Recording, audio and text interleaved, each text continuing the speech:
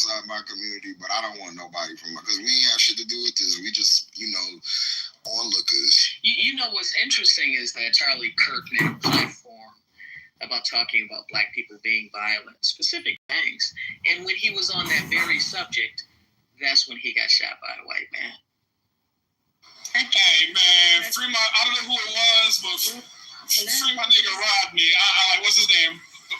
I hear somebody's voice. Al, you get it? Yeah, I just had a really quick question because I'm not seeing where they're saying that he's actually passed away. CNN is reporting right now. Trump. That's all I wanted to know. Charlie Kirk is dead. Trump is actually speaking on it. Thank you. Of course, yeah. Somebody play that. Yeah, let me see what's happening. I'm just watching it on TV. I have the quote that he posted on Truth Social. If you want me to read it? Oh, okay. Go ahead. The great and even legendary Charlie Kirk is dead. No one understood or had the heart of the youth in the United States of America better than Charlie. He was loved and admired by, in all caps, all, especially me. And now he is no longer with us. Melania and my sympathies go, and my sympathy, Melania and I sympathies go out to his beautiful wife, Erica, and his family. Charlie, we love you. Look what we dealing with. This is the president of the United States. Look what we dealing with. It's just funny that some people. King is trying to get in there. She's been trying to get in there for a minute. Go ahead, King. Grab a mic before they take it again. Oh, I guess she left. Damn, the person who shot him was 200 yards away and paying attention to the speech and chose just the right moment to shoot him when he was talking about mass shootings.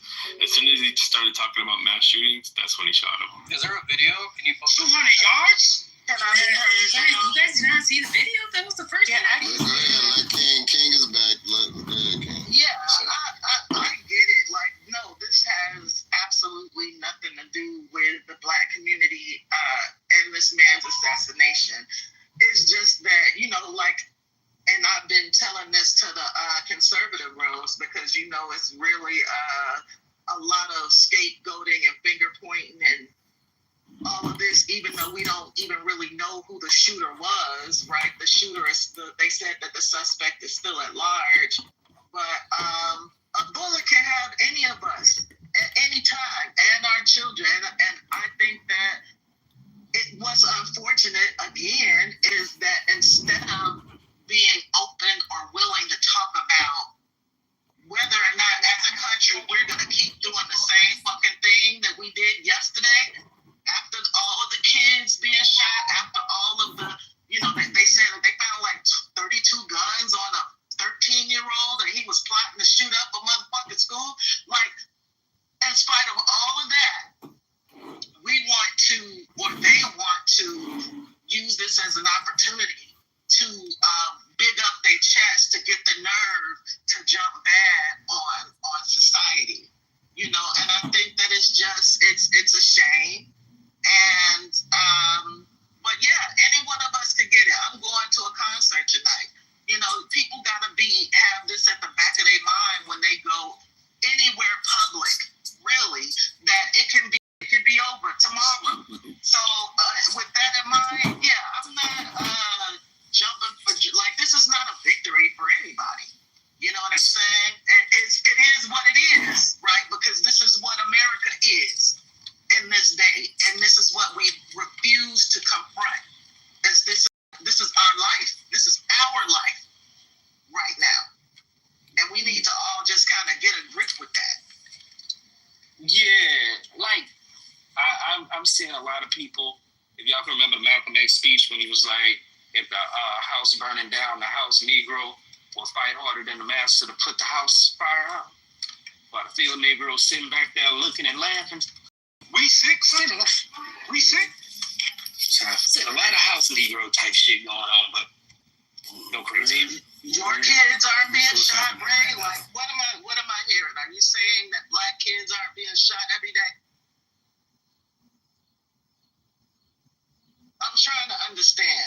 You know, the irony about Malcolm X is that he couldn't engage in the kind of activism that King and others were engaging in because Elijah Muhammad had a leash on him. So it was a lot of words, and as a lot of times, and this is no fault of Malcolm's, it was only words.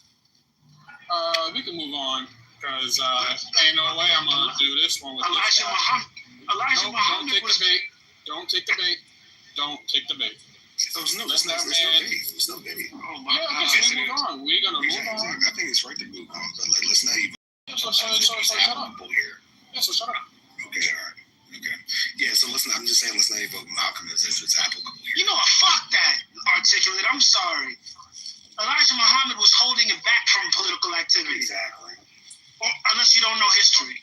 So invoking Malcolm is exactly what we need to be doing. I'm sorry. I mean, for me, you know, and Jack, I agree with that first part. I just don't think that Charlie Kirk is that important to be evoking Malcolm. You know, just using it as. This is that new type of. Exactly. I don't know. It's not exactly black. If you're black and you're speaking on issues that don't have much to do with you, my recommendation was to say nothing.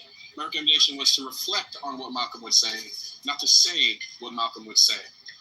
What you don't do is go out here and start just crying for somebody that wouldn't ever shed a tear for you. It's not some business. That was the argument. But you want to use that. You want to use that to shit on Malcolm X.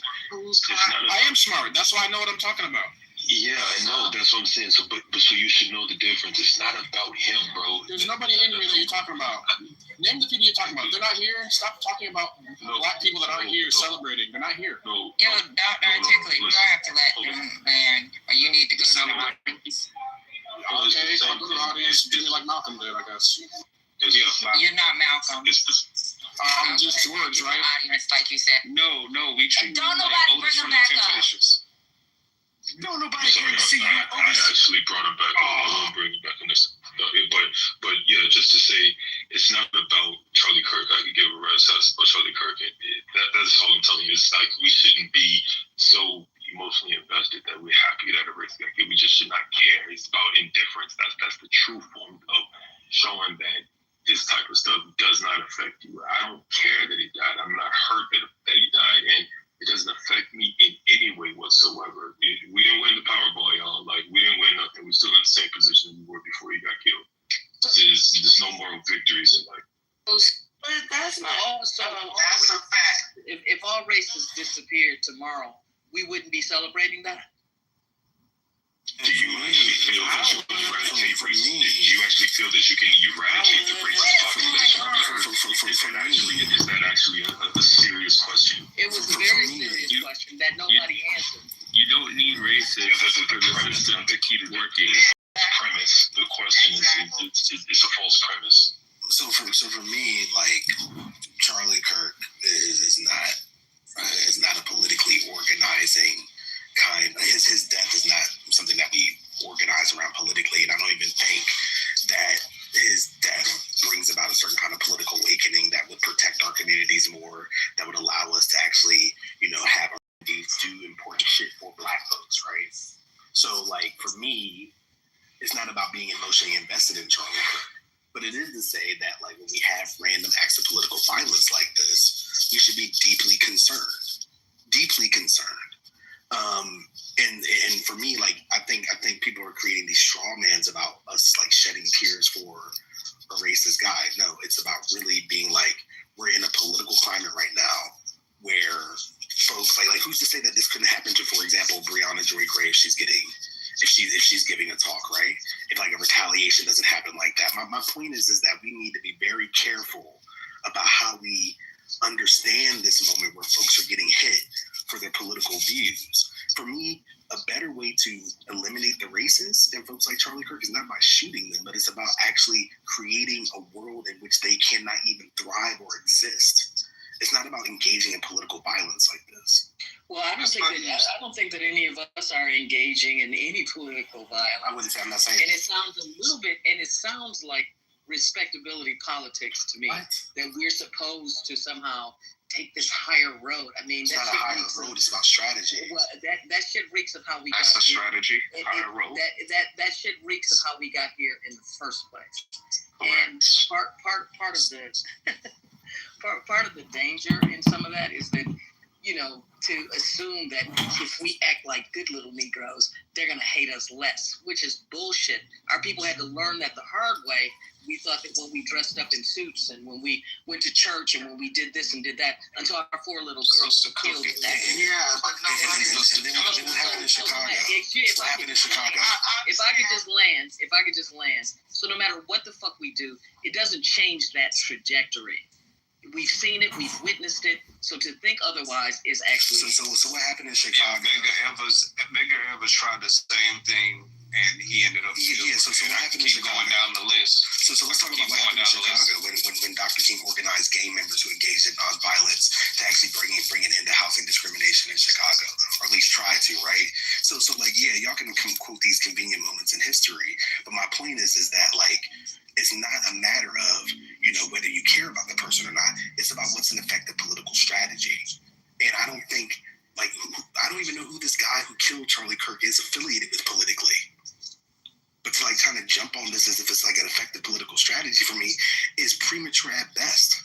But do you think that I mean, and this for people who feel on both ends, do you think that sometimes just as when these type of situations, we could just like give each other grace? Like I don't necessarily feel all the way you feel, Black Freedom, but I don't really feel, I guess, all the way as somebody else. Like, I don't know. I haven't really decided how I feel. I don't care really or whatever, but I don't know. And I think that we are so quick to call each other coons when we have different opinions on stuff like this. And I don't think it has to go there. It's like we almost have more smoke for each other than you know, the situation that happened. That's really we kind of on the outside looking in. So like, I think we should have more grace for how we feel as Black people about it. That's just my opinion. Well, then that should also include encouraging others to feel the way that they feel. Absolutely, I agree with that too. We're having a discussion. And I didn't know that we were having a political strategy in this moment. I thought this was just basically a reaction. It just happened literally within the last few hours. So it's not as if we're mobilizing. We're just having a conversation. Exactly. Right, but exactly, we're not mobilizing. Like, this is what I'm saying. It's just another fucking day. It's just another fucking day. We're not doing nothing but yapping like we did yesterday. Well, that's kind of what people do on Clubhouse. If I'm mobilizing and strategizing, it's not on here. That's a fact. I think y'all missing my point, though, but go ahead.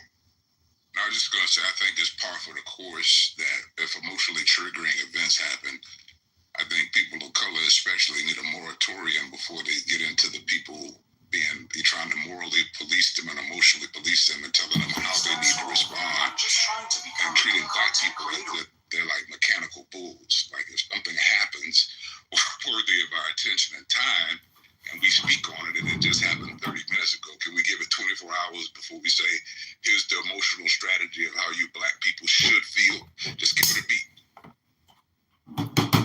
I thought it was y'all niggas that's always talking about niggas and their emotions, but I'll yield on that. Hey, Andre, welcome to the stage, Panankia. I know I messed that up. Oh, did. Shut up. Asian. Bayanki. Yeah, Bayanki. Hey, First Lady. Hey. Okay, go ahead, Andre. Yeah, I take it we're talking about, we're having a discussion about this recent breaking news about Charlie Kirk's death and how Black people should operate in hearing about his death. Okay, so let me just be clear, because sometimes people like to blur the lines. There was a conversation in saying that I don't think that we should be celebrating the death of him. There's a difference with saying you shouldn't be talking about it or something of that sort. Nobody's saying any of that. Celebrating versus, all right, well, you know what? Okay, he dead, he died. All right, cool, let's move on. But that's really the conversation, right, in regards to that. However, I think maybe when people are speaking, they're interpreting something else different, and it may be coming across as if they're telling people what to do. I don't know. I haven't really been paying that much attention to the inside of what people are saying, but yeah, that's the conversation. Thank you for joining. Good to see you, brother. Thank you for the rundown of the conversation. I mean, it's tragic. I mean, if we're not celebrating, should we be mourning his death? I mean, No. I mean, like, I mean, and I'll just say this and then I'll be quiet. Like, I mean, from my observations of conversations that Charlie Kirk had, I'm like, I don't feel any kind of way. He's gone. Good. Okay. I mean, he's like Cameron said it best. Niggas die every day, B.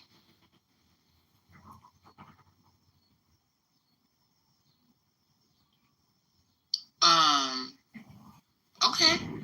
Hey, I believe people are entitled to their opinions. I'm not sure. I wasn't in the space previously before where this sentiment came from. It sounded like people were actually like cheering, like yay, yay, hip hip hooray, the racist is dead kind of thing. And some people don't think that that's cool, like to be celebrating that somebody died. Might I ask, is it wrong if people were celebrating a zero racist dying? Corey, can I take or being killed? Like, I just heard the previous speaker say, is it tragic? Yeah. Is it? I'm asking the question. Is it tragic? And I might want to grab it. I'm gonna look up what tragic is. Yeah, Corey, I hear you, brother. And I said that kind of facetiously, like, I mean, tragic, that he died, and that's why I was going on. I went on further to say, like, I know I've listened to Charlie Kirk for quite a number of years now, and heard the vile things that he said about black people, and heard the vile things that he said about like the people that look like me and exist in this world like me. So am I sad that Charlie Kirk is dead? Fuck no, I am not.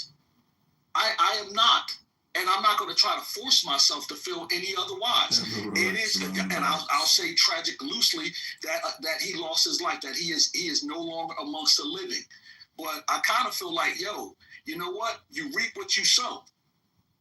Well, it's interesting because I remember when Osama bin Laden was assassinated and killed, Americans celebrate when international terrorists or what we deem terrorists are killed.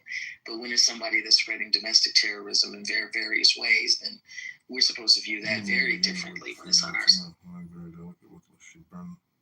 Well, technically, because he was technically an American like us, I think that is what people are trying to placate the notion of, like, oh my gosh, he was an American, he was a dad, he was all like. While that may be very, very much true, he still had an everyday life that he chose to actually go out and spew nonsense. He went out there and made comments about Palestinian people and how they are the equivalent to cattle.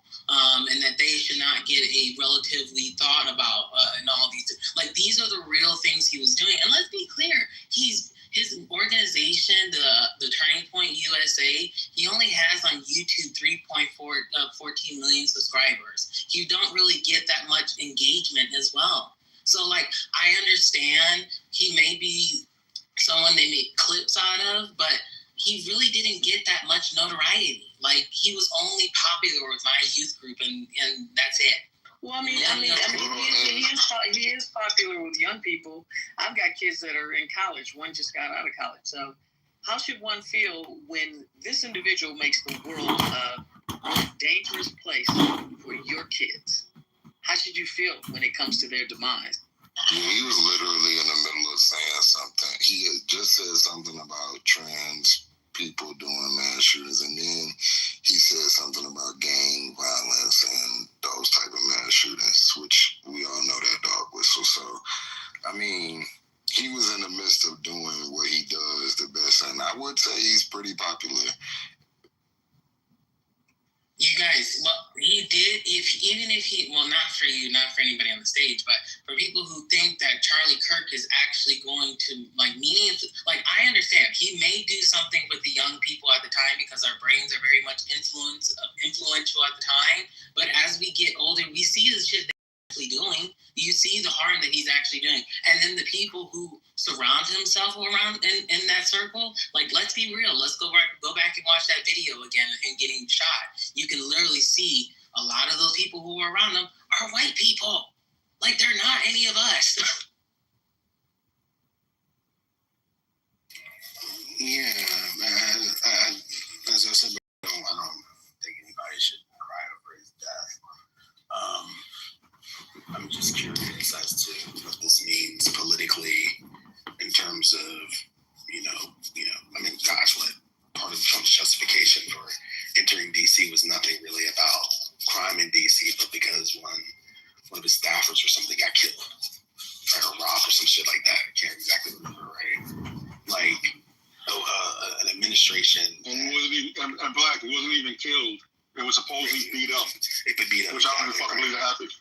Right. Like an administration president who takes, personal slights and then weaponizes the military and a good part of the executive branch against black and brown cities. I would not be surprised if Trump finds another reason to do this even further and to push even harder. How does the young nigga say it today? We smoking on that Charlie Kirk pack. Hey, stop it. Smoking on that Charlie Kirk. And then final point for me is that, again, I think when we're talking about political violence, assuming that this is political violence, I don't think that this, puts outside the realm of possibility that a progressive, somebody on the left who's giving a public talk would not be targeted, open season, whether it's an act of retaliation or otherwise. I just get concerned about acts of political violence generally and what it means politically. If folks want to celebrate his death and folks, don't care about it, I think that's perfectly fine. I don't care about him dying, but being killed. What I care about, again, like I said, is what it means politically. But Black Freedom, we've already seen that example earlier this year. The congressperson or the state assembly person from what was it, Minnesota, her and her husband. Like we've already seen these acts already playing out. They should stop. So this is this Charlie Kirk stuff is nothing new, and we're talking about two individuals who were just representing their constituents. Charlie Kirk made an occupation out of spewing hate. So what did he expect was going to happen? Somebody at some point in time was going to, be his find out since he was fucking around. Well, I mean, so I hear that, but then, can the same principle apply to the representatives? Of course it couldn't. So my concern becomes political violence that is existing now, and how for me that's deeply troubling.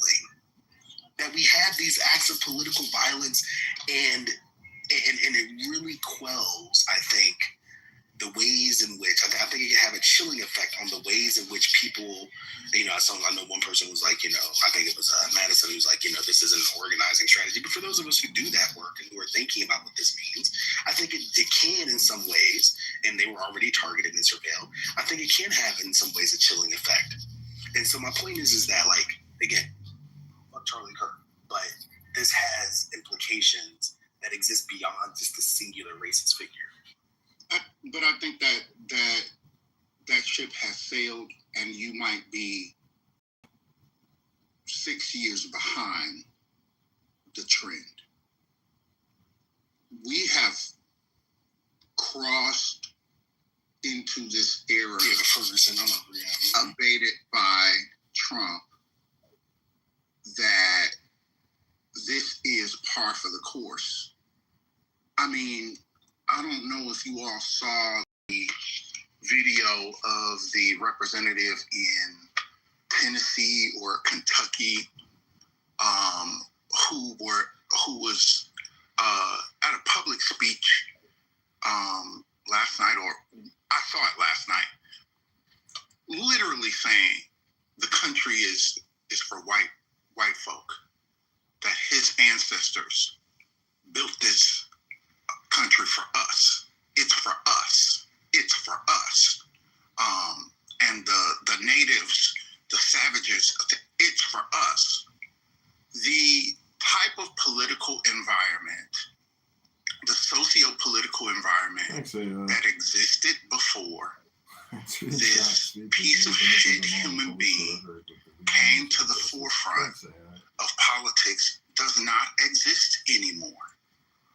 The norms that we are used to do not exist anymore. The type of respect, political dialogue, responses, etc., do not exist anymore.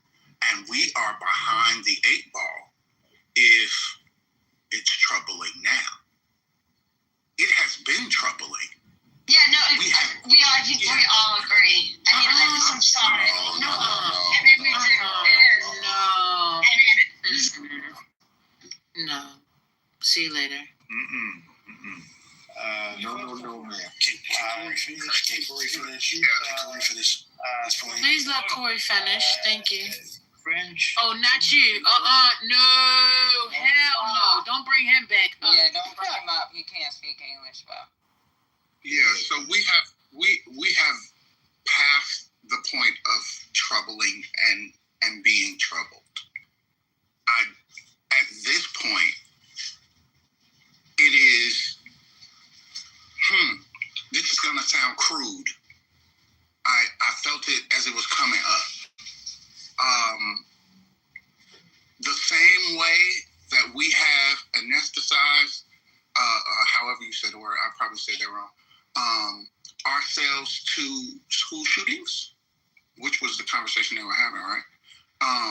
The same way that we have gone numb to that is how I feel about this. Like, we passed the point that this is not regular anymore. You look like a psychopath.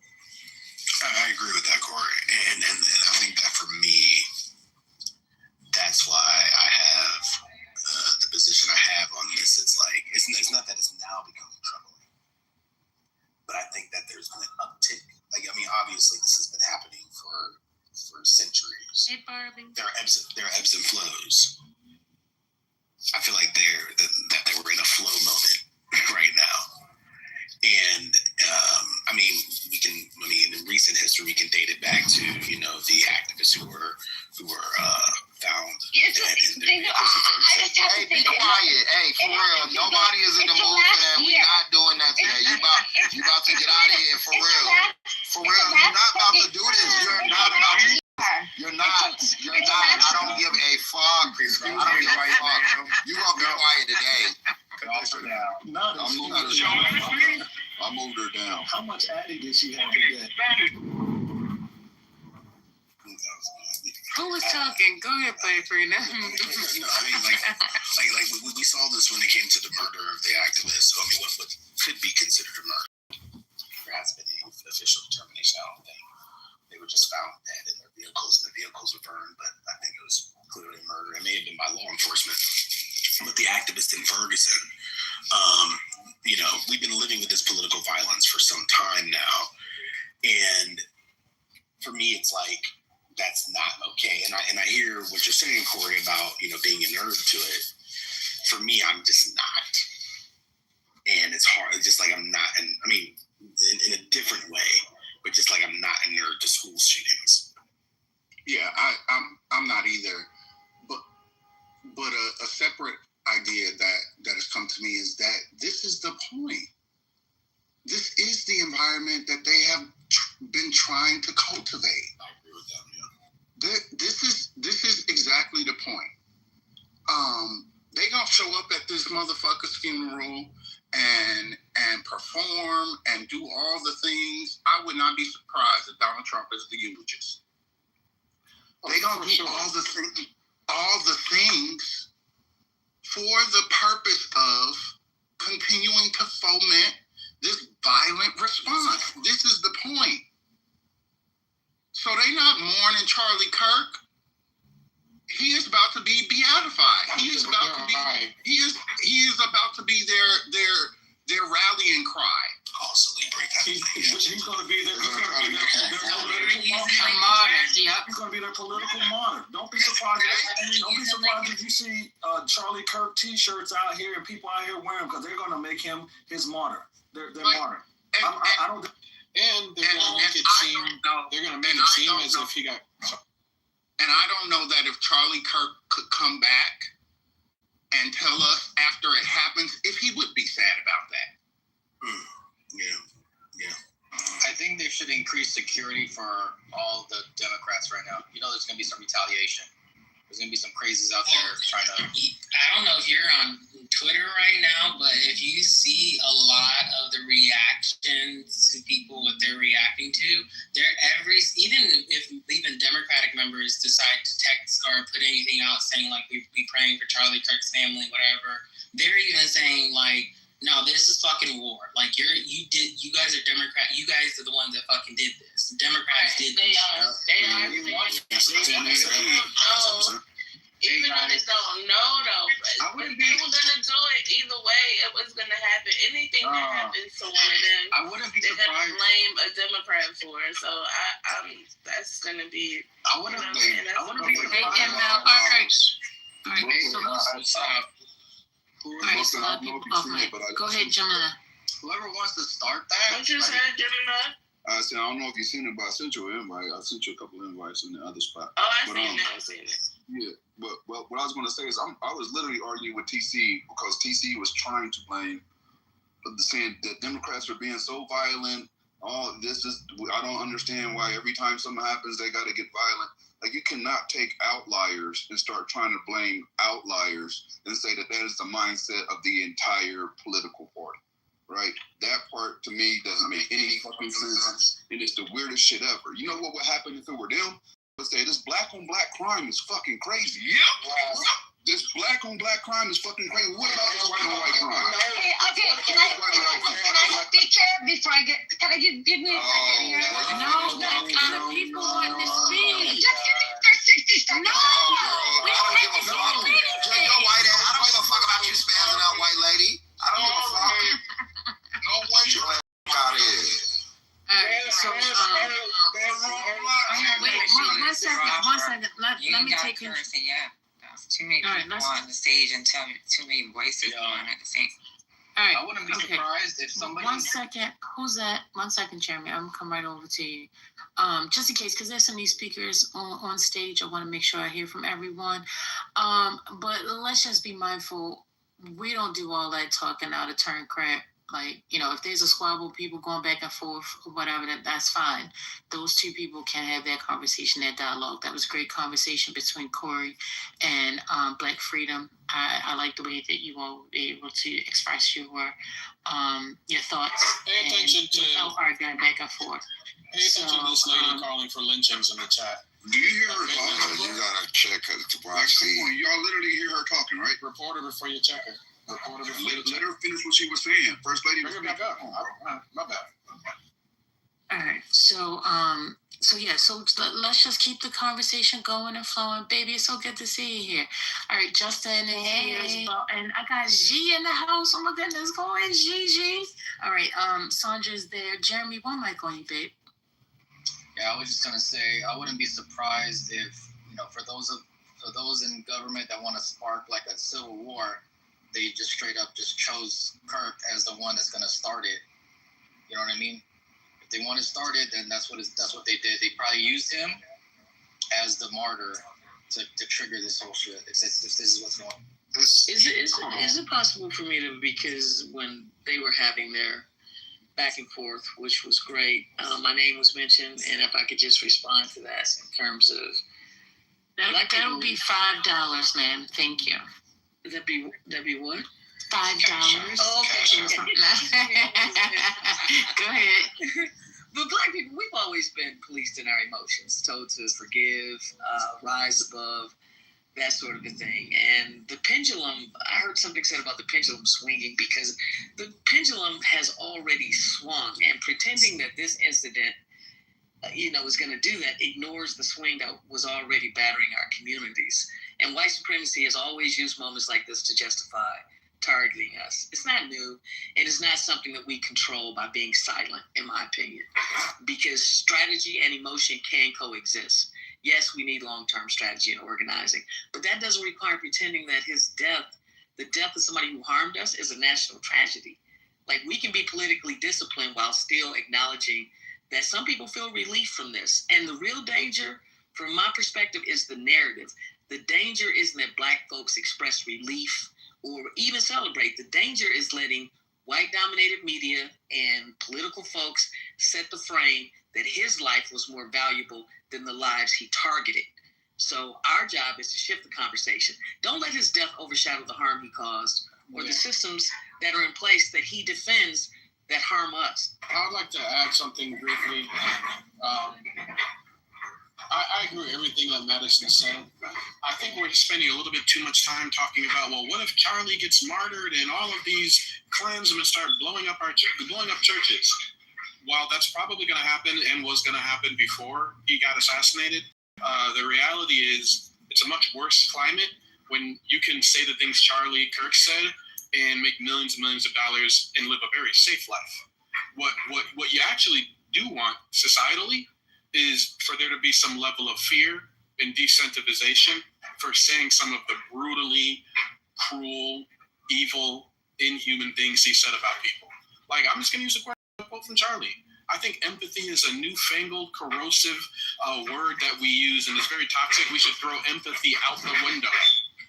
Someone in a free society, a free democracy, getting millions and millions of young white armed men to consider empathy as a word that doesn't belong in the English language.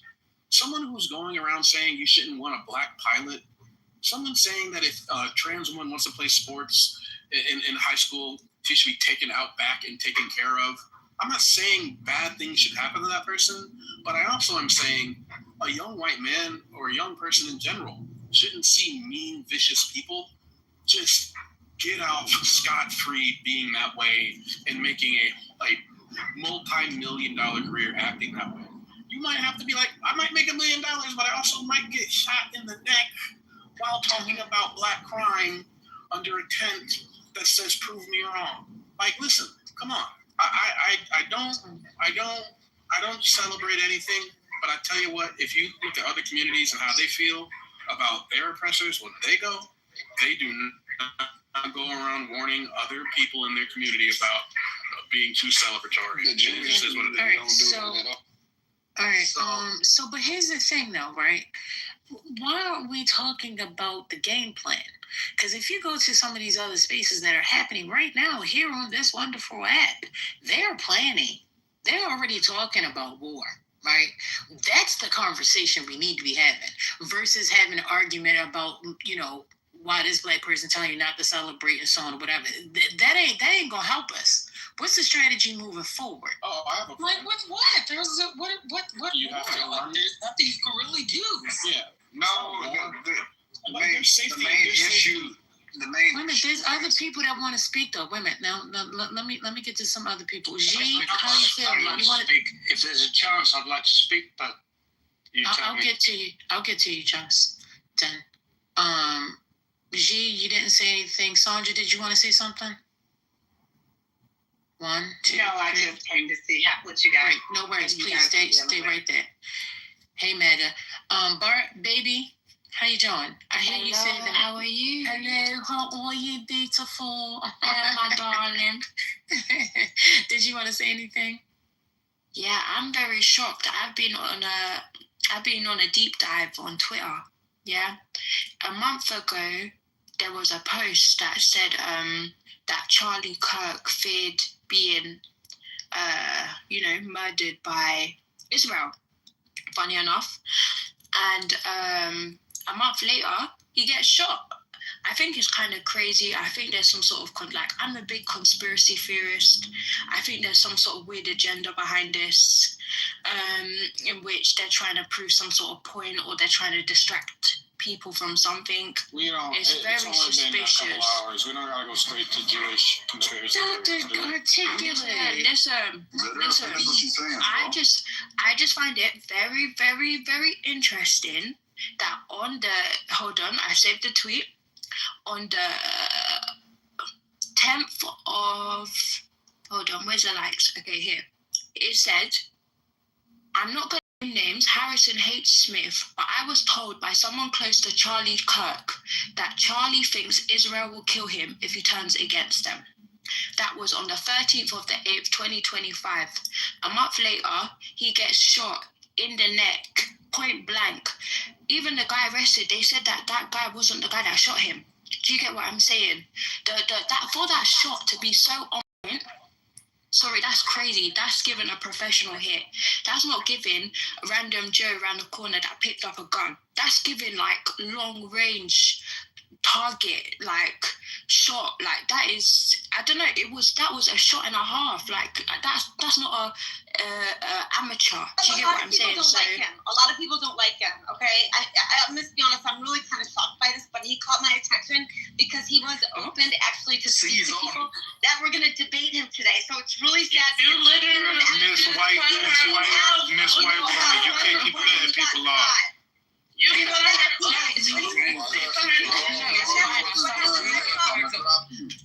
No, it's fine. I started to choke. I was shocked. Y'all talking about cutting her off, but the ridiculous bullshit. 1 second, Barbie, were you done? Wait, Barbie, were you, baby? I'm sorry, baby, were you finished? Oh no, go ahead. Thank you for letting me speak. Big up you guys. I really thought she was gonna come and say Charlie Kirk got bodied when he was in London debating those Oxford kids, and they cremated his ass. And listen, they did good. They did good. They did good. Masterclass in debating when people actually know what they're talking about, and not the idiots that Charlie Kirk debates on Jupiter. No, I see some good American students there. You know that black girl, she's good. Did their research. They actually called Charlie Kirk for being a community college dropout. That hurt his ego. If I could, I'd really like a chance to share something, if I may. But you tell me. Go for it, sir. Man in the room. If I could. Go for it, sir. Thank you. It's like Charlie Kirk. That's what the room is about. Okay, and it's like, I'm not saying I was ever a fan or anything. I was an observer of him, and I wasn't sure if he was just doing it for his own media attention and whatever. And it's like, however, in these circumstances of what's happened, all I feel inside myself, nothing to do with politics and race and colour, is that was a brave man. He was a brave man. Yes. Little finish. Wheel it all. Push it to the other side. Push it to the other side. Okay, yeah, but maybe I'll go. But someone said let me finish, so fine. Thank you for that. And so I thought, well, he's a brave man who's got his own opinions, right or wrong. I'm not saying I support them or anything. It's like, I'm saying it's a brave man. The fuck was a brave? Okay, so what the fuck was brave about going and badgering and picking with little college kids and on stages across America? Hold on. You may just let me just complete my thing. Let me just complete. Is this a white thing that y'all feel like y'all just can't just let me finish fucking talking? All right, so what was so fucking brave that he went around and sat on the stage and picked with motherfuckers and tried to outwit them as a fucking grown adult with kids that he could have been doing something? What the fuck was so brave about that?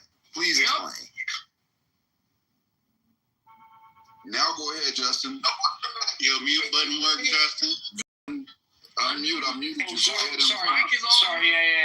Sorry. Thank you.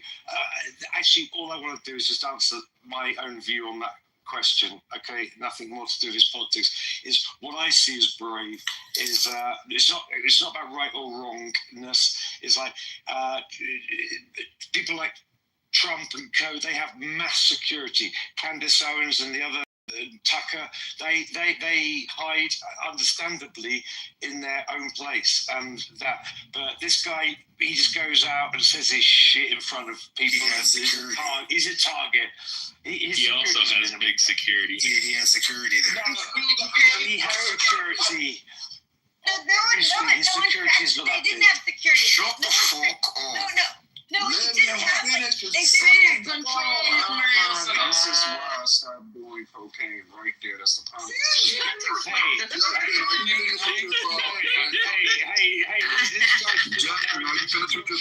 This guy got shot today, standing out.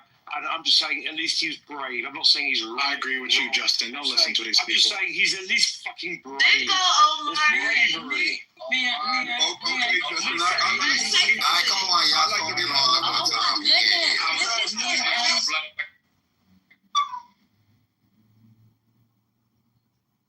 Thank you. Did Articulate leave? Yo, why y'all? Come on, one at a time. What I'll boom this bitch. I'll boom it. I'll boom it. Please take your finger off the button. We're going to control the conversation. All right. Don't boom the room, Miss J. Please don't boom the room. All right. Y'all gotta please stop jumping off mic just to say, let's please keep your intrusive thoughts to yourself. We can't hear nobody else. We're going to start shooting. If there's not a cue and you're not the person directly after, we're going to have to shoot you. No disrespect by anybody. That's what's going to happen. Yeah, so did Justin finish? So did Justin finish? Justin, he's finished with his response. Okay, he's gone. All right. Yeah, so I'm not no mod or no shit, but I don't even think it's that crazy in here today. Like, I know Charlie Kirk got shot, but is everybody just trigger happy? Too soon? Okay. On mute. This room, in my opinion, and I go to a lot of different rooms, this room is very tolerant when it comes to that. There's not really, I don't see trigger happy mods in here. But if people are over talking each other, we can't hear each other's thought to even respond to it conclusively. That's what's being said. I don't think it's that crazy, but people are over talking them. We can't hear the conversation. It doesn't have a natural flow. Where did Articulate go? Because I don't even know. He flew over our heads. It's fine. Can we move on? Don't do that. No, it's good. Oh, Lord. I do think that. Because I think all you guys, we're all saying the same position, like over and over and over and over again. I don't think anybody wishes unalivement onto any person. Nobody wishes death onto someone here upon this earth. However, when you feel and bigoted shit, guess what? Shit comes to you, and so there's nothing we can really say. And die, and we move on. I mean, some people do it, but I don't understand this whole idea of the enemy just living his best life. I want the enemy dead and gone. So hello. Because so now that it wasn't okay for me to celebrate, I'm celebrating today. I'm putting some food on the grill. I'm turning on the music. I think this is a great day. It's a great time to celebrate a fucking enemy dying and getting what he deserves. Yes. It's kind of, you know what? I can agree with you a little bit, Brooklyn, because wasn't it kind of the same thing when we were all celebrating when the plantation home that Annabelle burned down for us? Yeah, when the fucking massa would die, the ancestors would celebrate and be happy. So we're going to do the same thing. You know what? Shame on you. Shame on you. You cannot be doing this. Here's a cracker that deserved it. Now what? What you going to say? Let's crack up our Look, I'm gonna y'all being racist. Give me 1 second, right? I don't stand with him on any level. I think that it's good to see opposition gone. But I wouldn't wish death upon him because he had racist, sick-ass, twisted-ass, weird-ass fucking beliefs, right? That was fucked up. He was fucked up. but I don't. I believe in karma, and I believe in energy. I believe in the universe righting itself. I also believe, if you want to go to a more technical standpoint, that they're going to be monitoring people on apps like this, right, to see the mind state and if they're a potential danger. And you're going to have Secret Service and FBI and everybody else. If you start saying things that can be the equivalent of a threat or potential violence towards a political party, I don't think it's smart to do anymore. I think that's going to be taken seriously, and it's going to be monitored, and it could put you under a scope that you don't want to be under, right? We all been ICE is going to show up at your door. I'm not the land right here, but I will say this. I do find it very ironic how much he advocated for gun rights and how much he minimized the deaths that would come from it for him to be shot in the throat. Because he said himself that, you know what, there's going to be some people that have to die for the Second Amendment to stand, and that's okay. I'm good with that. Empathy is not really a thing. So, I mean, that's very ironic to say that and then suffer that fate. You know, wishing is one thing, but something that when it's after the fact, it's after the fact. It already happened. So at this point, it's not about wishing somebody was dead. It's the fact of the matter that somebody is at this point. And in terms of surveillance, I was just having this conversation last night. Yes, of course, you should monitor, period. If you're online, that is your image across the board. You should be monitoring that all the time. Nothing has changed with today. We're all under surveillance all the time. I use my name on this app. So anything I say or anything I do, I'm going to stand by it, whatever it is. So wishing is one thing, but after the fact, that's another one. It's a done. It's a little poetic that the very tool he used to spread his hate, racism, misogyny, all the ugliness that he did was his voice, and they shot him in the throat. He was only. I mean, they took that throat chakra theory. They said down. Two things are undefeated. Father Time and Mother Irony is always undefeated. It is always undefeated. Father Time and Mother Irony.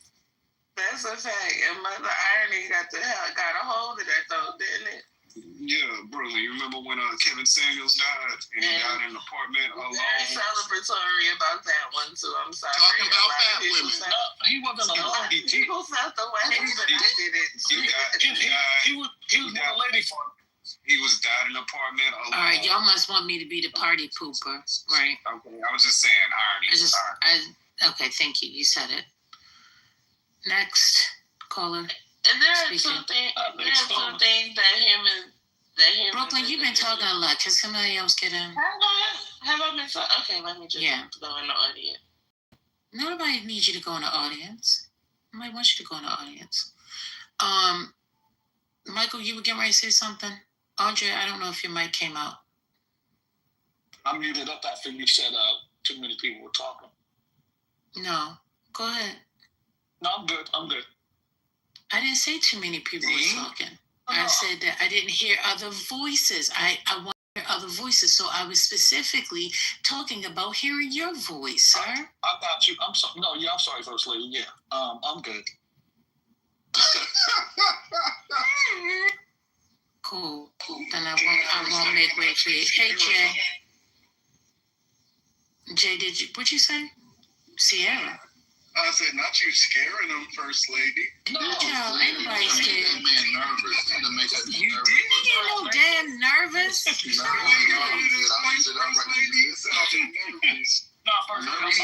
you don't understand how nervous you make the straight man. No, First Lady, you put on your woman voice out here and shit. It was talking to her like, damn, First Lady.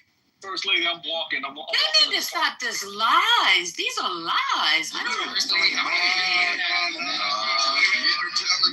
How you gonna tell the men that they're telling you that what we're hearing? First Lady, have you ever seen that Maury episode where that one girl got and told that tall ass man to get on his knees? That was you. That's you. Yep. That's your ass. Who said move? Raising the voice too, which is crazy.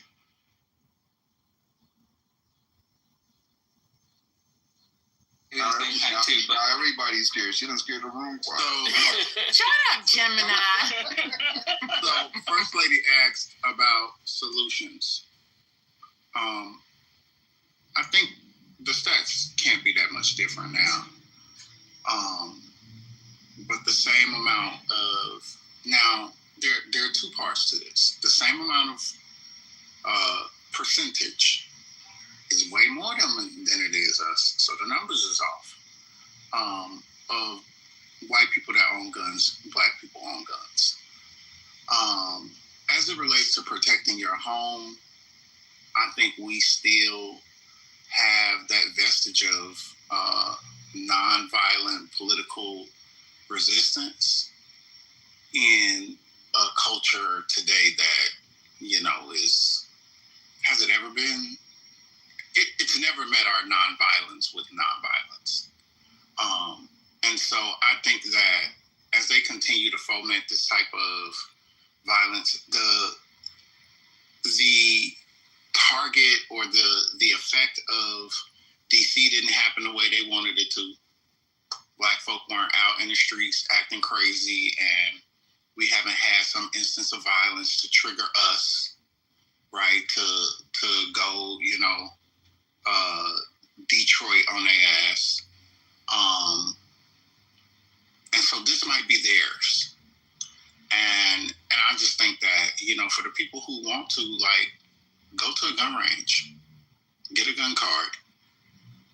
Now, the stats say that most people are killed or injured by their own guns that they own in their own home. So, take that safety course a bit seriously.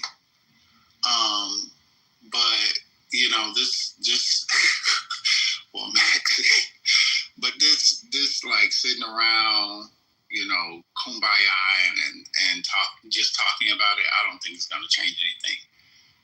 Especially, as I said, with the climate that is being created, we have entered into a place where violence is the language that they're calling for.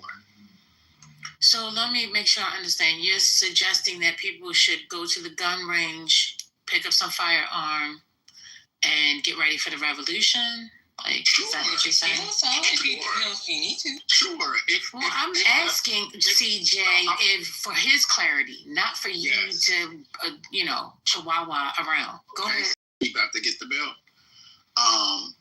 Yes, that is essentially, if the revolution comes to your front door, meet them. Now, the problem is, and this is why we have to have these conversations in community and with people that got better sense, right? We are on the precipice of moving into an all-out dictatorship. This building up ICE, as I think Stacey Abrams and others have said, as Trump's personal police force, it's happening. As we're sitting here talking now, I'm sure, right?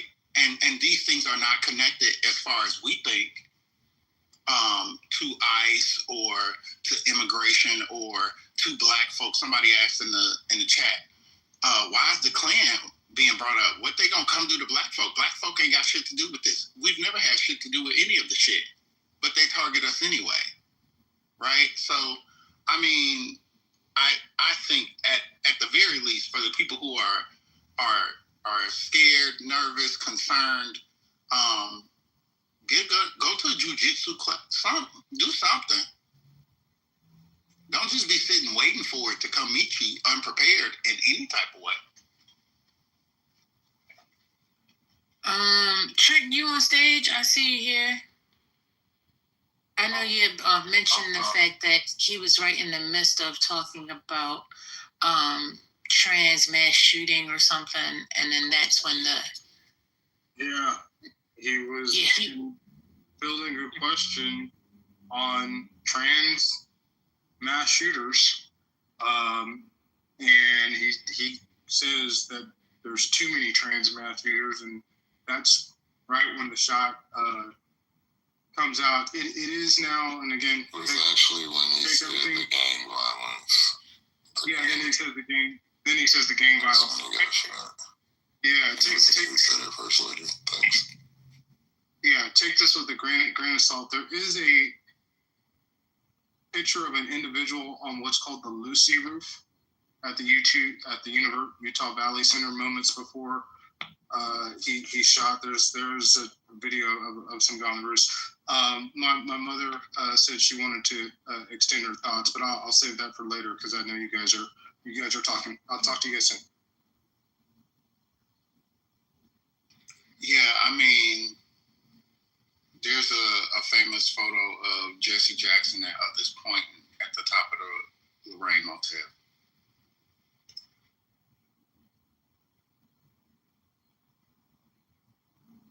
So there's a conversation regarding, this looming thing that Black people always have to be, empathetic, caring. But is that not our fabric? Is that not how we were brought up? I just want to know, like, are we changing those sentiments? Have we become something different? Just let me know. It is a part of the fabric of how we've been brought up, but I think there's a conversation to be had about making your opponents docile.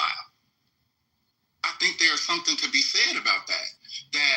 And I've said this before, that if Black folk tapped into a portion of the rage that we have inside us genetically and turned it on this country, we would fuck this bitch up.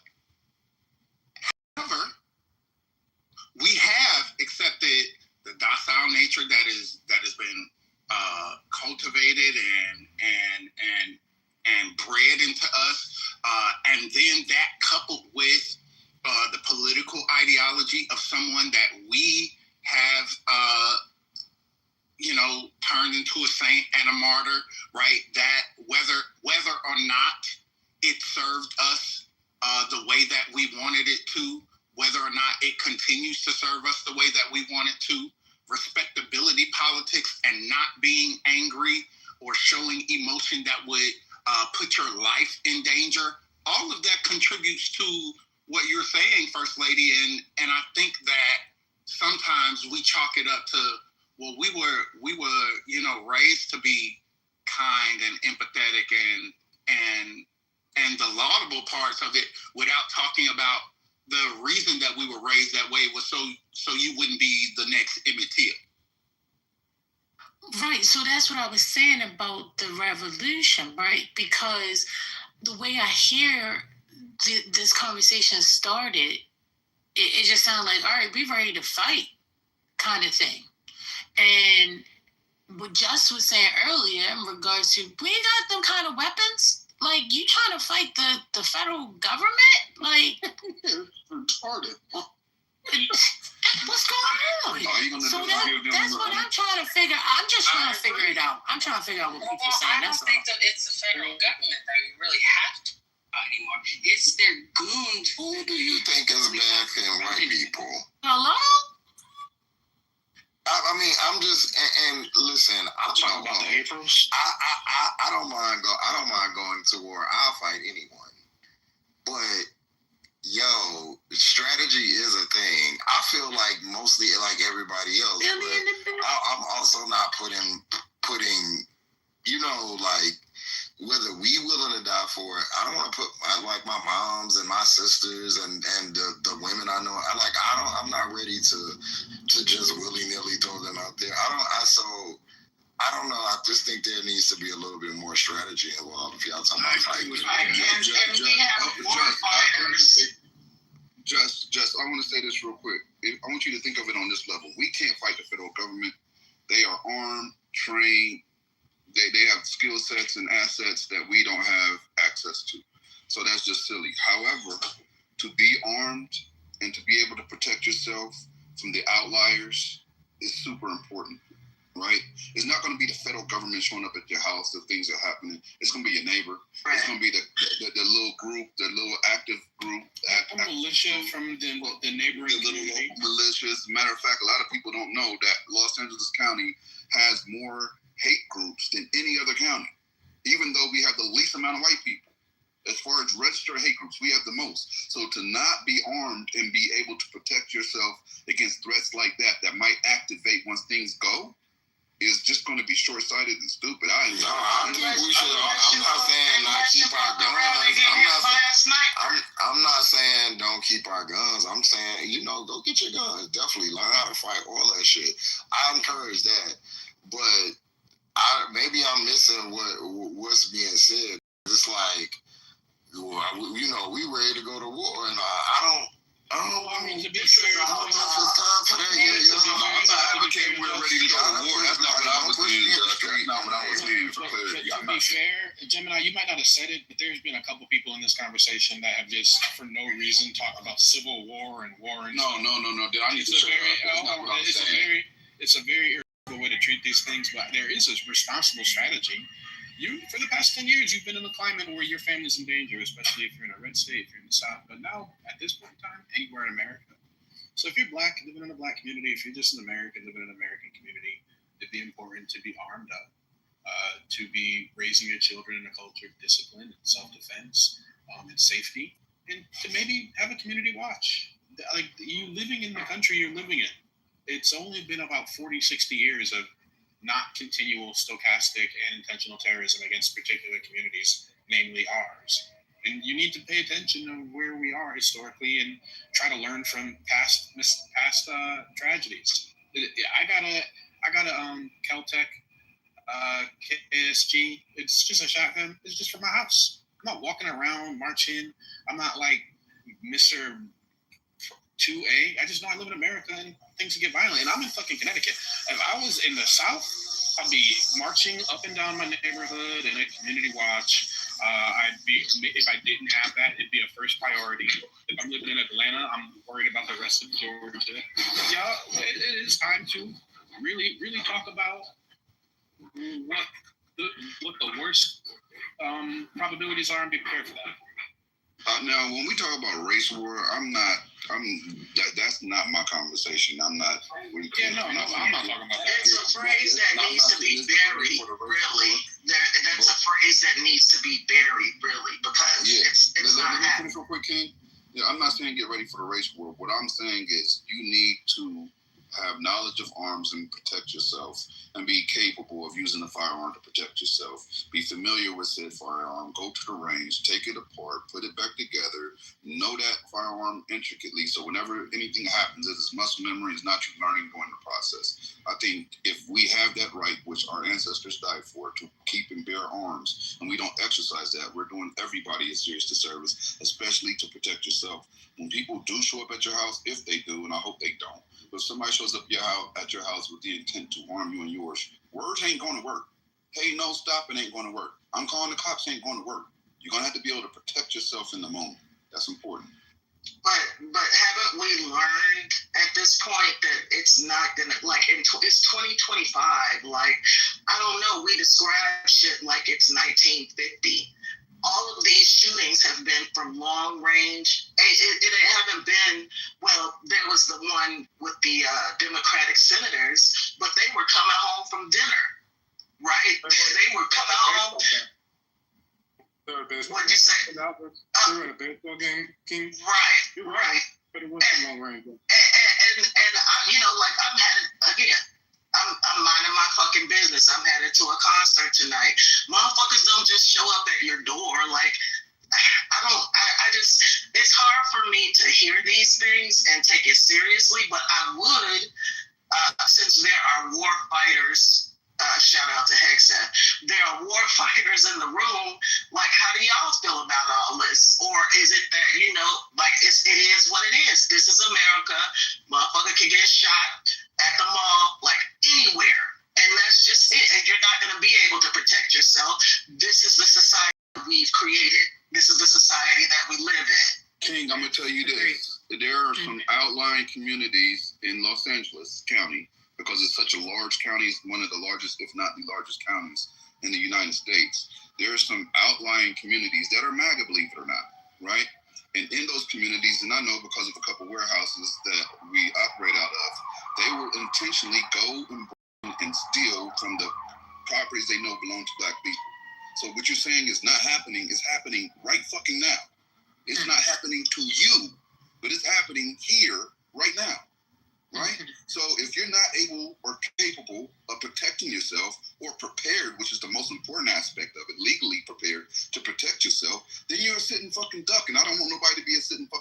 much better to be prepared and not need to utilize something than to be unprepared and not have it when something does happen or the unexpected happens. Gemini, what's happening? Okay. Where? Wait a minute, Trent. He can explain this over again. 1 second. Hey, Ade, thank you for joining. Listen, because you guys were talking about the Silver Board. I was saying revolution, whatever.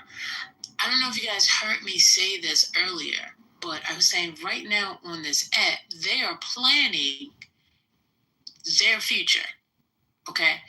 And, all right, fine. Somebody saying, well, they're not going to show up at your door, whatever.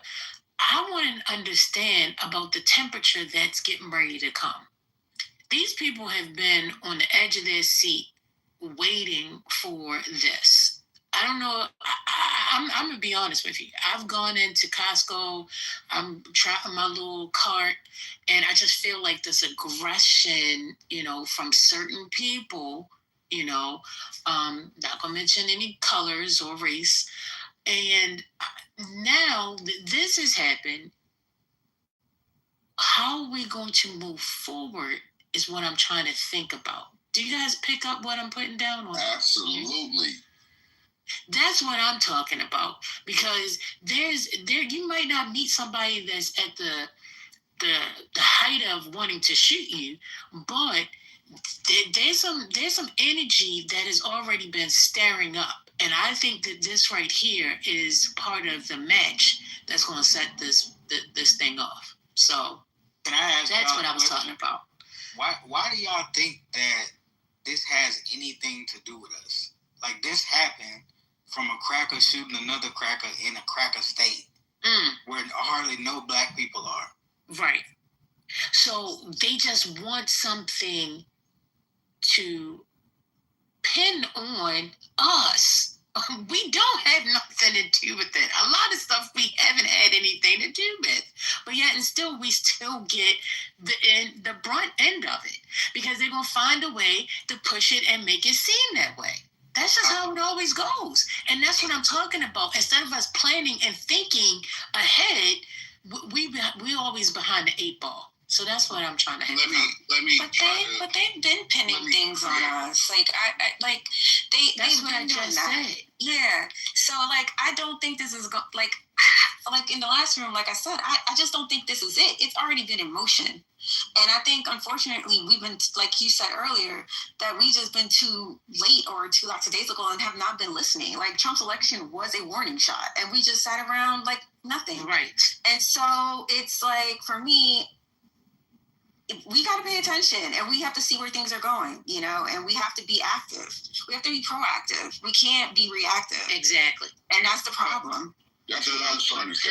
But what does that entail doing, like, that we are?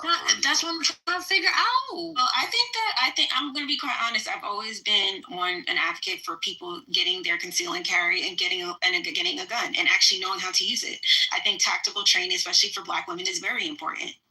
And I think that that's a start. I mean, every Black woman I know got a gun. Not where I'm from. A lot of Black women don't. Yeah, that's not true. I don't have one. Yeah, a lot of people don't know how to shoot. And a lot of people don't know how to shoot. They don't want to clean their guns. They don't know how to shoot. I always tell Black women, go to tactical training. Get yourself a gun. It is dangerous out there for us. But do y'all think that that's just the majority, or is that the one? Because I don't know that all the Black people I know, period, are very.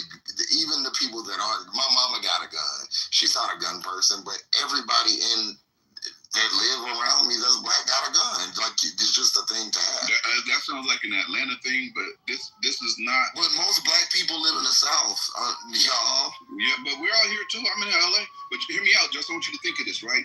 Having a gun is actually more dangerous than having a gun with training. That makes it less dangerous. Having a gun just means you're up in the ante because now you got a gun, but you're not really trained with it, so you're gonna get fucked off. Right? But why do you think we're not trained? You don't have the muscle memory. The second that you raise that gun and you're not really a gun person, you're gonna get fucked up if somebody know what they're doing. Why do you think that people are not trained? Man, they're not training, bro. They're not training, bro. Having a gun, possession of a gun, I go to the range all the fucking time. I don't see a lot of blacks at the range I go to. Ain't no fucking.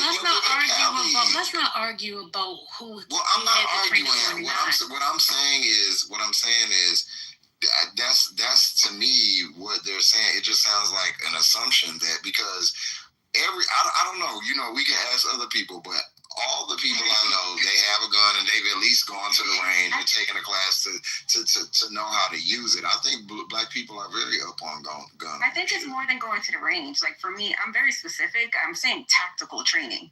That is what people need to start doing. It's not just going to the range. You could see a piece of paper and clap, clap, clap, clap, clap, and then go home. I'm talking about tactical training, actually knowing, like strategies, like skills, decision making, in high stress level environments.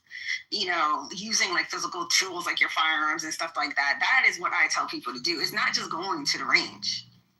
I don't know. I just don't think everybody's a soldier. I think you have a certain amount of people that are going to do that will do that. But I think just like in real life, everybody's not a soldier. Even in the Army, everybody is not, doing combat. So I think having, just knowing how to shoot for somebody like my mom, she just not a gun, but she know how to shoot. We make sure she know how to shoot. So if something were to happen, she can bang on a motherfucker if needed, but she don't really want to, deal with it. I've heard other women that are in the Army that don't really like guns. So that's just the nature of humans.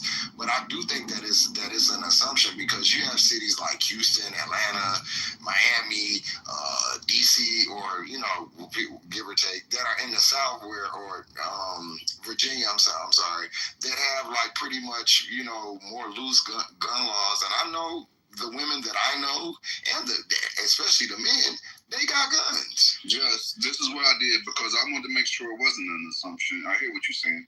The good thing about gun ownership is you have to register. And when you have to register, you have to provide your ID, which contains your ethnicity. So they have stats to back that. What percentage, and I just looked it up, do you think of black, let me take that back. What percentage of gun owners do you think are black? No, let me take that back. Let me rephrase that. What percentage of blacks own guns? Well, what's the point of it? The percentage of increase low. That's the point. It's a minority. It probably is low, but that's to say that first of all, it's a lot of people in the South that guns are a part of the culture. So before they were registering guns, it was black people with guns here, right? It was black people with guns. There's black people that knew how to use guns. It's a part of something that they grew up doing. Like when I moved to Georgia, I was shocked. All of the black people, all of the black women that I knew that hunted, that did it as a sport. And every gun is not going to be registered, so everybody is not going to know. They're not going to know the exact amount of black people that got fucking guns. But that's besides the point. Why are we even caring about black people with guns at this point? If anything, it's not going to be a race war. If anything, it'll be probably civil. And if that's the case, then it'll involve more than one race. Black people. Hold on, Gemini. I see 30% of blacks and 38% of white people. I see 24% when I look, right? But this is the thing. Let's just say it's 24%. That's not like 38% of white people. It's similar. The 24% number is from 2017. But I want you to think about this. So it's more people that own guns now. I want you to think about this. When you say most, that means 51% or more, right? That's most. 24%, or let's even give 30%, is not most. So most of us don't own guns. That's what I'm saying. Yeah, but hold on. Yeah, but that's relative. That's why you have to look up the other percentages. All right, so this is why you have to look up the percentages of what other demographics own guns. So that's why I looked up what percentage of white people own guns and Hispanics. So relative to everybody else, it's on par. 38% of white people, 30% of black people. Hold on, let me look at Hispanics. I want you to be clear, Judge. What you said was not relative to everybody else. You said all the black people I know, all the black people own guns. Within gun ownership, that's why you have to understand statistical things and relativity. So I'm talking about those who own guns. So we're talking about relative to people who own guns. So there's a percentage of the population who owns guns, just overall. So actually, black people's is relatively on par, or just a little lagging, like it is in everything else that we do. So it actually does make sense. What I'm saying, if you understand the other, you can't just just throwing a statement out about black people or about a demographic. There are other factors that you have to pull into it. So it's not, I didn't say most people have guns, because that's not the case. Most people don't have guns in general. Right, but when you start saying all the black people I know, and I'm telling you, like, a lot of black people I know don't. Which I qualify by saying I live in Atlanta, a black city, and a southern city. Right, which is probably unique to their region. But let's take it outside the relative part, because I agree with you on the relative part, right? It's got to be relative to other races, and we can look and see if we're on par and behind. I don't want us to be on par or behind. I want us to be ahead. I want us to be double. Like, I want us to be armed to the point where we have an advantage. That's the point I'm trying to make. Yeah, there's no such thing as that, and it's kind of like the gun conversation is an important conversation to have, but an important aspect of the gun conversation is realism. There's no way for black people to arm themselves into safety. In fact, the higher percentage of us that is armed only result in a higher percentage of gun regulation in our communities, as well as more arms amongst our oppressors. And so this guns isn't in any way going to be the thing that liberates black people. It's a last line of defense when crackers are barreling into your neighborhood and kicking down your doors. And so you should have, in the same way that you should be raised how to throw a correct punch, which most of y'all don't know how to do, you should also know how to fire and disassemble it. You should be aware of what guns are best for your protection within your homes. Again, I highly recommend shotguns. Pistols are kind of overrated. But you should just know basic safety and self-defense. But you 2A radicals pretending that you're in any way, with any amount of investment, will be prepared for a wartime situation. You need to talk to more actual, like, special operatives, people who are veterans. The only way you get better at war is being in a war. What are you talking about? Dr. Articulous. I didn't have a conversation. Yeah, that wasn't even a conversation. You're talking about percentages of people who own guns. No, that wasn't the conversation. It was under the training. Hey, listen, guys. Did it just change? Did the conversation just change? If you haven't already placed your vote, please draw your attention to the top here and go ahead and cast your vote. We thank you for flying with Politically Correct. If you don't have your gun legally, please don't answer the question. Thank you, because I'm Hello.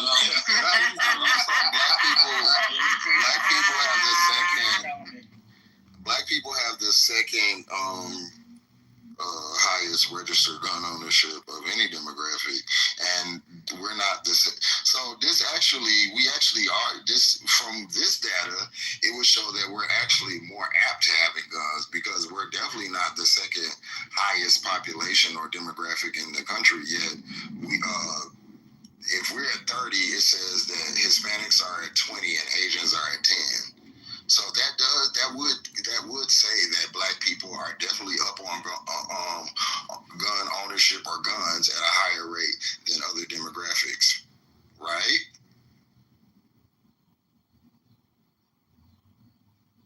So wait, I'm so confused. What's the point of this again? Yeah, what did I say, Jess? I said let's not get caught up in it, but they ain't listening. And that's just registered owners, right? Wait, no, like, again, I'm confused. What is the point? Like, I'm trying to figure out. Yeah, I already asked that question, Jay, so it doesn't need an answer. Can y'all tell me what answer y'all put? Because I see a lot of gray. Can y'all tell me what answer is that one?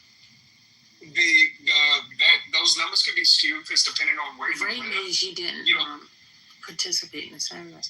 I did. Okay, so depending on where you live, you might not even have to register a weapon. So, like in certain states, the state I live in, you don't have to register your weapon. And I can tell you right now, fuck with me, you don't think I was a military veteran, and nobody knows what I have. Most of you niggas are stumbling and fumbling over your guns in real situations. This shit is annoying, bro. You niggas. Nah, they shooting their leg. What are you talking about? Motherfuckers don't handle pistols when they don't go to New York Giants player. All you niggas are killers. All you niggas are fucking murderers. Who the fuck said something about being a killer? All y'all are fucking goofy. It sounds goofy. What are we talking about? Can somebody please ask me killer? Can y'all please ask me? Cause she gonna show you how to work that gun. Y'all want to play? This point that I'm making about black people being proactive. Like I don't really understand like how the conversation was. Because everybody not built for that. That's just everybody. But nobody's even talking about being in a war. It's just protecting yourself, having the basic skills. Exactly. Everybody's not even built for that. Like it doesn't matter whether they're built for it, but if it's something that's coming, then you want to be prepared for it. Thank you. Being built and being prepared is two different things. I might not be built for it, but guess what? I know I need to be prepared. So you spent your $8.99 on karate for 2 months. Now, Billy Bob is at your door, fucking you up, and you don't froze up because you don't know how to improve. No, I'm just saying that's if you talking about karate though. Yo, if I could just like nobody else can get a word in because everybody keeps cutting me off. Well, so like no, then we just gonna keep on cutting each other off. So we just gonna keep on back and forth. I can do it. I got a lot of words to say. I mean, I can nobody's even talking about $8.99 karate. What are you talking about? No. We're talking about guns. Remember this. Talking about guns. Okay. So now you got a gun and somebody at your door and you done clipped up and you can't shoot it right. Yeah, okay. Send everybody to war. You have a lot of dead grannies and panicking ass. Let me tell you something. That's why everybody ain't at war now. Let me be honest with y'all. It doesn't matter. Okay, so let me put y'all on it. ML can probably put you on, and Haitian can too. No matter how much training you got, until you're confronted with the situation, I can tell you a lot of people freeze up. Okay? Yep. A lot of people freeze up.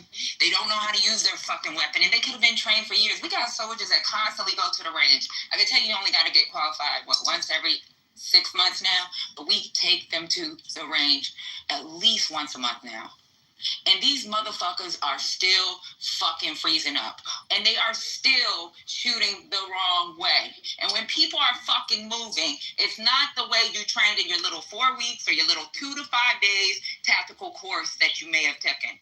So when you're talking about training, you guys haven't even trained the way some of these soldiers, these airmen, well, I'm not going to say airmen. That's fucked up. Don't talk bad about the Air Force. My dad was in the Air Force. The soldiers and Marines have trained. We train 8 months out of the fucking year. And these soldiers still make mistakes. So when you talk this shit about training, your best bet is to take Taekwondo class and learn how to defend yourself. Let's not get on the police. Let's not get on the police. One moment. Because let me just set this straight. I asked about being proactive. Now, when people are giving suggestions about being proactive, you're saying it's not going to work. So we just supposed to stand there and allow the people to just come at us, right? Like, I mean, come on now. I mean, even if, wait a minute. Hello. That was a rhetorical question. That was not come off your mic and answer it. So what? Just stay on mute and let her finish her sentence. I'm gonna show him. I'm gonna show him today, because I ain't playing with y'all. Y'all keep fucking with me, and I'm not the one to fuck with. I play nice, but I sure can be a motherfucking bitch if I want to be. So don't bring it out. Anyway, as I was saying before, I was rudely interrupted with jokes. I'm saying that preparing, that might mean that we got to strategize and start getting together in different groups and taking people out so that they can start learning how to shoot, if in fact this should come to it. I'm just saying they're talking about a conservative war. What is that supposed to mean? I'm just trying to prepare instead of being and like, oh, well, we didn't know this was coming. We didn't know. Why don't you know? Why can't you see it? I'm gonna tell you this. I don't know what kind of civil war is supposed to be coming. I don't know what kind of war y'all planning on, but I'm not gonna be there. I'm not either. I didn't know there was a. I'm not either. This is the conversation. This is what I'm perceiving the conversation to be. So when people are talking about, I don't know what y'all preparing for. I'm preparing my dinner right now. I'm sipping on my wine and I'm listening to y'all talk crazy. They fantasizing. It's just like, what is First Lady? She not shooting nobody. She's gonna be pretty. Hold up, you don't know what somebody gonna do. He's bringing context to the conversation. That's it. I mean, so we're not. He doesn't have a gun. You think she's outside trying to train with a fucking weapon? We gotta protect her. Okay, so she's just playing devil's advocate. So make it make sense. I wasn't roasting her. I'm agreeing with it. I'm agreeing with it. Okay, there you go. Once again, let me hop in here for 1 second. I'm so confused how we got from Charlie Kirk and shot to all of a sudden it's going to be a war on all black people in America. We need to get guns. We need tactical training. Let's be very honest. This is equivalent to the niggas in Chicago saying that if the military ICE were to come here, we're going to blow their asses down. No, the fuck they're not. Like, it's the same thing here. It's quite literally the exact same thing here. Let's say if, in a wild fucking fantasy, we were to get the entire black community to come together, excluding some of the niggas in the military, because respectfully, some of y'all would not doing our side. And the turncoats. Let's really think about this. Do we actually think us, with our handguns, because all of a sudden, and maybe some ARs, all of a sudden y'all niggas are popping out with rocket launchers and tanks too. I'm gonna give us the benefit of the fucking doubt. Let's say we somehow got our own fucking Air Force jets and shit too. Do you really absolutely think that if the military we're not talking about that. Why are you bringing that up? Jay, I'm gonna finish what I was saying before you cut me off. Patty, it's so weird. Like, you guys keep bringing up this. We're not talking about that. We're not talking about that at all. Jay, I should not have let you cut me off. Well, then guess what? Jay, Maybe y'all need to clarify because I'm gonna tell you. What y'all talking about? I'm lost. Hey, what you're not gonna do is out-talk me. How about that? Yeah, you're not gonna out-talk me because I'll drop your ass. First of all, when you guys are speaking, maybe you need to listen to how you speak, Agent and Gemini. Y'all sound like y'all trying to start a civil war. Everybody gotta have guns. I got 2. I might get 4. You only got 2 hands. And if you're shooting with 2 weapons in 2 hands, you a fool. So you might want to go get your money back from your tactical class. What I was about to say is this. What I was talking about, I made it clear. If anybody's listening, they would have heard me say this multiple times. I'm not looking for a race war. I'm not preparing for a race war or a civil war. I've said that multiple times. Anybody else talking about that, they can have that conversation. I made it clear that's not what I'm talking about. What I am talking about is that we should be able to be prepared to take care of our homes. Home defense. And if you're not prepared with a firearm to take care of your home, you're not prepared to do shit. Everybody should have a firearm to try to take care of their home. Not against a war. I don't think we can have a fight the government or fight some huge armed force. That's fucking retarded. And I'm not retarded. But I do think to have a weapon to protect your home and training to use that weapon is important. Yeah, I mean, what we were referencing, and we said it several times, we were talking about civil unrest. We were never talking about fighting against the military. We're talking about the environment that we're dealing with right now, which is specifically violent towards Black people. So anyone else who has mentioned war, me nor Gemini have in our conversations. First Lady had asked a question as to what can be done. What should we do as a people? I said we need to be more proactive instead of reactive. I said that I think that Black gun ownership is one of the things that's important, one of the things that are important. That is what me and Gemini said. I don't know where this war conversation. Yeah, I am Maya. I said, yes, everyone should get a gun and take tactical training. You're the snitch. We know you would be the snitch in this war. But I said what I said. My own snitch on all of us. Okay. What I'm hearing is buy more guns. Let's get more guns out. That's what I hear. So that's why I made the statement. At a public demonstration, I'm not doing all that. But that's why I made the statement about Black people and the percentage of guns that we already have, because I think what you're saying is already in effect. Like, Black people already have guns in great amounts in a significant amount. I'll say that to protect their homes. I don't think Black people are ignorant of that. So I'm trying to figure out the in-between between what, Black people at a base, Black people just buying stuff to protect their home or their property, their belongings, whatnot. I mean, their family or whatnot. What's the other end? The other end is like a race war. So that's why I guess that's what it sounds like. But how do you get to that extreme? Because I mean, my thing is we're talking about because we already doing that. I already brought up the example of how we've had pockets of like racist militias being brought up, and if they come to your area or your neighborhood, what is going to be the response, right? We already got guns. Those in your area, not mine. I don't think that's the. But that's not the only answer culturally. I'm not saying that's the only answer. That was one answer I had given First Lady. That's all. Hey man, listen. I mean, I get you. I'm not. I'm not trying to argue with you, but I'm just. Homeboy getting shots today. And what do y'all think y'all gonna do by yourselves? All right, so let me bring up First Lady, back to you have what that question? I'm about to answer. I'm about to answer you because what the question was pertaining to is saying that maybe they won't be shooting, but their attitudes and their behaviors are definitely going to be even more heightened. We've already begun to see the shift. Does everybody agree? Do you see a shift in the difference in the people, in the climate? Yes or no? Yes. No? Yes. Okay. So I was asking that question, right? And seeing that, okay, these people are already acting a little crazy. Now that this guy is gone, and depending on what type of energy is fueled by that, what are we prepared to do? Like, how are we going to respond to these people and their attitudes and their behaviors?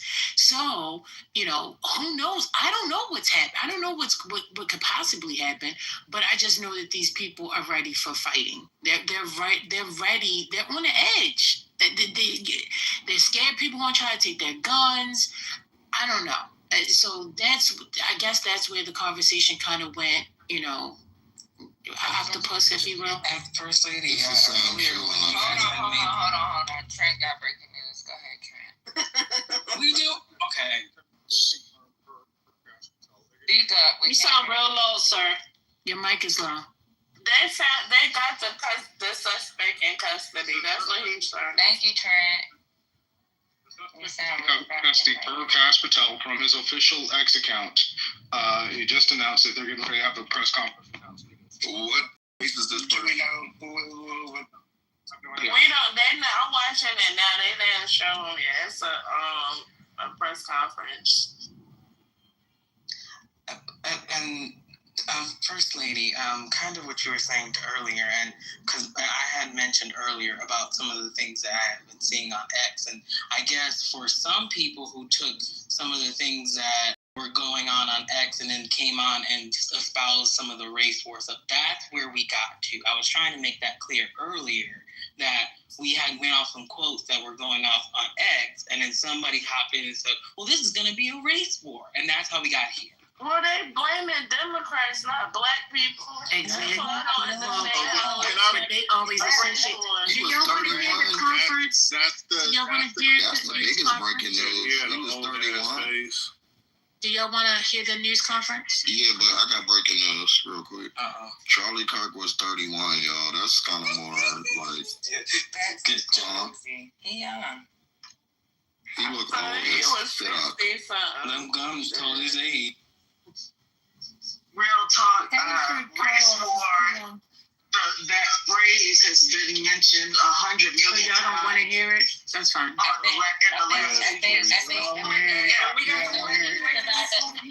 come on, y'all. Ladies about to play something. Agency personnel from the South Lake Field Office responded immediately. We have full resources devoted to this investigation, including tactical, operational, investigative, and intelligence. To be clear, the FBI will fully support and co-lead this investigation alongside with our partners. We are working on setting up a digital media tip line, and as soon as it's established, we'll get that information out to everyone. They got a tip line. I don't mean it. I know there's a lot of questions. This is very much an active case, and this investigation is in its early stages. We are following all the leads and all the evidence. If anyone has any information, please report it to the FBI or local law enforcement. Thank you. This is crazy. Did they do that for the Democrats? Communicating with, and she's on her way back right now. I'm saying that on behalf of Utah Valley University, we are shocked and saddened by the tragic passing of Charlie Kirk. We express our sincere condolences to the Kirk family. We grieve with our students, faculty, and staff who bore witness to this unspeakable tragedy. He was invited by the student group Turning Point USA to speak on our campus. We firmly believe that UVU is a place to share ideas and to debate openly and respectfully. Any attempt to infringe on those rights has no place here. Did they catch them at? We do not condone any form of violence at UVU and seek to make our campus a safe place for all.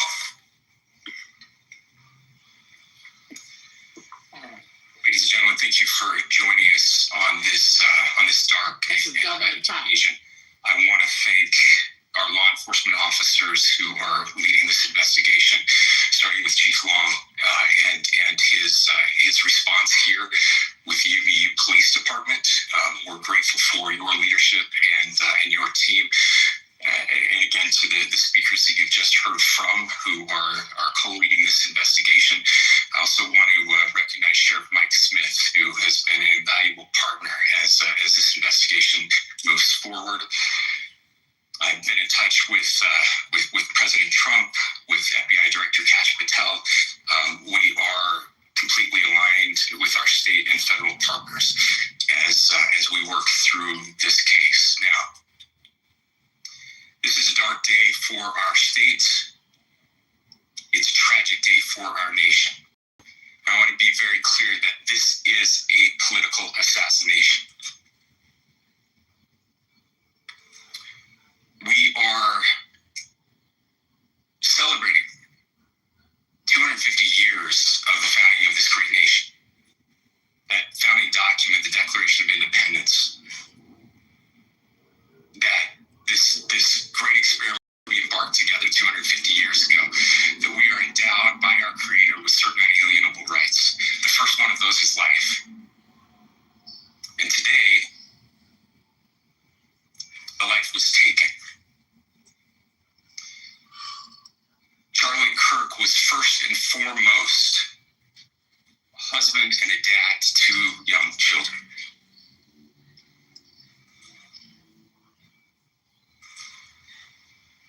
He was also very much politically involved, and that's why he was here on campus. Charlie believed in the power of free speech and debate to shape ideas and to persuade people. Historically, our university campuses in this nation and here in the state of Utah have been the place where truth and ideas are formulated and debated. And that's what he does. He comes on college campuses and he debates. It's foundational to the formation of our country, to our most basic constitutional rights. And when someone takes the life of a person because of their ideas or their ideals, then that very constitutional foundation is threatened. Now, we have a person of interest in custody. The investigation is ongoing.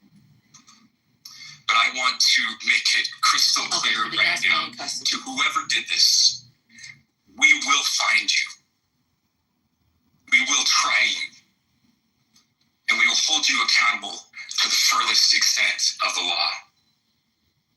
And I just want to remind people that we still have the death penalty here in the state of Utah.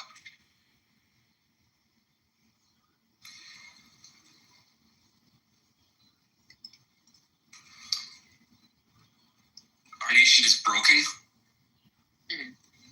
We've had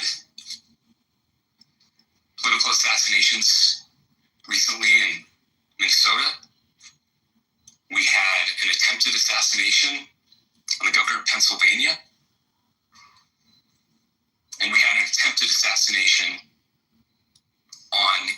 presidential candidate and former president of the United States, and now current president of the United States. Nothing I say can unite us as a country. Nothing I can say right now can fix what is broken. Nothing I can say can bring back Charlie Kirk. You want to stop it? Our hearts are broken. We mourn with his wife, his children, his family, his friends. We mourn as a nation. No, we don't. If anyone in the sound of my voice celebrated even a little bit at the news of this shooting, I would beg you to look in the mirror and to see if you can find a better angel in there somewhere. I am, they I laughing. don't care what his politics are. I care that he was an American. I don't. We desperately need our country. We desperately need leaders in our country. But more than the leaders, we just need every single person in this country to think about where we are and where we want to be. To ask ourselves, is this it? Is this what 250 years has wrought on us? Yes. I pray that that's not the case. I pray that those who hated what Charlie Cook stood for Blah, blah, blah. will put down their social media and their pens and pray for his family, and that all of us will try to find a way to stop hating our fellow Americans. No. With that, we're happy to take a few questions. The FBI director is posting that a suspect is in custody. I would just like clarification. Do you or do you not have a suspected shooter in custody? We have a person of interest in custody that is being interviewed right now. It's not George Sand. That is not George Sand. That is correct. So the legal seriously are looking for another shooter or anybody else related to these. Yes, we are actively looking for anyone and everyone who has any possible information related to the shooting. Can you tell us details about the suspect being taken into custody, where, and how long ago? We cannot at this point, but we will get you that information when we can. Is there believed to be Did they have ballistics on him? Like, in the shooting? At this point, there is no information that would lead us to believe that there is a second person involved. You guys don't They don't have the shooter, right? they said they had somebody in custody. Do you want to talk about? They've got a 60-something-year-old man who may have been guilty of The only information we have on No, not him. They had somebody else. closed circuit TV here on campus. We do have that. We're analyzing it, but it is security camera footage, so you can kind of guess what the quality of that is. We do know dressed in all dark clothing. We don't have much better description other than that. Where some of came from? The shot came from here on campus, from a location, and it's potentially from a roof, yes. A longer distance shot from a roof. So to clarify, with the security camera footage you have and the person in interest that's in custody, does that match up? That's what we're trying to decipher right now. So did the FBI and DHS have anything on the threat warrant this morning? I'll just say that the investigation is ongoing, and as soon as we have further information, we will be sure to release it. Any indications foreign intelligence involved? As of now, I can't comment on any of that. Can you talk a little about the security of the event itself? Like, who was there? Security. Yeah, that's the question. What happens on these kind of events? Where was security at? So my name is Jeff Long. I'm the police chief here at UVU, and I'll tell you right now, we're devastated. We're a small police department. We have a very large campus. We have over 40,000 students, and we love our students. We love our visitors, and we're different by what happened today. This is the police chief's nightmare. Yeah, I think it's a wrap. To be honest. I don't give a fuck about these niggas. I was saying police chief was making excuses.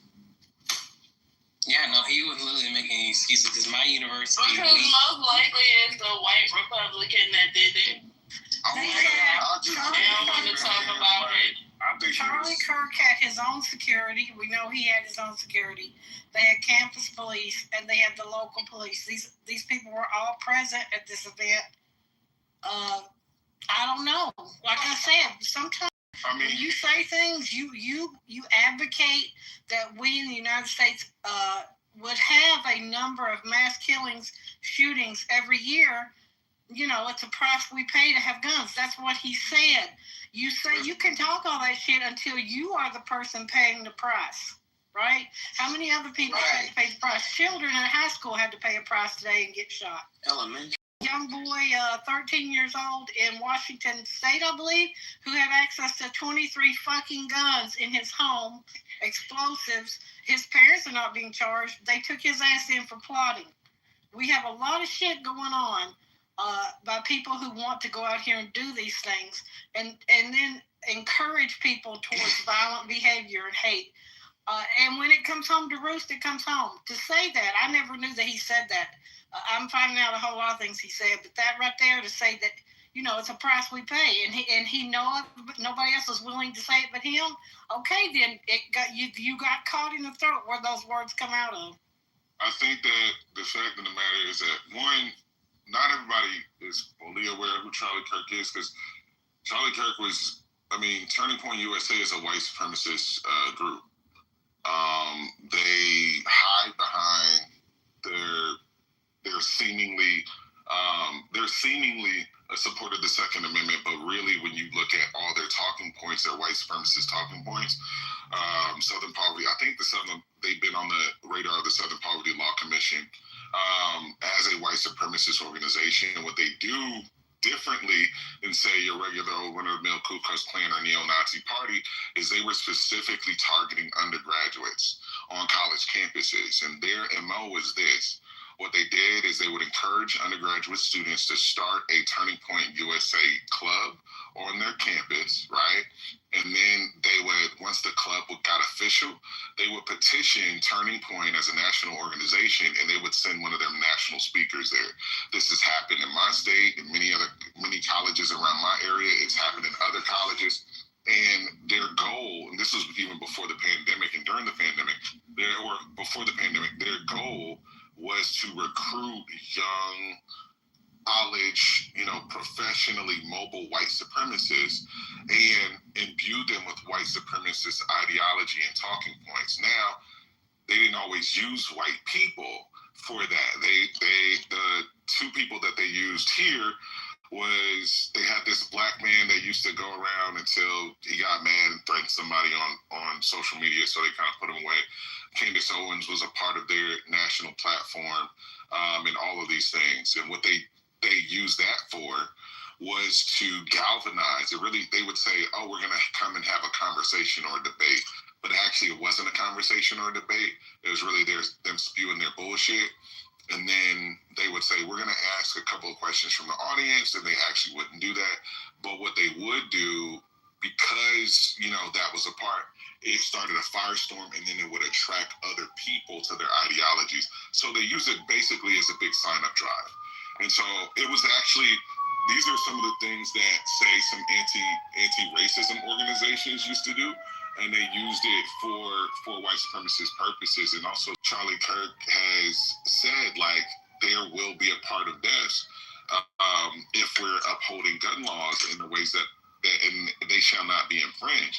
So I think that this is a win. I think this is a win for Charlie Kirk. I think this is a win for his organization. I think things happen exactly the way he wanted them to, and I think we should be celebrating. Wait, you think Charlie Kirk wanted to... Don't even respond. Don't respond. Yeah. We know these motherfuckers are gonna take it. Don't respond. He said that there will be a number of deaths, right? And those things are okay in order to protect gun laws.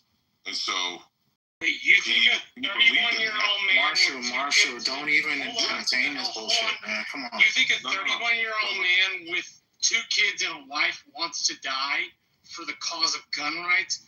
That he doesn't want to go home to his family at the end of the day? That's what he said. That's what he said day in and day out. I said earlier, that was his whole platform. If Charlie Kirk could come back after reviewing the after about this, I don't think he would say it's we're the nation is mourning. Exactly. I mean, I just don't think it's a good idea to be dismissive about somebody's political life. This is not political. Hold on. It was an assassination. What are you talking about? He's not a political figure. It's not a fucking assassination. He got shot in the neck. He's not a fucking. He's not a king. He's not a. No, but he is a political figure who was targeted over his speech. Okay, great. So We don't know why he was targeted yet. Niggas get shot outside of clubs for saying dumb shit every fucking day. That doesn't mean it's an assassination. He got shot in the neck. So you don't know the. You don't know the motive. You don't take a shot from Marshall.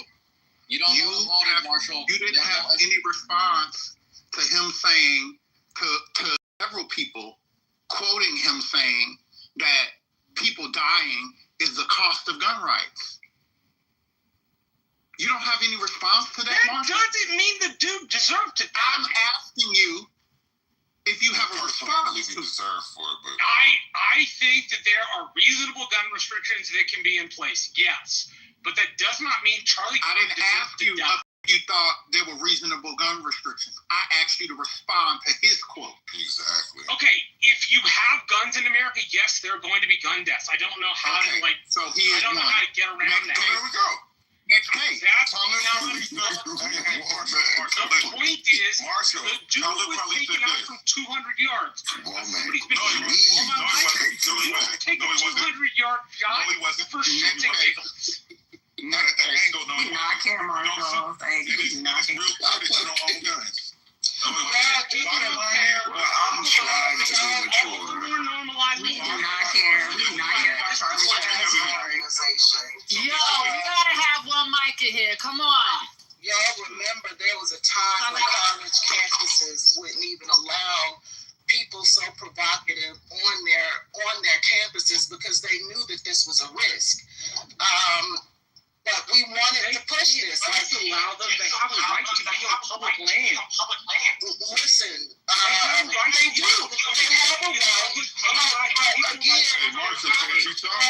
y'all just said one mic. She talks. Hold on. At that time, the colleges were aware that these are people whose rhetoric was hella provocative and very inflammatory. This is what people have been saying all along. Beat somebody over. Did I fucking say that? I don't. This is not the time for shit. No, that's you saying that. I don't give a fuck. That's you saying that. Again, this is not the time for shit with the cooker. This is not the time for blame. This is the time for a confrontation with reality and to accept reality. Why people be mad? Why people be mad when you like? The reality I said why? Why do people be mad when?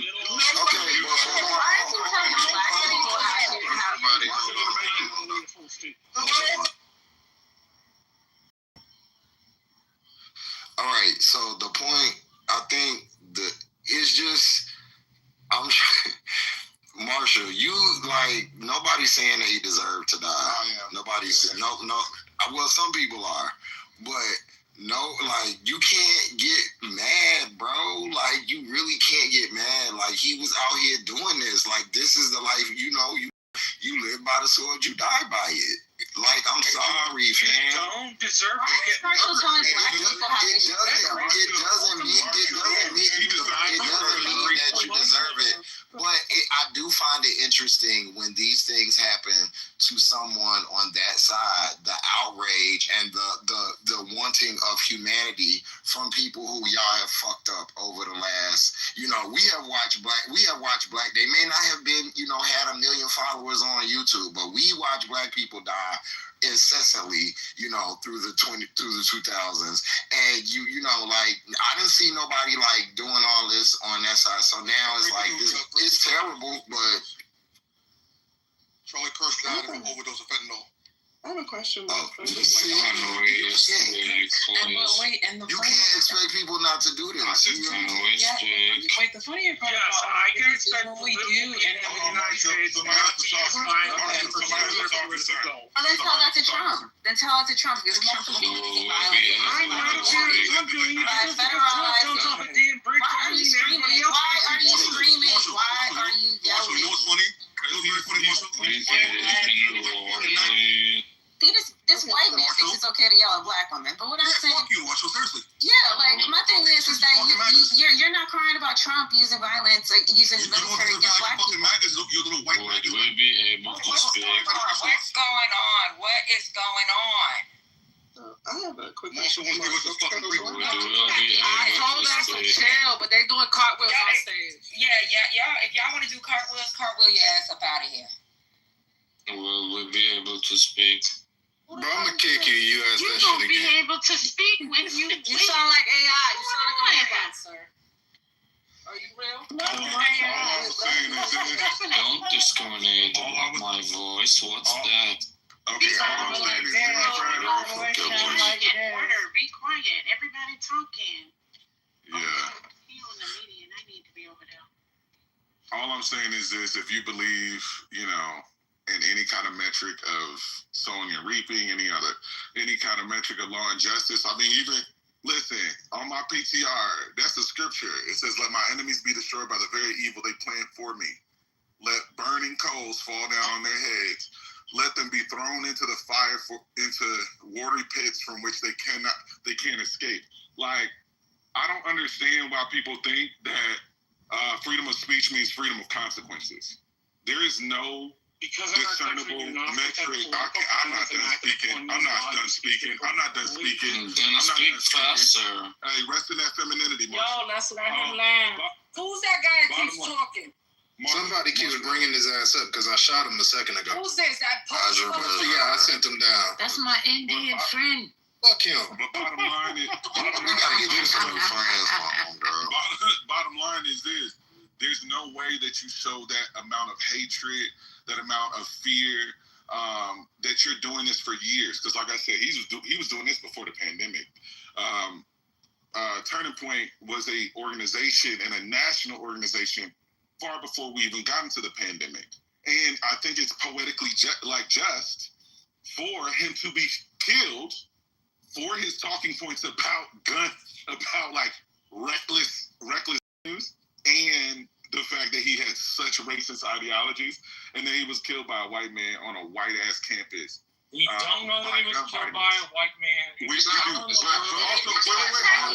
Die in the type of country and environment that he wanted. I mean, this is what he wanted. So he died. He died in he whipped it up into religious fervor, and then he became a martyr of his own movement. Why are y'all mad? Exactly. Why are you mad, Marshall? I'm not. What did we say to it? All right, so un momento. Hello. Okay, wait a minute. I don't know who's speaking. I'm not sure who's speaking and why. All right. Sir, you have had your chance to speak and you have spoken. We have heard you, and I appreciate your feedback. MOG. I wasn't talking to you. Sweetie. Hi, Dr. AG. Oh, child. Recap. Who died? Charlie Kirk, child. Oh no. The man in Womack, the man who need a root and scale planning in Womack's PTR. Good night. What happened? He was somebody said cacao. He was at a university and they shot him in his heart. Somebody did. That was not his heart, Mel. That wasn't his heart? That was his neck. To the neck. Oh, I didn't know. I'm sorry. It was so graphic and so they hit what they meant to hit because I never seen so much. They hit his aorta. So does that mean So that means America is making better snipers? No. I'm trying to get the clarity. That nigga came up on the side of that nigga and shot him. So wait. What's going on? Wait, so he was speaking at the time? On mass shootings, specifically specifically, he was speaking on first he spoke on the trans mass shooter, and then he did his little gang violence mass shooting dog whistle, and in the middle of gang vile, somebody said. Just in the audience? Oh my God. And I think when I tell you know how in the middle of the night when you be real parched and you gotta go and get you like a cup of fruit punch, it looked like I pour a cup of fruit punch. Okay. And also, he didn't get shot in the aorta. He got shot in. It probably hit a carotid artery.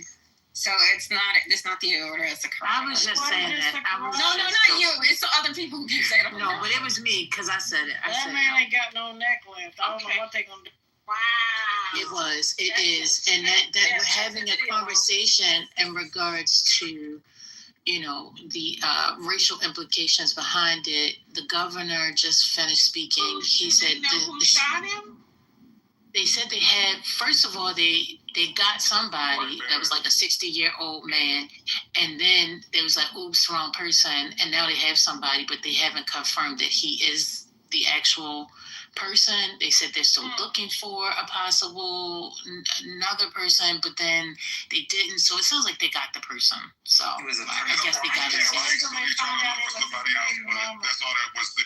Well, the exact words. Y'all doing a lot of chihuahua around here. This is I know a lot of people needed this space, and I'm so grateful that you guys are here. But the chihuahua talk has got to stop. First off, all I was saying the exact words was from the actual. CJ, you're doing it right now. Dr. AG, we're downloading Dr. AG right now. Can we get her clear and you been here? Everybody's giving the exact quote, but okay, go ahead, God. Okay, all right, go ahead with the quote. Come on. I thought you was just. No, I wasn't. I was giving you the exact quote. They said the person was a person of interest. They never said they clarified. They never clarified that it was the exact person. Yeah, that's what I just said. I said, but based off of the fact that they're saying they're not looking for the way they said it, it kind of sounds like they have the person that they think that they should have this time, but they also alluded to the fact that they're still investigating or searching for anybody that might. They made a pretty big deal in the press conference of saying that they want people to call in with any suspicious stuff, that they're still looking.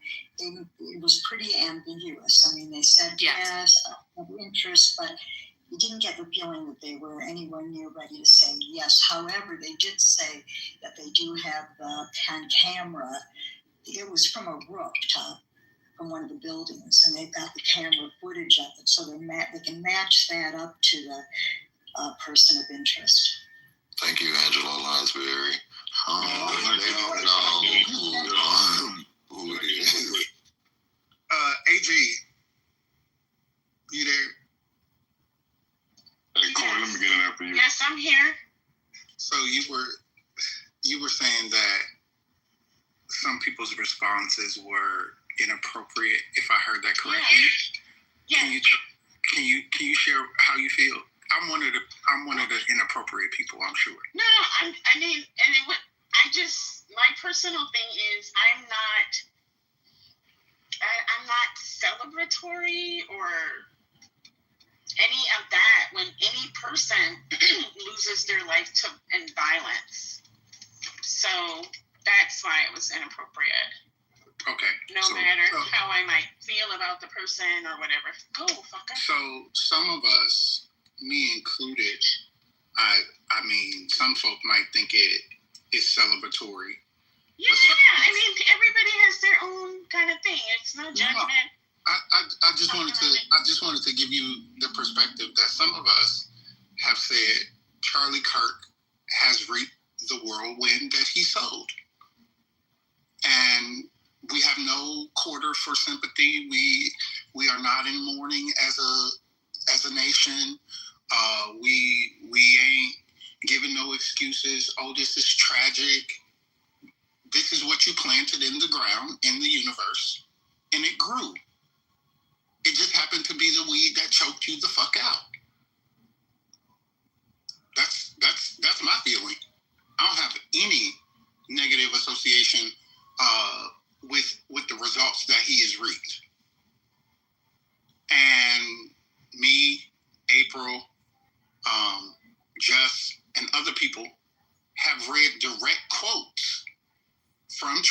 Kirk about his feelings about people being killed by guns. And he was one of those people who is now killed by guns.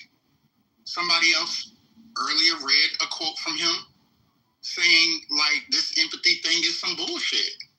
Like, people, if we want the Second Amendment, you know, people gotta die. People gonna die. So, I mean, that's where we are. And some folk have said that is celebratory. He just said it was a price to pay. And it comes off as celebratory. You may not intend it to be, but it comes off that way. Okay. So, Marshall, Stop telling black people how to feel. Stop telling us how we should regulate our emotions. Hold on, Marshall. Said celebratory, Marshall, but at the same time, He said it comes off as celebratory. He didn't tell y'all how to feel. All right. Can I respond? No, not now. Look, Can I respond, Patty? what I'm gonna do is I'm gonna let me go ahead and start moving motherfuckers because y'all play too much. So he said he didn't say nothing about telling you how to. He said it sounds celebratory. He didn't tell you how to feel. Come on up. None of yous. Oops, you want to come up? Come on. Oh, that's the dog she's talking about. She's talking to her dog. I recognize it. Let me just respond to Marshall real quick. Right. I don't care if it comes off as celebratory, Marshall. I really don't. Because what happens often is white people, especially in this country, feign morality and empathy and sympathy and care and calling to our greater angels, like the fucking governor said. But that shit is not present in your politic. It's not present in the laws that you pass. It's not present in how you treat homeless people, queer people, trans people, none of that shit. And so now all of a sudden we're supposed to tap into this wellspring of high morality? You could kiss my motherfucking ass. Excuse me, I'm not going to do too much because there are some ladies here that I respect. I don't care. I'll say, suck my dick. No, I was going to say a bit more than that. Oh, okay. I don't care how it comes off. It's Political violence, no matter what you think, disintegrates republics I and did not democracies. interrupt you, and you've been doing this shit continuously. This is the shit that we're talking about. Like this patriarchal position that white folk think they can have when talking to black folk. Don't lecture me on what the fuck I can say or feel in this instance with what you and your ancestors and this motherfucker's cohort have done to black folk in the way of political violence, and y'all have been silent. That's actually not what I said. What I said was political violence, when normalized, takes down republics and democracies like it's going out of style. It's like the worst poison you can endure. Poison stuck through a trainer. It destroys republics. It destroys democracies. When it becomes something that is just common, it destroys the entire ability to live in a democratic system with rules and a constitution. You may not like that. You may disagree with it. You may even think that Charlie Kirk is a little bit deserving of this. But the increasing tempo of political violence in my 34 years of life. Welcome to Black Life, Marshall. That the country is tipping itself toward an edge where it will destroy itself. Oh, you should have thought about that. May I say something to that? Let me join you. Two Minnesota legislators. You should have thought about a mic at a time so we can hear each other. One to live against women. That's when you should have thought about the fabric of this country being destroyed. When women's rights to autonomy over their body were being taken and black women were dying in hospitals. You should have thought about that shit when they were passing laws across this country that don't protect trans children and other queer folk, and they were being killed. Black trans women die. Their average lifespan is 37. That's okay, so fuck it. Let's light the whole thing and I've never heard you say a goddamn thing about it. Now you're talking about the fabric of this country. I am not all of the white people. I was making a point about you the avatar for the day. Yeah, they're done with their exchange. So yeah, I'm not gonna let y'all do that. I'm gonna be honest with you. Okay, so I'm not gonna let y'all like use him as the avatar for white people. I'm the only one. No, we're not gonna do that, Corey. Not in here. All right, cool. I hate to tell you that you're not gonna do that to Marshall, because Marshall never does. Marshall tries to have an open conversation. He's never disrespectful. Y'all just want to. No, you're trying to take it to another level, and I'm not gonna let y'all do that. I don't think if you want to do this, and you want to make a political statement, you're not gonna do it with Marshall. That's all I'm saying, bro. Hold on, Patty. Your perspective of Marshall playing this middle ground always. Guess what? You guys are going to listen. Lady done told y'all before how y'all like to try to impose how y'all feel about somebody on somebody else. You're not going to do it to me. And I'm not going to explain myself. I got you. But what you're not going to do is try to make me feel how you feel about somebody else. And if he's modded in here with me, that means he on Patty's side. He with Patty. So guess what? If he with Patty, I'm not going to allow you to attack him. That's it. Now, if he takes something out of hand, me and him can have that conversation. But I will drop him. But I'm going to tell y'all not going to be disrespecting Marshall. He just here. It's a valid conversation. Okay. That's it. Patty, can I respond? Hey, but we're not going to talk about Marshall. If you got something to say to me, say it to Patty. I'm talking to you. Okay. We talk, don't we? Yeah, you know that. We talk about shit. I could talk. I got your phone number. What I'm saying is that, and I get what you're saying about Marshall not being the bad guy, but Marshall's position is endemic of how white folk respond, right? MLK said in the letter from a Birmingham jail, it's not the racist that I'm afraid of or that are the problem. It's the silence of the moderates. It's the complicity of the moderates who try to play both sides.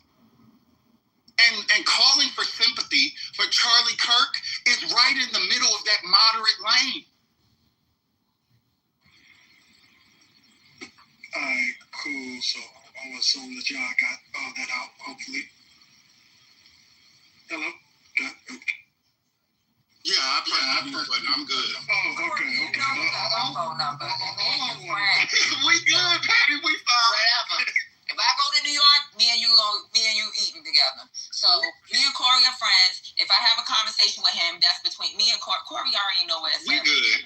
We fine. I just know, and Corey knows that even with Marshall, he has Marshall on his side when he needs to have that even voice in his rooms. Am I correct, Corey? Yes. Okay. I just put a link in the chat. That's Donald Trump's statement. So, like, all I'm trying to say here is, I don't think anybody here, well, I can't say anybody because some of y'all have, but I don't think the majority of people in here are trying to celebrate this nigga dying or anything for being shot. But at the same time, I kind of have to agree with Corey here. You can't in one breath say that it's okay with people dying as long as we continue to have the freedom of our Second Amendment, and then in the next instance, expect people to, or anyone at all, to be, or to give some type of sincerity or solemnness for your death when from a gun, when you yourself were a staunch advocate against gun regulations. I mean, it's kind of it's irony and it's damn near poetic justice in and of itself. I mean, he has been and I know most of you probably know the guy too. I met him in DC during college when Corey was talking about the turning point. Yeah, he invited all the student government presidents from New York City out to DC, and from New York all the way down to Georgia out to DC for a meeting. He was trying to get us to join Turning Point USA. Met the guy. I'm not saying he's a racist, but he's definitely a dick and a prick, if anything. I don't feel bad about him dying. I mean, he lived by what he died by at the end of the day. Nobody's celebrating that shit, but you can't be a staunch advocate for it and not willing to die by it. He died about it. I mean, it's that simple. That's how much of an advocate he was. I can agree with you on that, Jay. I can agree with you 100% on that. He said there was a price to pay. He was okay when the price was other people paying it. But you don't get to have what you want unless you get to pay the price. And I honestly give thoughts and prayers. That's all I can do right now is thoughts and prayers. Because the Bible also says if he was a Christian conservative, as he claimed to be, there's the power of life and death in the tongue. Paraphrase. So what I wanted to say is that this is America, right? So it's like, so welcome back to what the country was. We had maybe a 5 or 6 decade break, but what Trump was doing, that's what I was talking about before. This shit that he's doing and the division he sows and all the hatred and where people feel like they can come outside now, Patriot Front is outside, the Klan is outside. All these groups are outside right now. He's doing things in American cities. This in the 60s, so you had 3 black and 2 white that got shot the same way that Charlie Kirk got shot.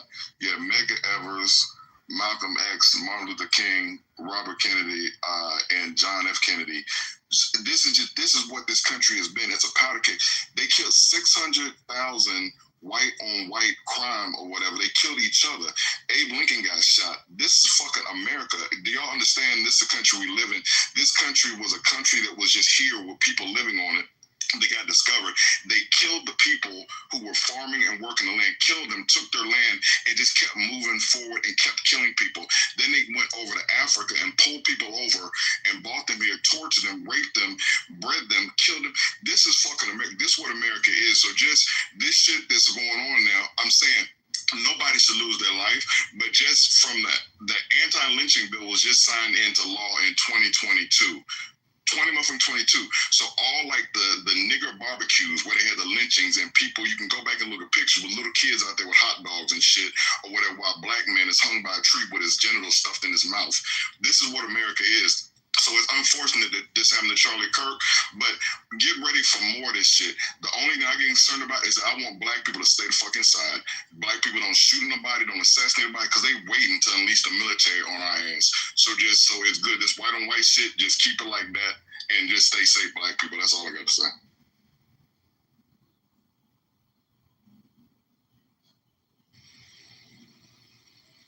Like I said, he thought about that shit.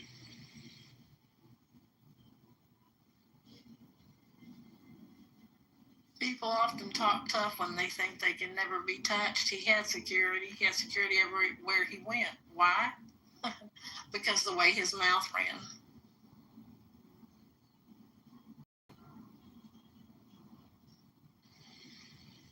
Looking back on it, I wonder if he could have foreseen this himself.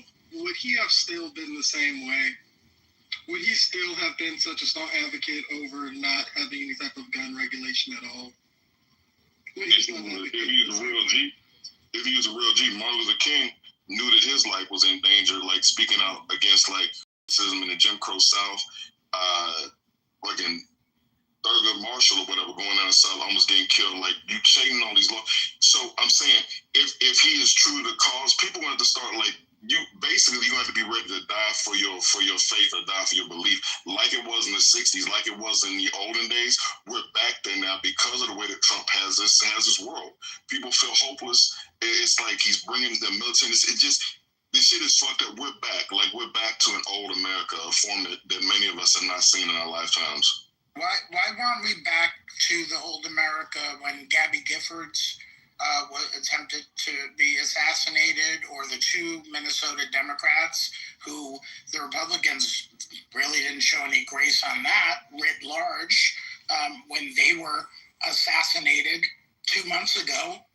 So we are so shocked that in a country where the MAGA party, who is in charge, the Republicans, people in the White House, and people who co-sign everything they do, like Charlie Kirk and all of them people, we are surprised when their rhetoric is violent, when their policies are violent, and when everything they do is violent towards so many people in this room and so many millions of people across America, and we're surprised that there's violence.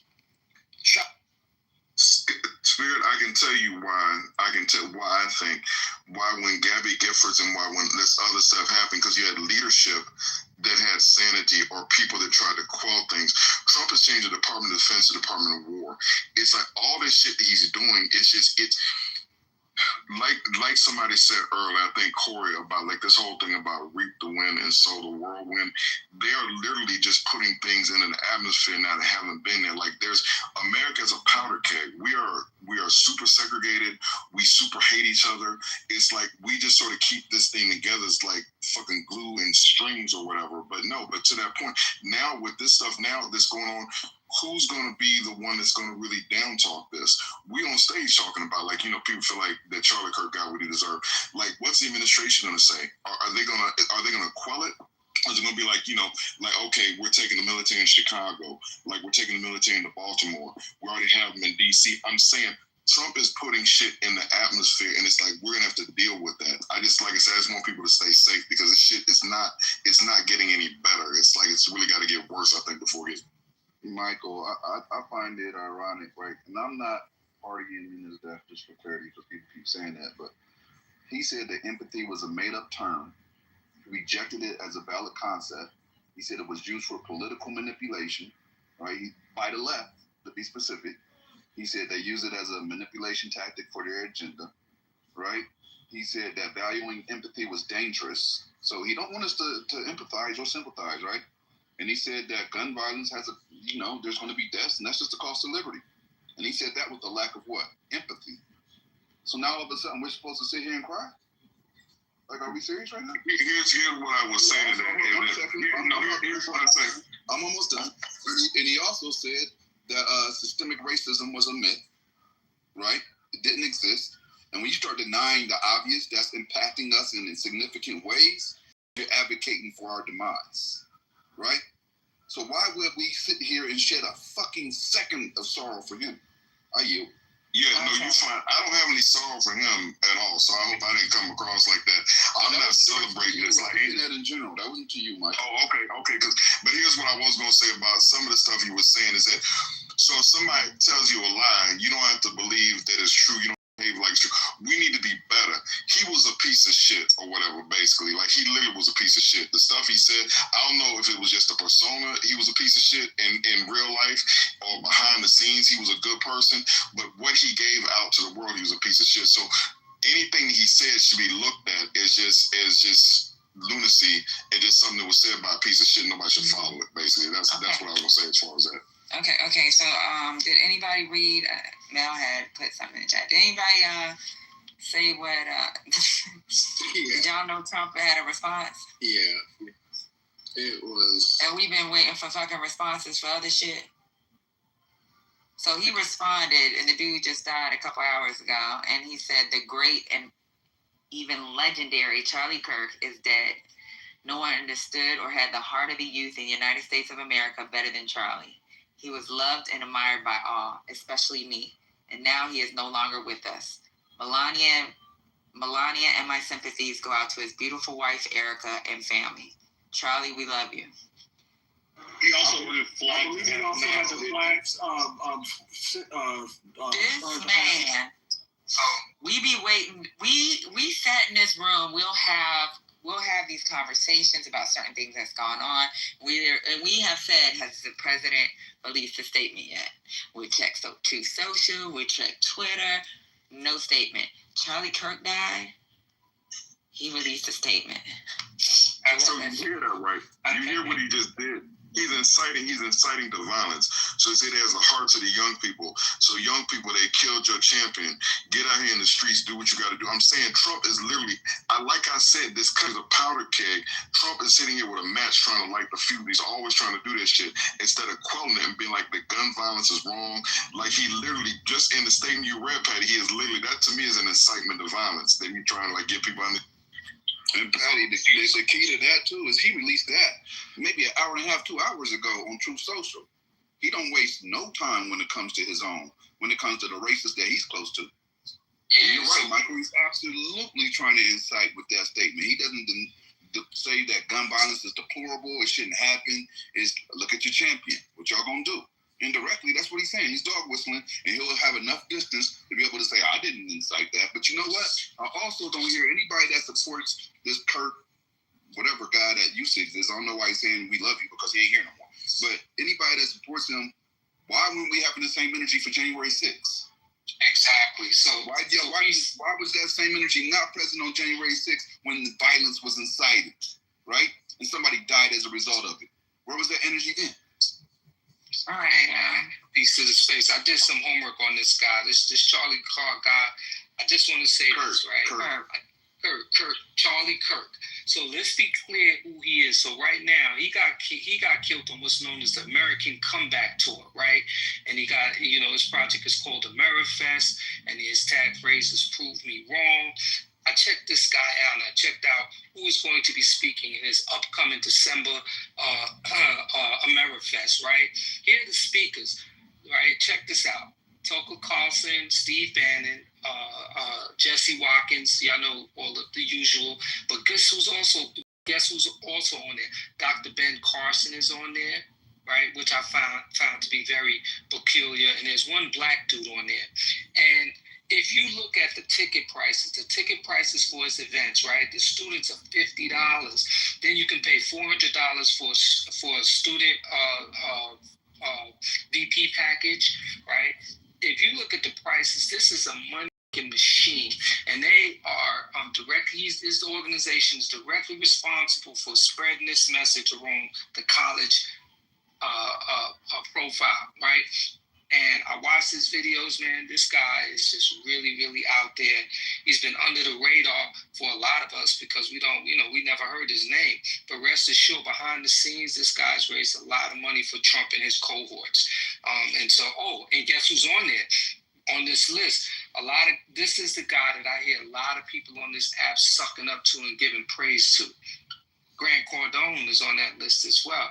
So this is a guy. He was not a guy that really brought anything to our country at all. He was just intent on spreading vitriol and this argument. And now when you listen to him, you can see that there are a lot of people on this Clubhouse who utilizes his very talking points. It's scary shit. So y'all need to check that organization out.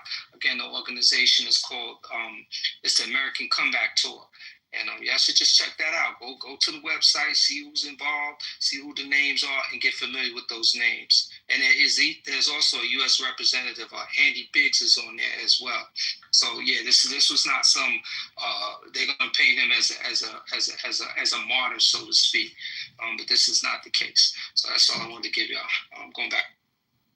Hello guys, let me quickly jump in here right now. So I will say that I kind of feel guilty that I'm not feeling sorry for him because at the end of the day, he's still a human being, and I don't think there should be political violence. However, I've watched that video like 50 times, and I'm trying to garner some sympathy somewhere, but it's just not coming.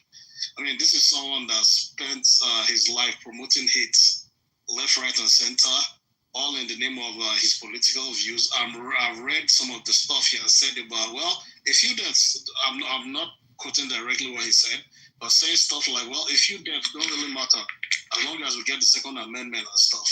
That's the kind of stuff he's saying. And I think someone put it in the chat. Is it City? So I didn't see the person's name. Something about what this guy, Jesse Waters, is saying on Fox News, which I saw on Twitter, saying, oh, they are at war with us. They tried to kill Kavanaugh. They shot Justice Scalise. They shot Trump. He's literally saying there's war. Now, this is the kind of nonsense that they keep saying every time. And then when someone gets shot, you want some sympathy at least for whatever. So I mean, when you keep promoting this kind of nonsense up and down the whole place, why are you surprised when people get killed? And I'm still going to watch that video one more time and see if I'll feel anything, because right now I don't feel shit.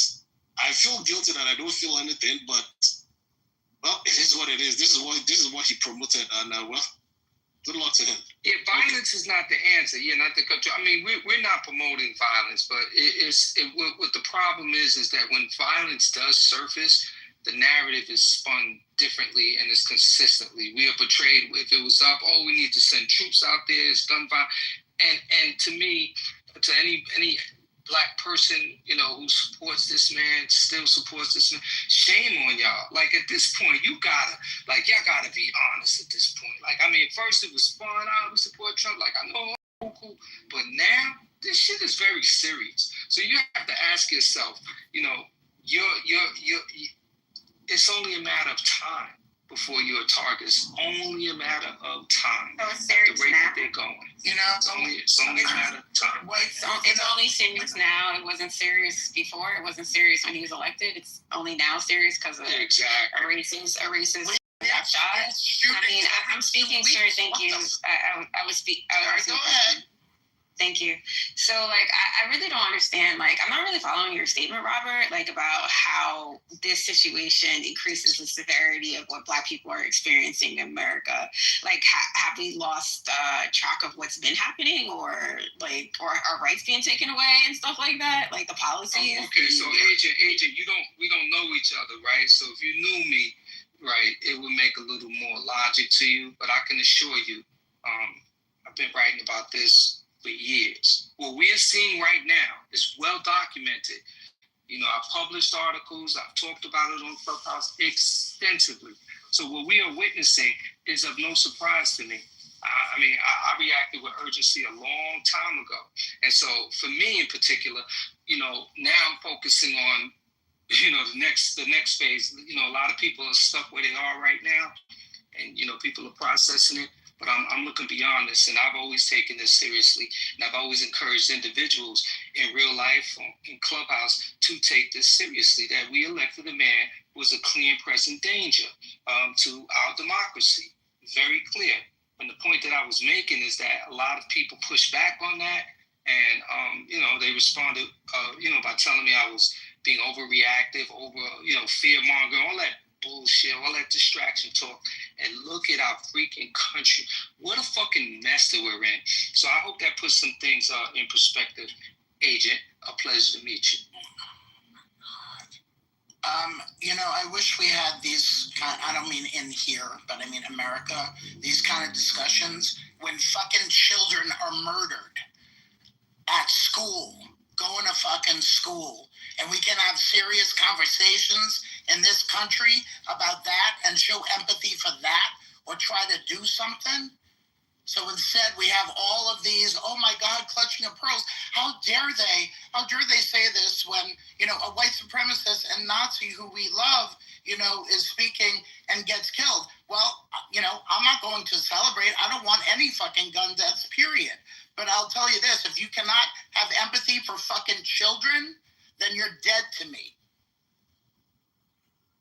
I hate to be like this, Spirit, but Americans, Americans don't care about kids. After Sandy Hook happened, an elementary school full of children, they would have done something about gun laws, and was it been like 25 years ago or something? They just don't care about kids. I mean, historically, just Americans don't care about kids, and it's fucked up. But it's just I agree. And I think we're talking about the school shooting that recently happened, and that happened in the same state that Columbine happened. And you would have thought that state specifically, given that they've had a lot of, school shootings, that they would, have stricter gun rules specifically in that state. And nothing has moved when it comes to gun laws in Colorado. So I agree with what Michael was saying. Nobody cares about children. We have fucked up parents who have arsenals with their 13-year-olds having access. As I said earlier, the 13-year-old in Washington State who was plotting a murder at his school, 23 guns in the home that he had access to.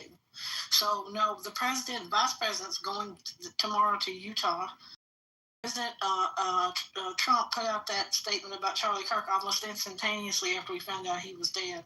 He's putting the flags at half-staff. Half-mast, I believe, is on a ship. Half-staff is on land. Doesn't matter. But, yeah, absolutely, Michael. He is stoking things with the way that this was a fucking podcaster.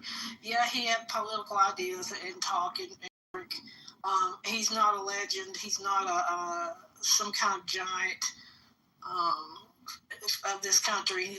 People on the right, I would say MAGA, I don't even know who they are comparing him to Martin Luther King and how the hammer has to come down now, blah, blah. Who knows? They're full of venom and vitriol and violence and ready to vent it. There's all my V's for the day. Here's the thing. I wouldn't be surprised if Trump or that administration has something to do with assassination, just like you talk about Kennedy with the CIA and all this shit. I literally wouldn't be surprised if it was something like that to be an inflection point to like get something set off or whatever. Because like the guy that tried to shoot at Trump or whatever, apparently he don't have good aim, but this dude does or whatever. I'm just saying, I just feel like it was professional here. It might have been some government shit. So, just ain't trying to be funny.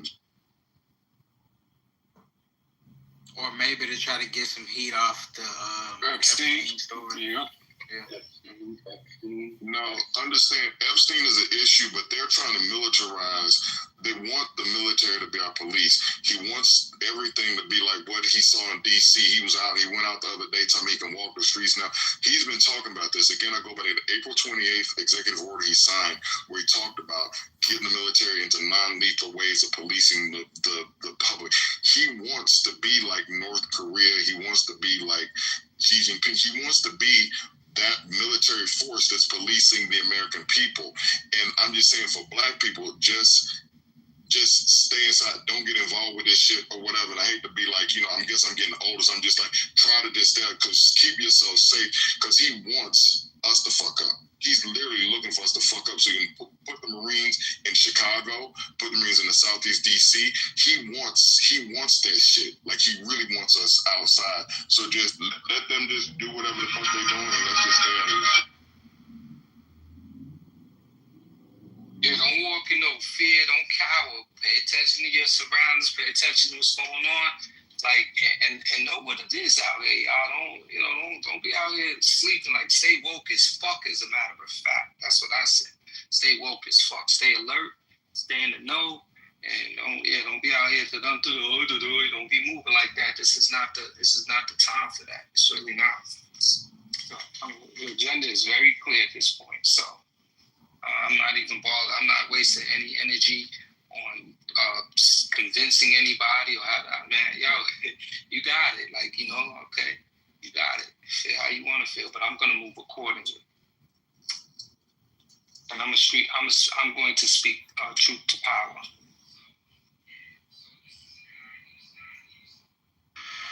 We still within the first year of Trump taking office. Jim, now it feels like 10 years. Yeah, fatigue, man. I know they got a term for it. It's got to be some kind of term out there for the fatigue that the nation feels when he's in office. I'm sure one of you smart people will look that up. But there's a fatigue factor that comes along with him being in office. But this is literally a part of the political tactic that they wanted to employ since they got in there, though.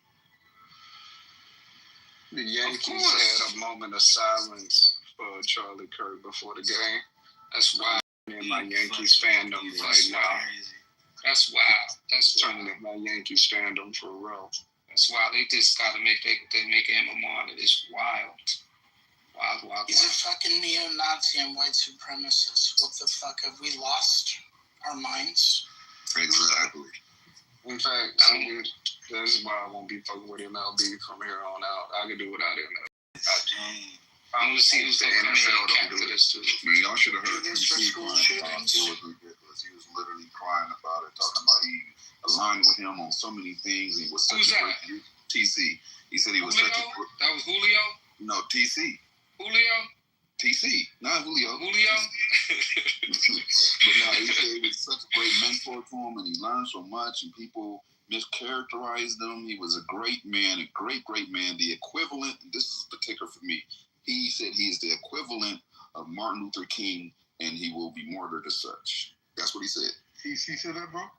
TC said that? TC said that, bro. I wouldn't lie. You could bring him in and ask him. No, I hear you. If you bring him, you could bring him in the room and ask him. I guarantee you. He said what now? He said equivalent. He said that them losing Kirk is the equivalent of us losing Martin Luther King. They're on the same level. That's what he said.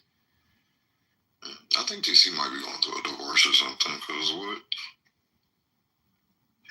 Oh boy. I wish I was making that shit up, but I'm not. Who you divorcing? When TC come in the room, can y'all do the silent treatment? Like the motherfucker just trying to pull y'all aside. Like y'all just keep getting playing with this shit. That's a stupid ass comment. It's one of the dumbest fucking comments I've ever heard in the 57 years I've been alive. That fucker's dumb as fuck. So please don't follow that shit when he comes in, because that's the dumbest fucking shit ever. Don't pay attention. And that goes beyond trolling. To fix your mouth to say some shit like that, Crazy. I think you also have to consider where he said it. But is that strange?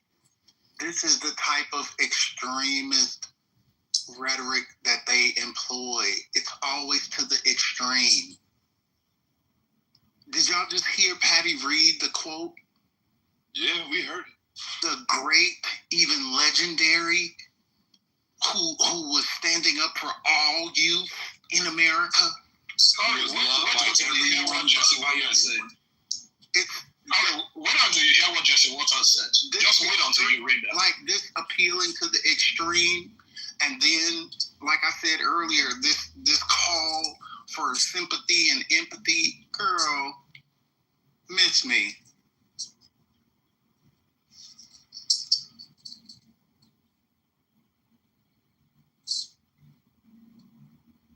And he gonna use this better than his assassination attempt. Corey, whatever that was. may I ask you a question? What do you think about Jesse Waters' statements in regards to specifically saying that they're at war? I haven't seen it. Oh, okay, I'll put it in the chat. Can someone read it? I think he said they are at war with us and we can't let this happen and blah, blah. You know, I keep saying blah, blah, blah, like what they say is not important. It is important, and I'm not brushing over it or pushing it to the side. I actually had to tell my youngest, do not post anything on social media with your name attached. Do not send messages to any of your friends. You live in the state of MAGA, and it's a red state. You could lose your college admission. Anything. People could come to our house, and people may say I'm crazy and reactionary for that, but no, we live with crazy people. Okay. So I told him, do not react on social media at all. Well, I have a note here. It says whether we want to accept it or not, they're at war with them, and what are we going to do about it? That's what Jesse Waters said. I told you, I don't believe and he also said this can never happen again. It ends now. That's that. Their strategy from the first day of this administration, 12:01 p.m. on January 20, has been to figure out how to provoke violence. Over and over again, that has been their strategy, and this is going to be used the exact same way. Like their entire rhetoric for people who are saying, like, why are y'all talking about race wars and all of this? Like, what was it last week when another Southern white legislator was talking about we need a Marshall Plan for babies for our culture, red herd white people. Like that, this is the war. And when people were saying, like, why do we keep saying this race war, or why black people, this ain't got shit to do with black people? No, on the surface, no. But black people stand in the way of their achievement of this Marshall Plan for white babies. Black people stand in the way of what the Kentucky or Tennessee, wherever he was from, legislator was saying last night, that our ancestors built this for us. Talking to a room full of white folk. That's a fact. So I asked the question last week, the week before. So where are we going? Where are we leaving? That's number one. And then I just have a slight pushback, Corey. I believe they started planning November 5th at 10:11 p.m. Eastern Standard Time. Oh no, they were planning this the first term, but yes. as we heard, right, the quote unquote adults in the room got in their way. which is why there are no adults in the room. Exactly. And this administration, every fucking job title that there is being fired and replaced like a revolving door for anybody who gets in the way of the agenda that they have. And most of this was detailed in Project 2025. They're just like I said, just the duck mentality. Just I don't know, fucking Arkansas raising. As far as with like the Trump assassination attempt, how many assassination attempts? If you just go back and think about people that have been assassinated, from Fred Hampton to Malcolm X to whoever you want to think about, even Ronald Reagan got shot and like the bullet had to like go in and get it, and he was like close to like dying. How many like motherfuckers that got grazed in the ear and then had like something that looked like ketchup coming out the side of their face or whatever, no blowback in their hair. But this shit today, if you saw that video, it's like a gusher came out of this motherfucker when he got shot. I'm just saying, it wouldn't surprise me if the government did this shit and it's an inflection point for this race war they want to jump off. That's what I'm saying. The black people I'm talking to now, when I get with the youth, anybody, just stay your ass inside. Don't get pulled out into this shit until it's absolutely necessary. If they try to frame a black person for this would be the worst frame job of all time, bro. They can't. They can't do it. Utah. They no black people in Utah. Yeah, in Utah. You couldn't even the person couldn't have snuck in you. This is white on white crime. Leave it over there. And we just need to stay. But yeah, they can't do black for this. It happened in Utah was a blessing for us. I hear you, but here we go. Here's the equation: A squared plus B squared, right? So they've already started blaming it on the left. Black folk live on the plantation of the left. Black folk are dangerous. This is dangerous. This is why Trump has been calling for law and order. We have to implement law and order everywhere. These cities where crime is rampant, law and order, send the military. Oh, the courts are getting in our way. We can't send the military. So the citizens have to rise up, and these militia groups and all of that bullshit. And so race war, no.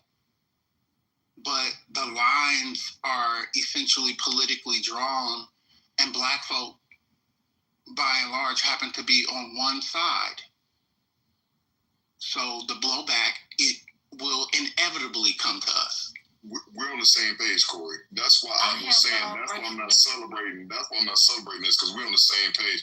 Anything that happens to them on that side, and that's what I'm saying. Stay inside. What's the breaking news? Police are saying that dispatch audio reviewed by this People magazine. That's all I could find. Described a person of interest in all black with tactical gear and a black long gun. According to other transmissions, the person wore aviator glasses, a black bag, long pants, and longer hair. Right. They say they were wearing all black clothing and tactical gear. So we know by the shot this was someone who knew what they were doing. But the only mentions of black are the clothes so far. Oh, sounds like that's you on just described purpose. The Unabomber. That's on purpose. I know. Sounds like you just described the Unabomber. That man who shot all those people. Oh yeah, that doesn't sound noticeable at all. You can describe every article of clothing. That's all the white boys' uniforms. Yeah, I was gonna say that's every killer's uniform. Yeah, but not his face. Okay. Yeah, let me just finish, get my word up. So everything that just sounds like general description of a person who does bad things. Like that just doesn't sound like. Okay, black with black aviators and a black long gun. Okay, and so you mean to tell me somebody dressed like that in Utah in the summer, nobody thought, oh, this is interesting. Why is this motherfucker dressed in tactical gear with the long gun? They literally just described John Wick, bro. If they're the white collar, problem. They just described Neo from the Matrix, and now y'all let that rock. Yeah, I don't know, man. Since January 20th, man, and somebody had said this earlier, but it's like each day since January 20th, like we've just seen the dismantling of the foundational bricks of our country. That shit is crazy. Like, and it's being done in real time. We all witnessing. We witnesses to the very questions that we used to ask when we were studying in school, like authoritarian regimes and dictators, right? Y'all remember that? And we would always ask, how could people have let this happen, right? And now, in real time, in our grown-ass lives, we see how it happens. It happens over a period of time. It doesn't happen overnight. And, right now, our country, we're in a dismal position. I was on a call today with my team for a project, and we can't even price this shit out because there's a labor force issue. There's pricing with the tariffs. There's like our developer can't even render a freaking a pro forma because nobody knows. Like, you know what I'm saying? And if that's us, experiencing that, I imagine other people working on projects are experiencing the same thing. It's just uncertainty. Like, nobody can answer any questions. We just don't know. There's so much pending litigation.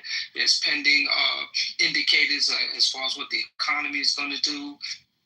You can't even do shit. I mean, even people work. Everybody's just like in pause position because we don't know what's coming down the pipe.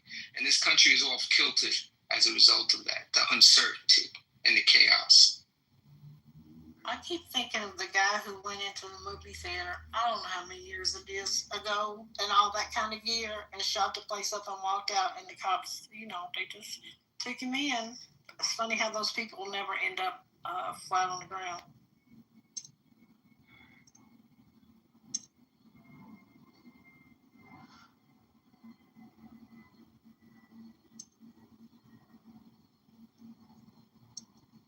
I'm going to address Casey, too, in the chat. I hate to do it. Y'all know I love to go out to chat. I'm going to shut up. I am that white lady that has to tell my relatives and friends not to tweet because I have a teenager still who's in college. Yeah, it was me, Casey, too. And because he is a teenager, there are sometimes I have to still tell him, remind him, hey, there's things that you could say that people could take a certain way. I'm not a hater. I really don't care. Honestly, it's not a thing to me. He is the person who spoke violence to people. He's the person who was hateful and hate-filled.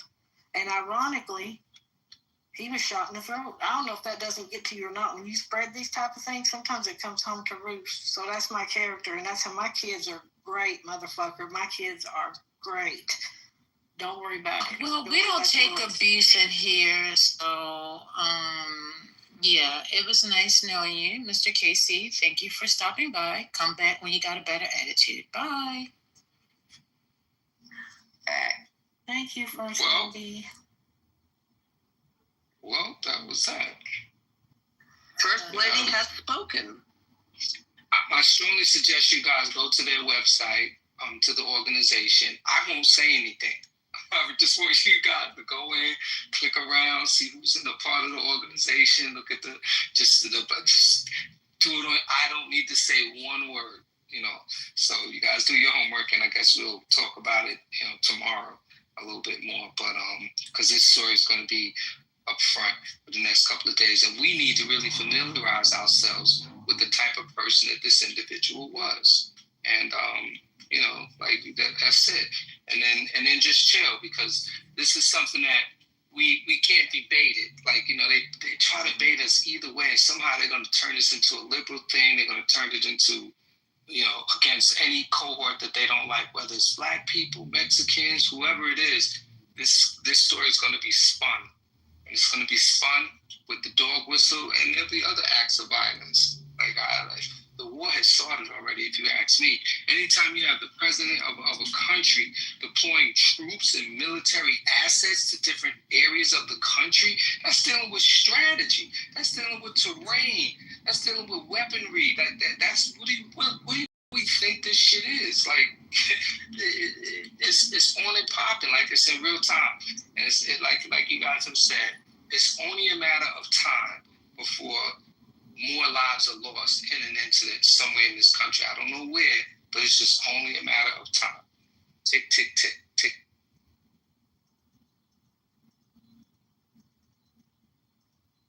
Thomas, I just sent you a question in the chat. I said, who are you speaking about, Thomas? It should have had a comma in there, but I'm not going to be a grammar Nazi right now.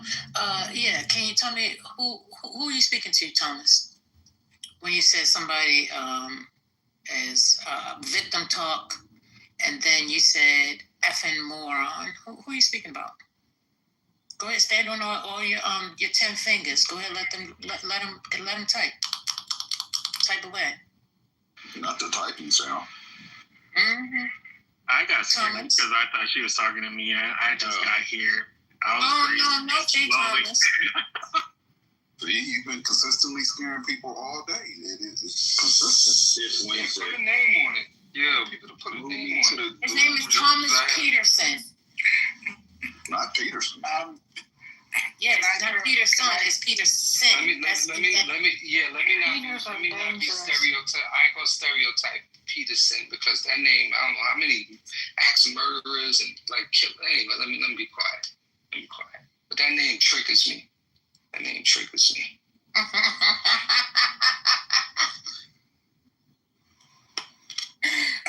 it triggering? Go ahead. Always like, y'all know why. Child, go ahead, Spark.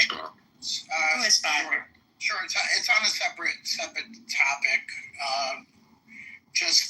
I put in the chat that the Chuck Schumer forced a vote on releasing the Epstein file in the Senate, and they just voted against it. The Republicans, with the exception of I believe it's Rand Paul and I think one other.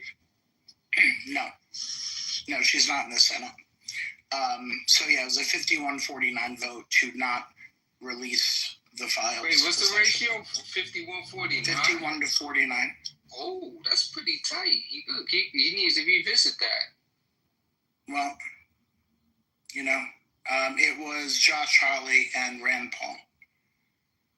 So they had forced a vote demanding the Justice Department to release the Jeffrey Epstein files. And the Republicans shot it down. Okay. So there you go. All right. So they don't really want to know. All right. Josh Hawley is the one that pumped his fist in the air. Right there to push it through when the other news were trying it out. Do y'all think these motherfuckers? Well, to be fair, they put it up earlier in the day. I can't hear you guys.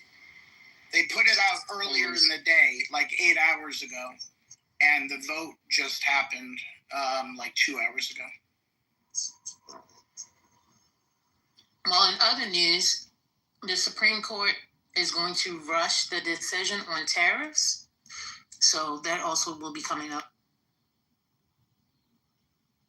Can't wait till a Democrat get in there and just do whatever the fuck he want to do when they got to walk back all the shit they're doing for him. I just want the Gulf of Mexico back. Man, the water been a little bit cleaner since they renamed it Gulf of America. That's a damn lie.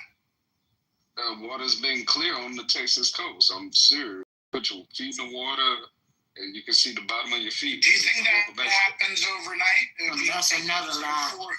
4 years of Biden actually having an EPA. You do understand sarcasm when you hear it. No, I can't. Sarcasm's dead. Humor's dead. I could tell what the king of dad jokes. Okay, Now, what is the sarcasm that you speak of? Because I'm not familiar with your terminology, sir. It's right next to something else you've never seen, a clitoris. I would probably beg to differ. My wife says otherwise, but I mean, if you've got like a relationship issues you want to relate on the stage, I mean, we're all here for you. I mean, I'm not. Maybe someone else. But, good luck with that.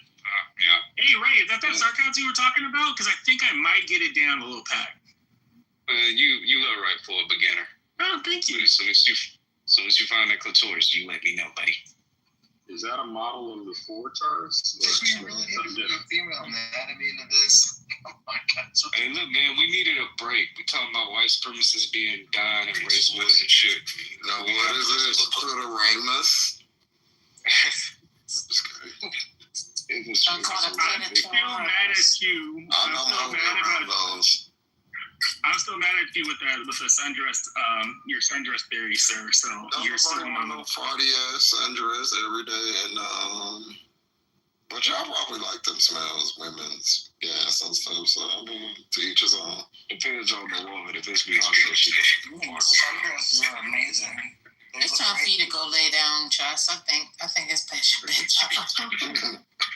He said he wants a sundress every day of the week. Sometimes they be looking a little. You gotta change it up, man. You gotta. I remember that conversation. I remember. And y'all the ones who be getting food because the sundress be hiding a lot, and then they come up out that sundress and be looking like a busted motherfucker, a bag of biscuits, and y'all be upset.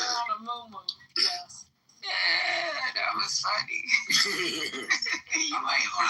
You looking like Ghost Dad standing there, standing up in the middle of your room. That shit. That's gonna be my go-to when I get big. Watch. When I get big, that's hilarious.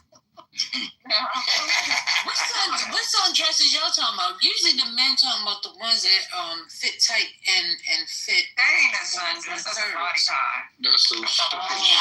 But I think that's what them seersuckers and them sundresses, they be like kind of like it might be fitted at the top. That shit be flowy.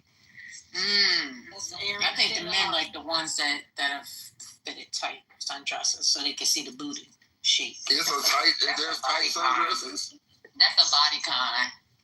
I guess. We niggas, Jess. We don't know the name of that shit. The one that's flowy. Right. Niggas.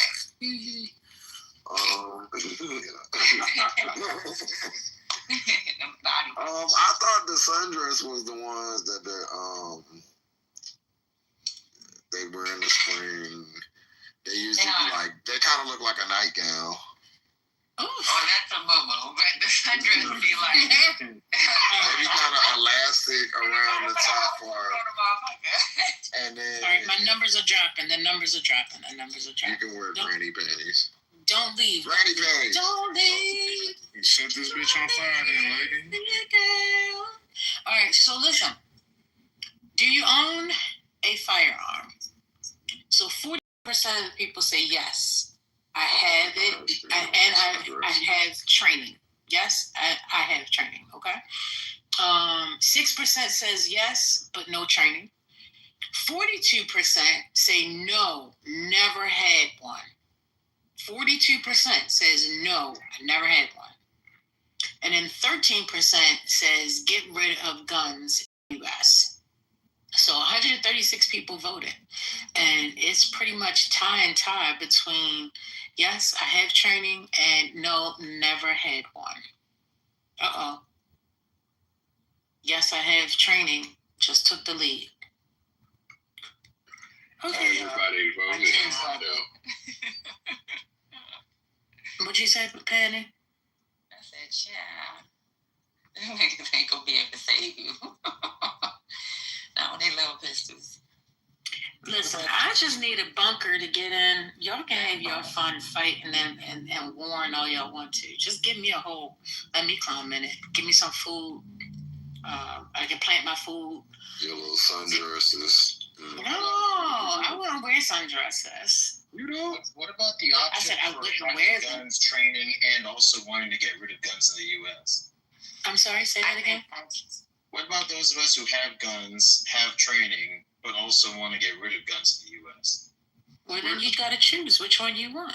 Well, we're supposed to pretend that you people don't exist and that if you have a gun, that's supposed to be your whole cultural identity, like the Republican Party. See, that's the misconception. I didn't really stutter, like people with guns, because that's the misconception of the mislure of, having proper gun control. Because I have friends that have like assault rifles and they would love to have better gun controls to protect, child, I think, is it gun deaths are one of the leading reasons for children's death at this point, but we don't talk about it. Thoughts of concepts and prayers. So, Thomas, those are worth it for the Second Amendment. So saith the recently departed Charlie. Yeah. But here's the thing, Dark. Like, when do we stop like caring that MAGA's taking MAGA out? Right? Like, I mean, he was. What happened was sad, and I get it. But at this point, I'm like concepts of thoughts and prayers because it's the same energy he put in when he was talking about like school shootings. You know what I'm saying?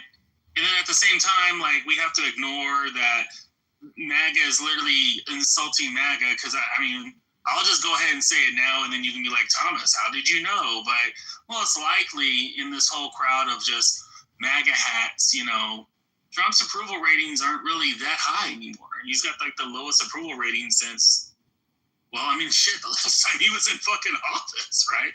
So it's like at this point, it's sad, it sucks, but when do we stop covering or they start protecting the fact that MAGA is taking MAGA out? And I think someone said to the stage earlier that they're going to just find a way to spearheaded to that this is a democratical issue, when the truth of the matter of fact is y'all are really just targeting each other because you don't like what the other person's saying. I mean, what was it? Scotty, you said that Josh Hawley voted for this Epstein thing, right? Yeah. And John, and he was what? The fist bump guy on the January assaults, right? Yeah. Same dude. Yeah. So, at this point, it's just like, we just wait for them to take each other out at this point. I'm sorry. Thomas, let me read a quote. I can't stand the word empathy, actually. I think empathy is made up. It's a new age term, and it does a lot of damage. Guess who that? Charlie Kirk. That's right. Yeah. So they think, and Elon Musk thinks the same way. This is what the man here and these fucking right-wingers, they think empathy is weak. That's what they think. They actually said that empathy was not Christian. That's what the white nationalists said. They wanted to get rid of empathy. I'm sorry, I just wanted to reinforce Thank you, Sandra. They want to get rid of empathy.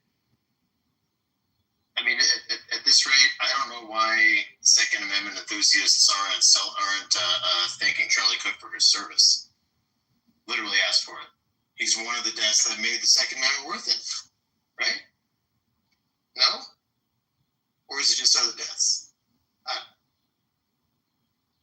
You see what I'm saying? Like, and hey, what's going on, Sandra? How you doing? I hope you're doing okay up there.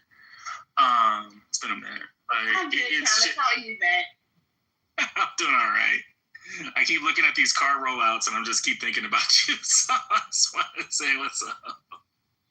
So, but it's like, I mean, at this point, it's like it's hitting the news, and it's like, oh my gosh, and it's like, for what? I mean, you had what's his name, John Sink from the Young Turks over here talking about political violence. And it's like, but it's one side. It's literally one side. It's not even like it's just, it's going back and forth. There was one weirdo on the Democratic side that shot at a bunch of senators, like back in, how long ago was it?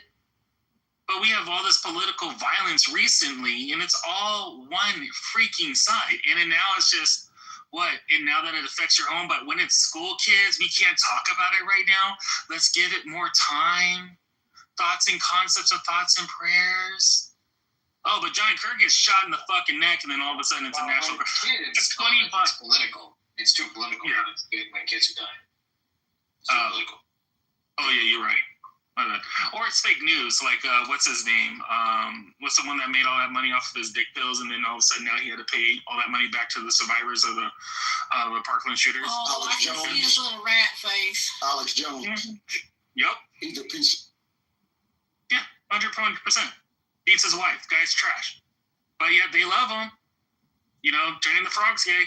They made a whole concept song about it. But, heaven forbid something happens to him. And then we're going to watch all of a sudden, it's all these Democrats.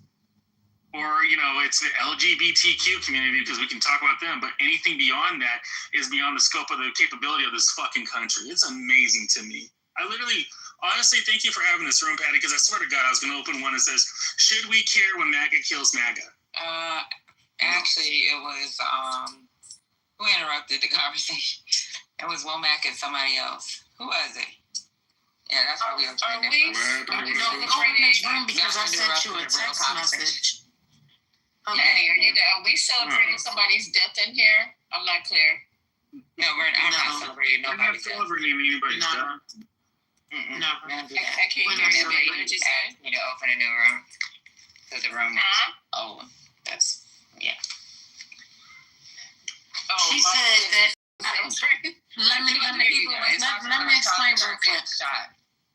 That's what I said. The other people was talking about it. We had to open a new room. Lady said maybe we should open a new room, and then we let them have that conversation in this room. That's. So John Pierre has joined the stage. Hello, Glenn. You have also joined the stage. I'm not sure if you've been here. Let me go to refresh. All right. So Glenn is new to this. Hey, John. Hey, Water. How are you? Hey, Glenn. John Pierre. John Pierre. Hey guys, how are you? Hello. I'm good, thank you. Welcome. Thank you. Oh, hey, how's it going, Scotty? So, well, apparently there's breaking news that just happened. Kash Patel is saying that the person of interest that he had in custody, that he said was almost surely the assassin, has been released. So the person that they were so sure did it is now back out on the streets. Shut up. Hey, Dommy. What?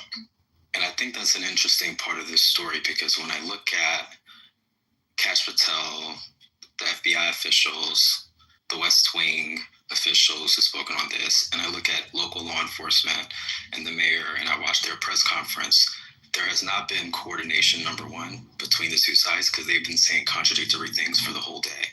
And I think a part of it is because they were so, in my view, gung-ho about coming forward with commentary that they forgot how to do police work. Because when I watched that press conference, there was a lot of this country is going in the wrong direction and we need to heal and he's such a martyr. Not a lot of fact, which is usually what they lead with. Certainly they will offer condolences, but what I saw looked like something that would happen on Steve Bannon's show, not like something I would see law enforcement do in front of cameras. And I think that that's an interesting piece of this story. I also think it's really interesting that the media outlets that I've been looking at aren't using Charlie Kirk's words. They're not talking about the fact that this terrible thing happened in the middle of a question about gun violence and then playing his viewpoints about gun violence. And that's an interesting choice. All of these things are choices, you know, media literacy, very important. What you're seeing, what they're choosing to put on that screen, the quotes that they're choosing to show from him, the quotes that they're choosing to show from politicians who are putting out statements, these are all choices. And I don't know how long that's going to last. I don't know if that's just out of respect and if they're going to have a real conversation about what his views were on guns, what his views were on empathy, all the things you guys I'm sure have been talking about. But I really hope that that real conversation happens because if it doesn't, it's propaganda. If we don't have a real conversation about the era of political violence that we're in and who led us to that era, it's propaganda. If they don't play his own words about an act that ultimately led to his demise, it's propaganda. And so I'm going to be watching CNN, MSNBC. I mean, I was watching Ari Melber. I was watching Aaron Burnett. I'm looking at Anderson Cooper right now. It's a lot of wishy-washiness. It's a lot of empathy, right? Ironically. I can't Not a lot of find facts. this story. I'm sorry? I can't find the release story. Can you tell me, please? He actually said that on YouTube. It's on YouTube. No, I'm asking the person who's speaking. Yeah, it's on I'm Kash talking to him. Patel's Twitter. Because again, like I said, Kash Patel's Twitter? yeah, he put it. I still call it Twitter, guys. I'm sorry. Can you put it in if you don't mind? Because I'm looking at every I'm going all through breaking news and I can't find it. Yeah, sure. And I'm not surprised if you can't find it, because it's the point I kind of opened on, that this has been botched from the beginning. The communication, the coordination has not been done by the book, because they're so gung-ho about blaming this on the left and using this story in a political way that they're not doing good police work. They're not doing good communications. They're not doing, frankly, good politics.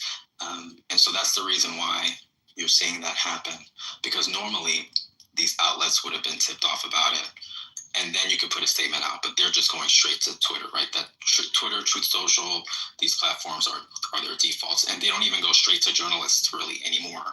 They're going to people like Steve Bannon and Candace Owens, and so the whole entire structure that would get us the information accurately on time doesn't exist in Trump world, right? And so, yeah, that's not a problem. I'll try to find it and I'll go back. It's already been posted in Good Samaritan. It's right there. It's Good Samaritan already posted on there. But to your point, though, it's like, I'm not holding my breath, because it's the same thing. Remember that bomber that was blowing up those houses in Alabama, right?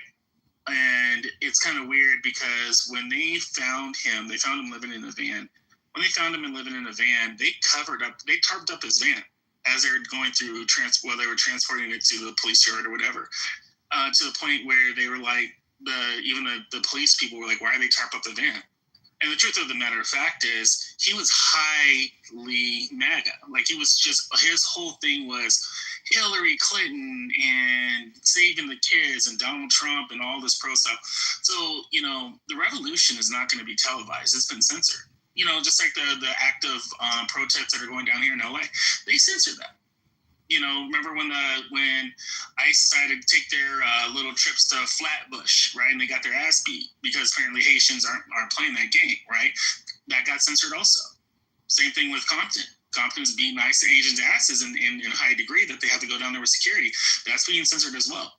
So when they find out what MAGA nut this is, and then they disown him, and then they sweep it underneath the table, it's not going to be televised. It's just going to be swept. It's just going to be more shit that becomes part of the noise. And of course, they're not going to say what he says or all the nonsensical shit that he says. Because at this point, there's violence and everything else. It's stuff that they've been stoking for years now. And now, unfortunately, Trump got his hand caught in a cookie jar with his Epstein shit to the point he can't hide it anymore. Yeah, I think that this is important for the left, Democrats in general, to acknowledge the culture shift that's happened with the media.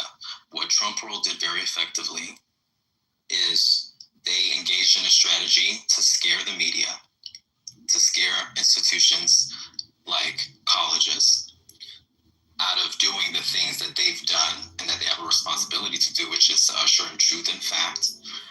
They sued, and these institutions capitulated. You saw Kamala Harris talk about this, Barack Obama capitulated, ABC capitulated, CBS capitulated. Based on frivolous lawsuits, they ended up settling, because one settled, you saw like dominoes, all the others settled. And now they're making decisions about what to put on air based upon what MAGA wants. Make no mistake about it. When you see those negative stories, when you see them talking about the Epstein files, all of a sudden, it's not because they're so anti-Donald Trump. It's because MAGA said, let's talk about that. Be very clear. They are in Trump's corner like they were in 2016 when he got $1 billion of free earned media over Hillary Clinton, just like Les Moonves said, who was the former head honcho, now disgraced, former head honcho at CBS, the serial sexual abuser. He said that Trump was bad for the country, but very good for business. Remember that? And so we're back in an era where they're going to do what MAGA says to do. And so this pomp and circumstance over Charlie Kirk, you just saw the New York Yankees. I don't know if you guys saw this or talked about it. The New York Yankees did a moment of silence for Charlie Kirk. Wasn't he the guy who said that if he saw a black pilot on a plane, he called them DEI pilots, he wouldn't want to fly on that plane? Is that the same Charlie Kirk? And so now you're seeing the mainstreamification, the real mainstreamification of all these isms, racism, sexism, misogyny, all of this stuff, homophobia. it's good for business. We see the same thing reflected with the manosphere. Every passport bro with a microphone no longer, because of new media, has to deal with blowback from sponsors. They're getting monthly subscription fees from all these incels all around the country, and so it's good for business. And so Democrats, the left, we have to recognize that that is the era that we're in, and we have to push back. And so when you see people with money providing funding for influencers who are Democrats, don't crap on that. That's what the Russians did. That's what Republicans did. We should be paying influencers on the left to put good information out there. And so we have to fight back. So I just have a quick question. Fucking great. When we were growing up, I don't know, for me, I was always taught, like, you shouldn't talk about race, religion, and politics. Those three things. And I feel like the more we have gotten comfortable in speaking about it is where a lot of the hate is coming from. But what do you guys think about that? Because this guy, he's going around saying all his hateful stuff, and now look what happened. Well, I want to say this. With you being 79, it was such a big difference between when I was growing up and when you was growing up. Excuse me, sir, I'm 87. I'm 87. Get the age right. My bad. But with that being said, I completely agree. When you give too many opinions out, it leaves a lot of room for you to be judged. And, you know, chickens always come home to roost. That's all I've been saying all day. Just like Brother Malcolm said about JFK. But the thing, though, right, it's just the fact that the publicization of, it's just fear porn, you know, and that's all one party talked about. You talked about it during every campaign. Immigrants are taking your jobs. LGBT is turning your kids gay. You're losing your righthood as being a man, and the Democrats hate this country, and they're a bunch of pedophiles. You know, you create this nostalgia, and you want people to sit there and listen to it and vote, because now what you're doing is you're creating an emotion, which is a visceral rage. And it's like, you know, you have to understand, like, with the right, they have their own armed militia that have been blowing up abortion clinics since the dawn of time. But we don't acknowledge it. We don't talk about it. It happens, and we say it's sad. We move on as, you know, a whole generation of doctors are being wiped out or exterminated. And now all of a sudden what we have right now is we have a party that's like that Aurora Borealis snake, which eats itself. And somehow we're supposed to feel bad about it and sad, when the truth of the matter of fact is you were the one. You were the one that pushed this out. You were the one that made all this, put all this nonsensical shit in the news. There's 800 things we could be talking about right now to try to, I don't know, help the youth in this country. But no, we're going to sit here and pretend that this con man, this grifter, is somehow is a great person, because he literally got his roosters did come home to roost. His chickens did come home to roost. You know, I'm sorry. I'm not celebrating his death, but at the same time, I'm not going to shed a tear for a snake. Go ahead. Sorry. I just wanted to say. Go ahead. I'm sorry. Go ahead. No, go ahead. Yeah, no, I was just going to say, firstly, but you know, you said, you know, we were raised not to talk about race, religion, and politics. But it's the very people that tell you don't talk about it that have been using race, religion, and politics to oppress us, to hold us down, to create, you know, to terrorize us. So like this whole and to what who was just speaking, Thomas, like that's the thing. They've been using race, religion, and politics to enact the very things that they're doing right now. I feel like we don't live in a time where we can't not talk about race, religion, and politics. It's those very things that they're using to bear us down, to bear down on us. And I was gonna say that's almost what I was the same thing what I was gonna say, but I think the reason that whole motto right there that we have, because that's like an American motto. You don't talk about race, politics, or what is it? Something else.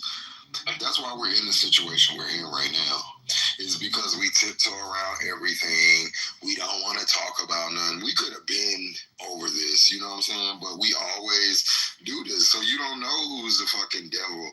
You done chimmy Jerude with a fucking racist because they know how to be nice to you at work. That's why, like, these are the conversations I want to have first. Yeah, what's your politic? Because if you got a crazy politic, my favorite conversation is with another motherfucker. I don't want to talk to you. And I think we should start having more of these conversations so then I can I can go get the fuck away from you because your ass crazy.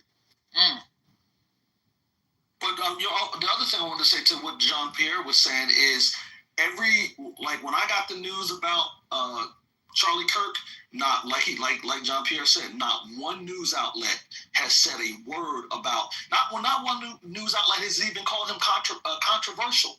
They just said a father, a political activist. They didn't call him an activist. Yes, an activist. But none of them called out any of the controversial things that he has said. None of them talked about him saying that, talking about empathy. None of them talked about how he said, hey, look, you know what? If you don't have death threats against your life, then you're not serving your country. Like, none of them talked about any of this stuff. Like, this dude got served the same shit that he's been spewing. But they want to talk about, Charlie Kirk and we should have a moment of silence. Like, no, we don't do that. Why are we having a moment of silence for a racist? But wait a minute, who said that they needed a moment of silence? Jean Pierre just said the Yankees, they had a moment of silence. In Congress, my sister called me today and said, in Congress they had a moment of silence. Like, what are we talking about? A moment of silence for a racist? Hold up. So, did they have a moment of silence for the lady and her husband that got shot? The ones that were the Minnesota legislators in Minnesota, yeah. No. I don't know. I'm just asking. No. So they didn't do a moment of silence for them? Not for the dog either. Why would they? And not even for the damn dog? And not for the dog. But they flying flags and have staff for a fucking racist in this country in 2025. That's what we doing. No flag flown at half mast. No apology from Washington. Nothing. Crickets. Wow. Crickets. Wow. Yeah. Crickets. They don't care if you die. They don't care if they die. And they were shot in cold blood. Sorry, April.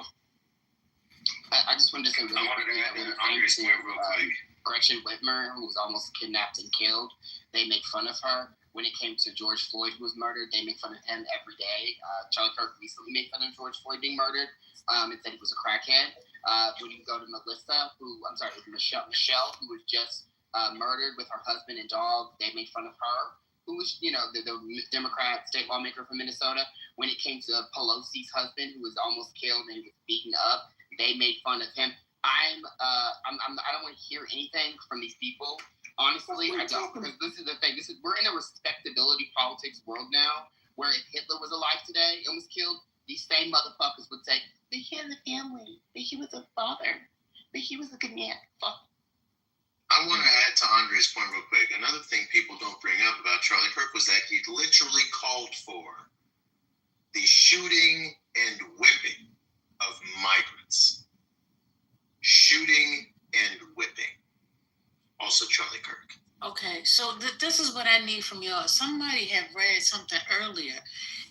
They didn't want him on campus. Is that true? Can somebody bring me up to this date with that story? A group of students did write the administration and tried to urge the administration to not have him on campus. That is common. That's common with damn near every campus he went to. They didn't want him on campus. Like, why the fuck would you want the stinky classmate at your birthday party? Like, you know what I mean? So listen, he was in the state of Utah. The state of Utah, I mean, last I checked, they're a red state, so it's fitting that his demise was there because I'm sure the folks that didn't want him there were the minority in the bunch of not wanting him there, but he went along with it and they went along with it. So then, look, he that was an invitation to whatever was gonna go on and go on. So so he got whatever he was there for. Well, wait a minute, because the security officer of the school, I guess he was like the head security officer or whatever, he said there's 40,000 kids in that school. So do you think that there was a minority there? No, I'm saying a minority as far as in the numbers of people, like the students that opposed him being there. They were in the minority. Apparently, yeah. Okay. Maybe they were in the majority because a lot of people said they didn't want him to be there. Well, looking at the number of people that showed up, they look like they were 40,000 people though. Yeah, they look like they were in support of him being there. You thought they were coming. A lot of people from around town that was there too, like from that crowd side. I think it's everybody can I mention one more thing? And there was a lot of protesters that were actually there at the event. And then Dessert queue. Yeah, let me just mention one. You talking? I didn't. No, I didn't. Who's talking? There was a lot of protesters outside the event as well. And there was people that was trying to storm the event. Because I'm reading an article right now that was talking about there was a lot of people there that did not work there. They protested him coming there. And there was protests at the event. So let me add this. Spirit was next. So thank you so much, Queen. I appreciate it. Yeah, I just wanted to mention the quote, "You do not have the brain processing power to otherwise be taken really seriously." That quote was referencing Black women. And that quote was Charlie Kirk. Thank you. What? I was referencing Black women. What yes, you do not have the brain Charlie Kirk processing power. No, I'm listening. I'm a little bit. You guys, excuse me, but I'm a little bit behind you guys. I'm just trying to catch up. So okay, that was okay. You do not have the brain processing power to otherwise be taken really seriously. And then he added, you had to go steal a white person's slot to be taken somewhat seriously. And he was referring to Joy Reid, Michelle Obama, Sheila Jackson Lee, and Ketanji Brown Jackson. So there you go. There's the one that we should have empathy for. Fuck that motherfucker. Zero fucks about Charlie. I wasn't saying having empathy for anybody. I will make that clear. I was just trying to catch up. Referring to you. Oh, okay. Because I said, are we celebrating somebody's death in here? And then I'm reading the articles right now. I'm not too much up on him. I don't know too much about him, but I thank you. And from what I'm looking, he got shot at the school, and he got shot in his neck, and he perished. Correct? And he didn't die. He died at the hospital. He died at the hospital. Okay. Yeah, Russian. Most likely, he died when that shot hit. Because I was looking, I saw the video. That's not what they said on the news. I just read it. They said they died in the hospital. Yeah, well, one of the bystanders said that it was there. He said he saw him talking. He said he saw blood coming out of him and his body go limp. And then they escorted him away in a limousine or like a car. And but yeah, whatever efforts they. I have a question. Wait, I have a question. The paramedics. No. Well, he was gushing after that shot. I think he died en route, if not wrapped in. I don't see how he was living. Well, it's a public event, so what they'll do is they'll rush him up. This is what they're reporting. I'm not a doctor. Yeah, they probably. He's just probably pronounced. They're saying that he died. They said he died at the hospital. So, yeah, they probably pronounced him dead at the hospital. Yeah. Somebody wanted to ask me a question. I'm sorry. Yeah, I wanted to ask you a question. I was like, what's the crime rate in Ohio? And do we send National Guards over there because you're talking about a national treasure got shot that we have to put everything half-mast? So does that mean that we're going to put National Guards in Ohio now to lock that shit down because of this horrible tragedy that happened? Oh, this happened in Utah. I never said Ohio. It happened in Utah. Yeah. So does that mean we put National Guards now in Utah now to lock that down because Charlie Kirk got shot at a school? We will have to wait and see. We'll have to wait and see what the Trump administration will do because he's totally against violence. The obviously the answer is to send the National Guard to Chicago for this. That's what the answer is. Right. And I think it's going to be something more sinister. I think what we're going to see is a ramping up of surveillance, because it's already going on. Let's be clear about that. But they're really going to ramp it up. Anything that you say, seeing it when people are coming into the country, even U.S. citizens are looking at your phone, just to see if you've said anything that's anti-Donald Trump or anti-Israel. And so they're going to be watching, especially those who are influential, pop culture, celebrities, influencers. They're going to be watching what they do, and we have a great history of that, right? As we know in this country. You saw the files. Yep, one word, Palantir. Right. So it's really interesting because I'm talking to my son, and he said that he was at his campus. And I was like, wait, your campus is a liberal campus. But he said, yeah, they were race baiting. He was basically race baiting. So I'm learning a lot about Charlie. Didn't know too much about him. Yeah, he goes to every campus. And everybody in the crowd is not like a pro MAGA. He invites folks to debate him. So the person that was debating him when the shot was fired, he was anti-MAGA. Can I tell Lisa? Can I tell you just some tea I know about him? Just because I've known Diaz for a long time. So Charlie Kirk said just a few things that he essentially said. He said black people evolved from chimps. White people were made by God. He said that's why we look like monkeys. He said black people, we should have never ended slavery, and that we're in slavery because of our own fault. The Bible said it was fine and we should follow the Bible. He said that we should never, ever have given us voting rights, because now look at what we did in the civil rights movement. Should have never happened. He said Martin Luther King Jr. was a rapist and a liar and not a real pastor, because black people can't be Christians. He said women should never have the right to vote. He said we should have whites-only towns.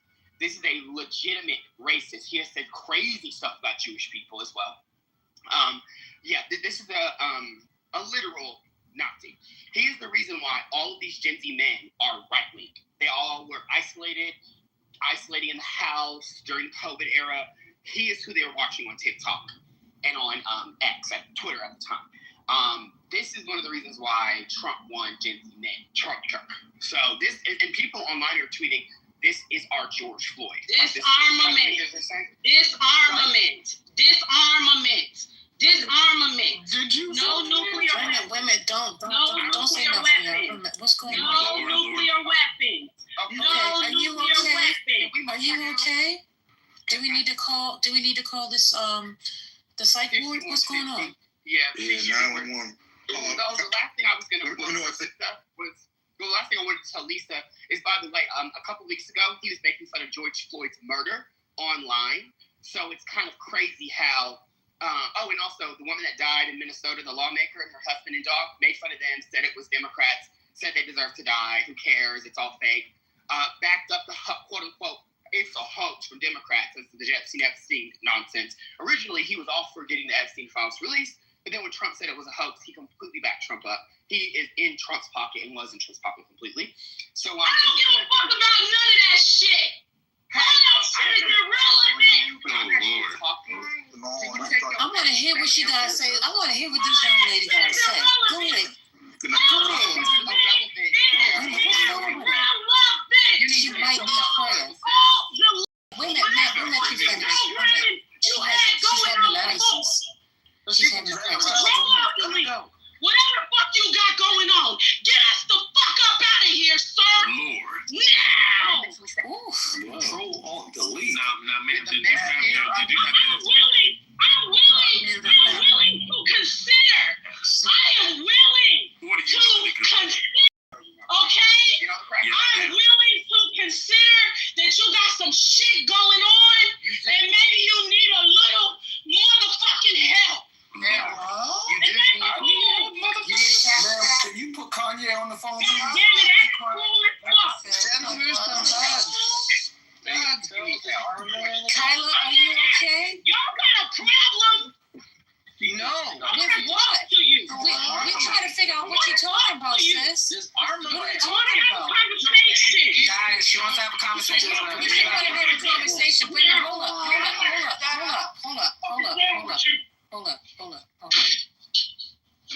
she getting beat up? What's going on? In Chicago. No, she just walked out the room butt ass naked. This motherfucker going through a mental health crisis, and y'all stupid motherfuckers. No, I'm not going through a mental health crisis. Butt naked in a hotel room. I am fully competent. I do not consent to be governed. I told you. I do not consent. No is a statement. Please quit asking bullshit, y'all. Please stop. No. Because y'all goofy as fuck getting on people a lot of times. Y'all just get on here and fight. This has to be a Democrat. Should we call her? No action, y'all about.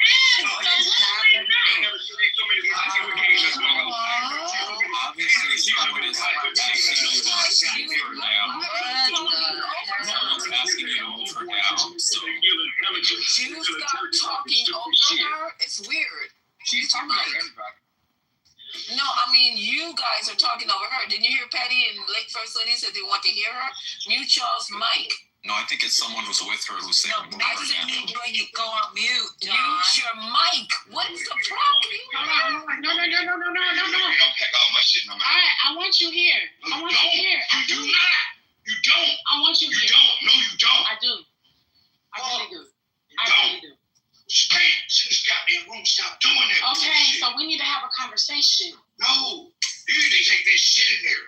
Because if you don't take that shit in there, believe that. No, something ain't adding up. I don't got time for that shit. Something ain't adding up, baby. Something ain't adding up because I'm fully competent. I know exactly what's going on.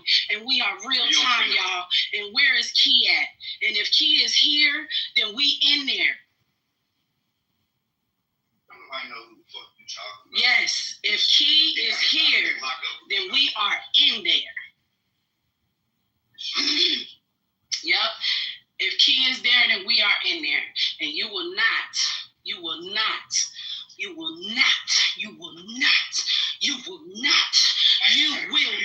harm a hair on his motherfucking head.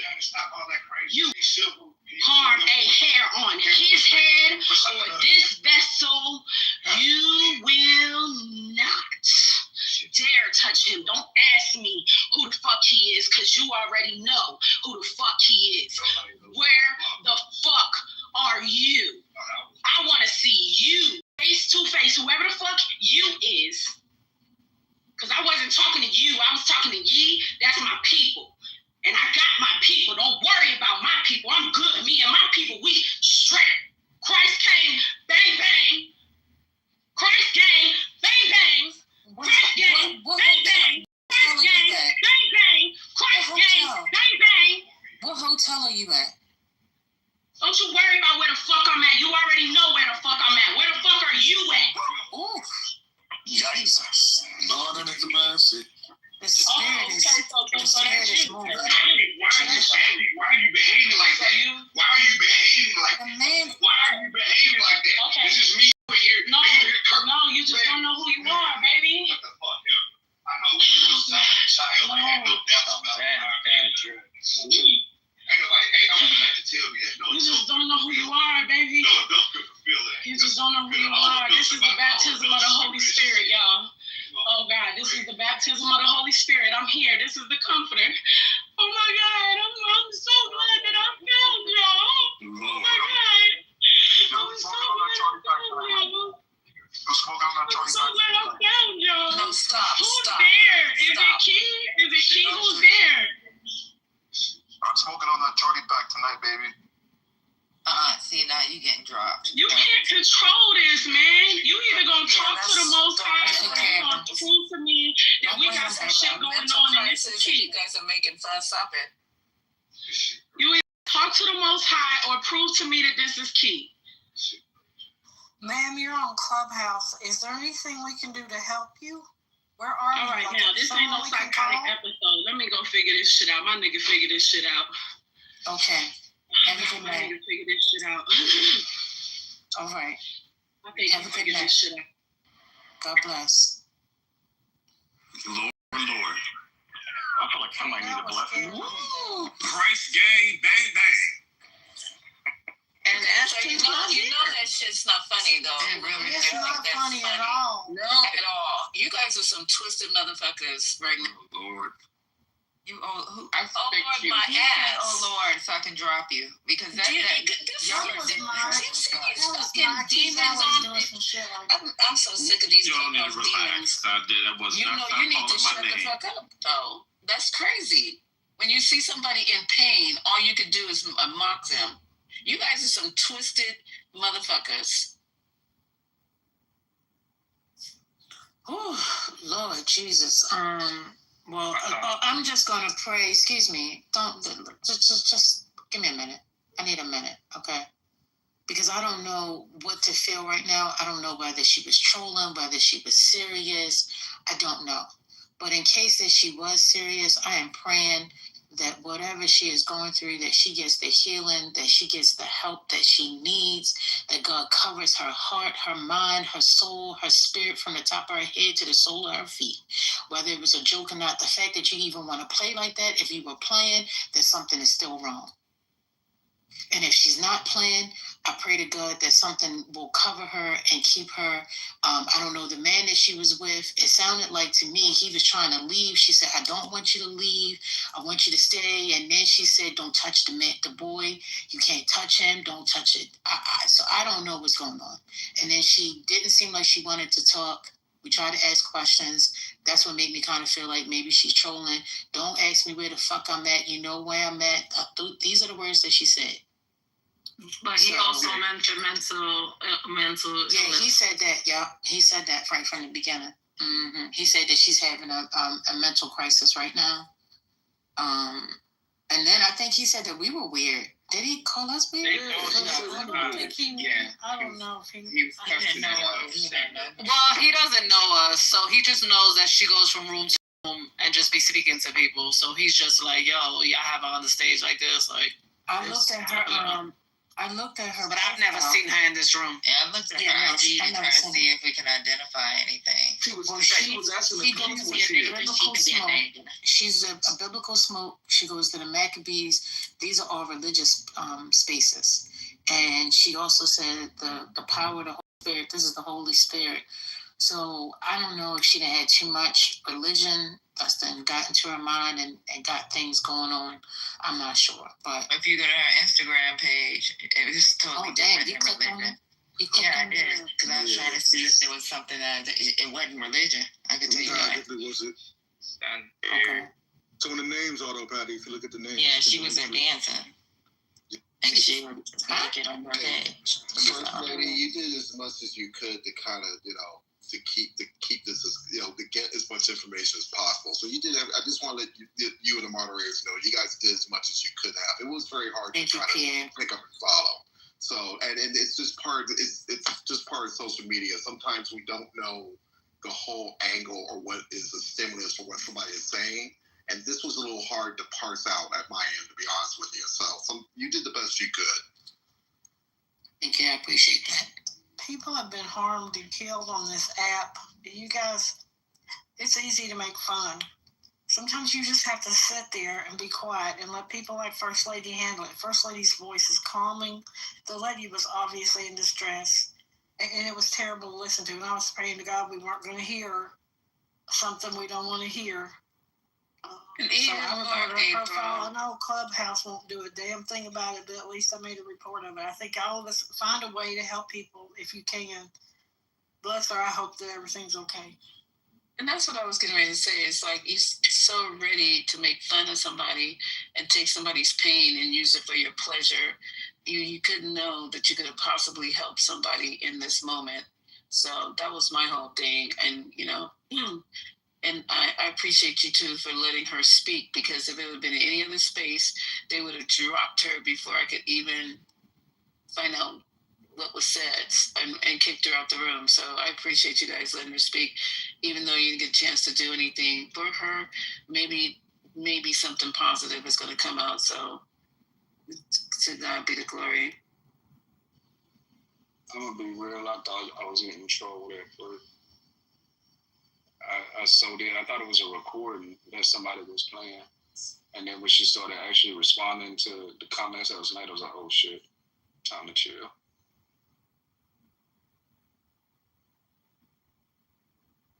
No, it was something about her voice when she joined that startled me right from the beginning. Like, wait a minute, hold up. this is something different. Because, you know, people come on the stage, they yell. But that was a little strange. Mike P, I see you keep raising your hand. You know, and you and I, we've had conversations. I just don't know if right now is a good time for you to come up, because I really don't want to fight right now, and I don't want the people to fight. So if we could, you know, not do that, I would definitely appreciate it. I don't know. That just took me out. That just took all my energy out. So y'all can have a conversation. I just wanted to say Motel 6 right now. It took me out, and I just tried to figure out, is she trying to drop us some clues? What is she talking about? Exactly. And I was really trying to get beyond what she was saying to see what was really, if she would give us some more to work with. And she said something about nuclear.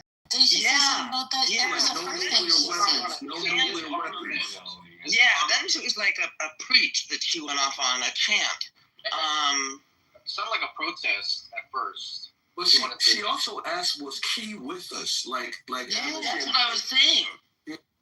Like Key was a word we should know, or a name, or an entity that we should know. And she was looking for Key.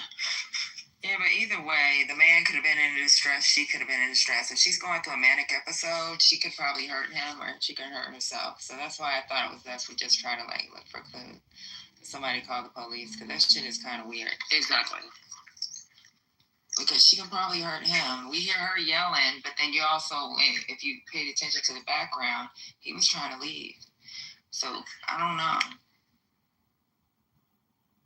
And she's not a small girl. If anybody went to that Instagram page, she is a big girl. Oh yeah. He said that she was out in the hallway naked. Yep, that's what he said. Oh yeah. Yeah. Yep. He said she's out. He said she out here in this hallway at the hotel naked. Butt ass naked. And he's like, I'm leaving. And she's no, I want you here. And then all of a sudden she softened up. She softened up for a minute, and then she went right back in. So that's what I'm saying. It wasn't. I don't think it was a troll. But then again, I'm like, I don't know. They was both tweaking.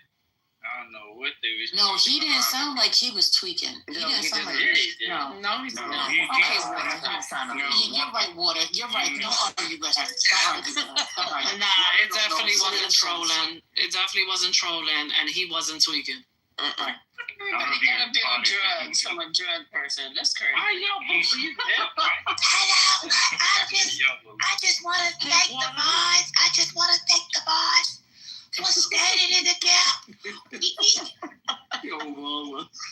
Come on, you play too much. We need more people to stand in the gap. Thank you, First Lady. We need people to stand in the gap. It's a crazy world out there. You play too much, Brown. If you were in the UK, they would tell you not to stand in the gap. Okay. They say, please mind the gap. All right. So perhaps maybe the enemy came to destroy the conversation. I don't know. Or maybe that was a sign that we just need to leave that conversation alone. I'm not sure, but I know I'm kind of exhausted at this point. That gave me an extreme additional headache on top of the one I already had. And I ain't lying about that. You exercise great restraint, First Lady, because you asked her a question, she went after you, and you exercise restraint. And I think it's a sign of emotional maturity, and I appreciate you.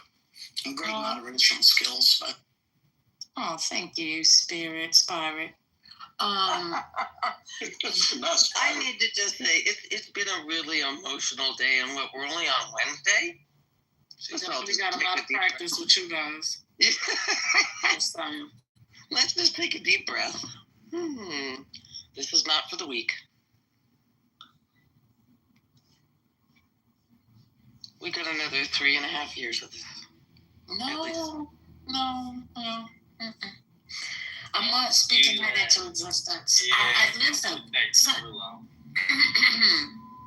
people don't understand that change can come in a blink of an eye.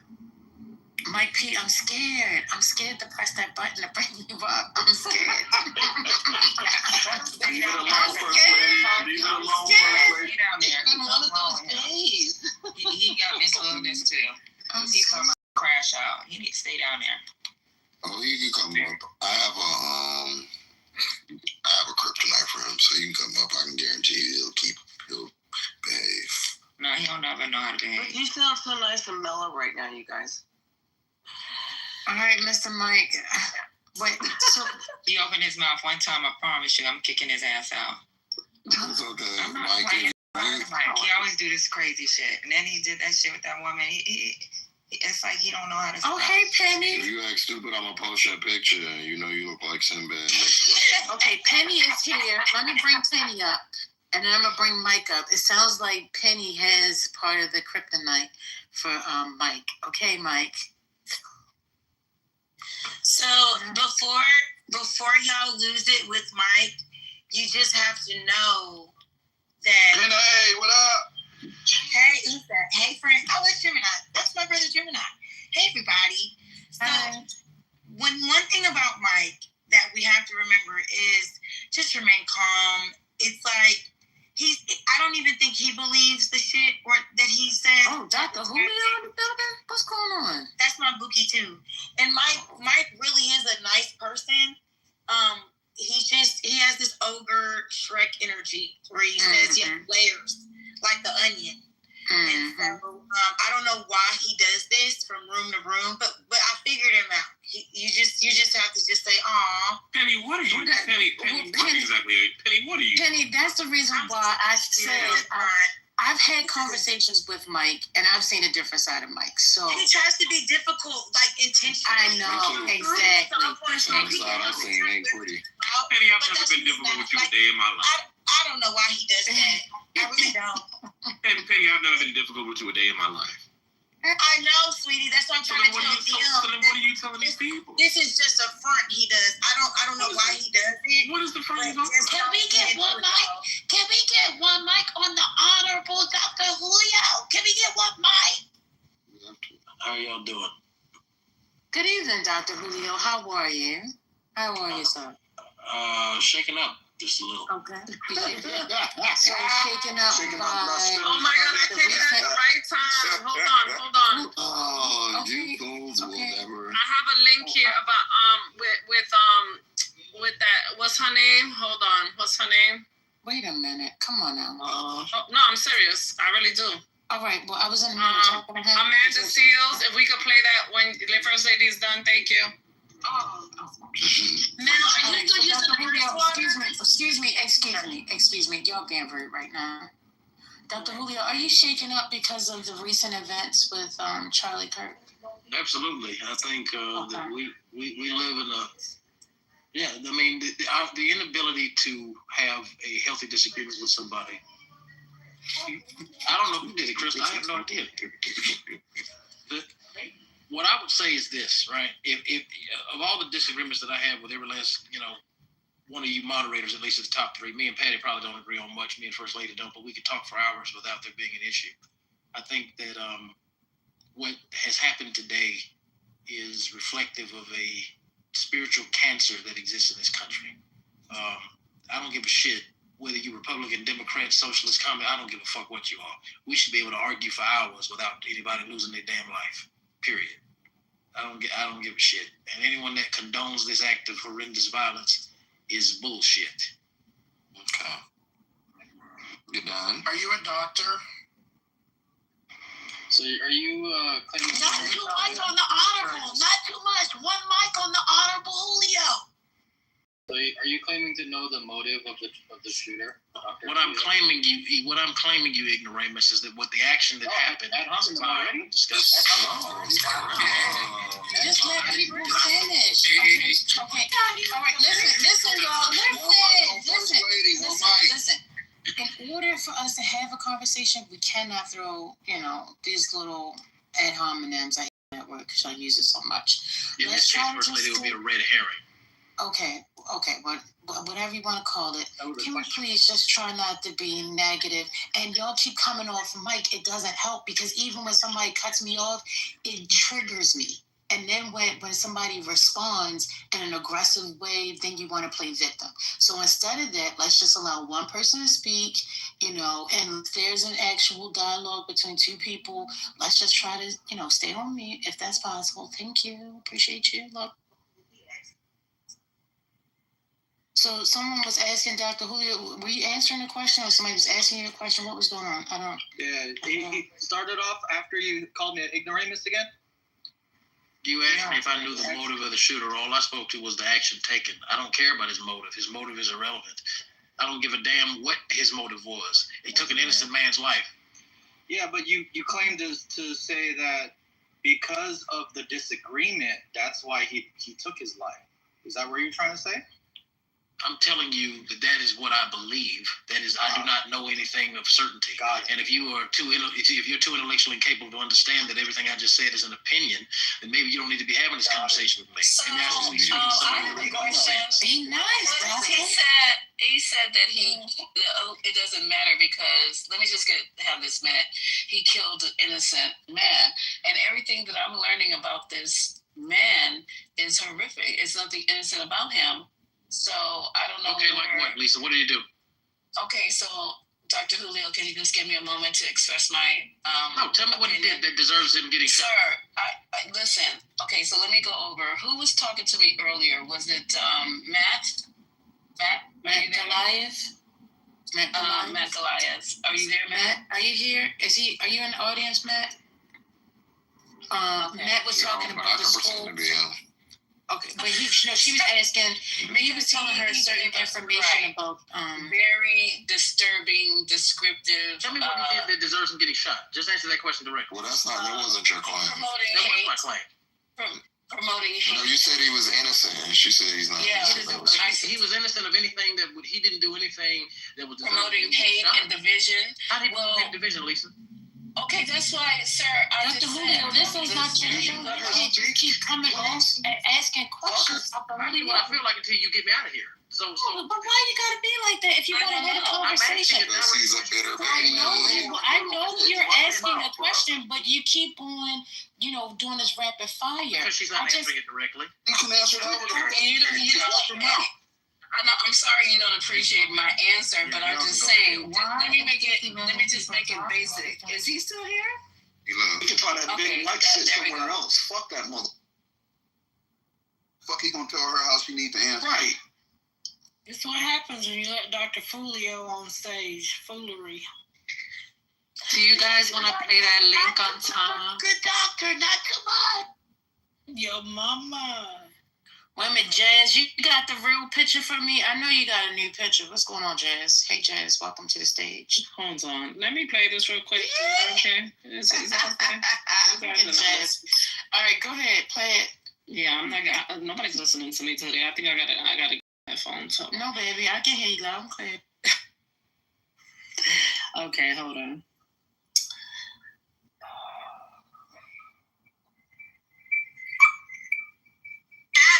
I can't have empathy for someone like Charlie Kirk. First of all, Charlie Kirk don't believe in empathy. He said it's a bad thing. He said it's some new age made up shit. He also said he was in order to protect guns. If he was saying that while fighting for reparations, I may have a little bit of empathy. But this white-on-white violence, he died?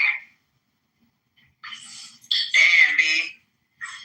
Life comes at you fast. I can't have empathy because I have no connectivity. I have more connectivity to someone who is a complete stranger that dies of a drug overdose than I do to someone like Charlie Kirk. Because life is hard. And I understand that. Because it takes very little for someone to end up committing themselves to an existence of numbness. I understand that. That man got murdered at 31 at a college event in the middle of a sentence. Talking about black gangs. What a way to go.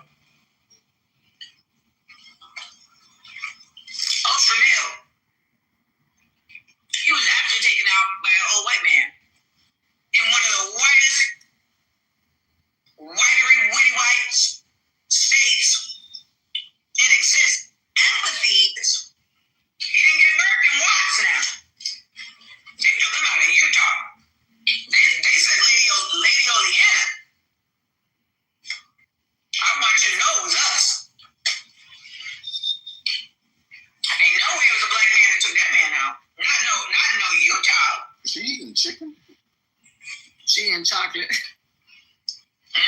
Yo, why was I typing that chicken thing? That man was in the middle of talking shit about gangs. White on white crime. Wait, bitch ass. Okay. These thugs, y'all. These thugs.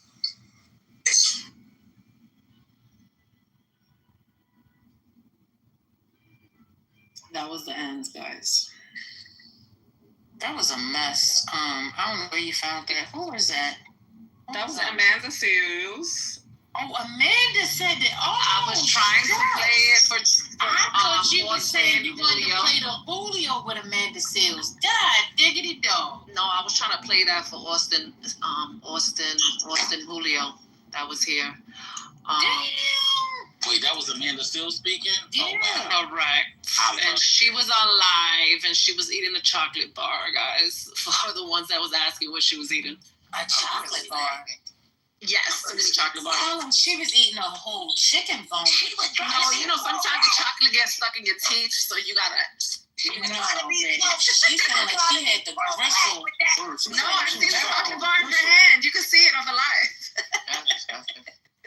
Listen, I said on my social media platform that when you sow hate, you blossom. You blossom hatred when you sow it. I don't feel bad.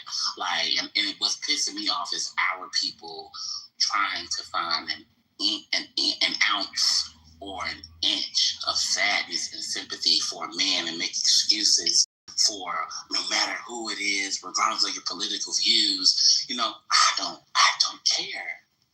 It's not that I don't feel bad for his life. Nobody's life should be taken. But when you sow hate, what do you think is going to blossom from it? I'm sorry. That's because you know who he is. A lot of people don't know who he is and what he stood for, and that's why they say that. He's a symptom of a much larger issue, my brother. Look who we got in the White House. Look who we put back in the White House. You are a product. People say elections warrant consequences. We don't know what the consequences are going to be like. And like she said, in the whitest of the whitest states, you get killed in the whitest of the whitest states. Talking about thugs, the black gangs. What a way to go out.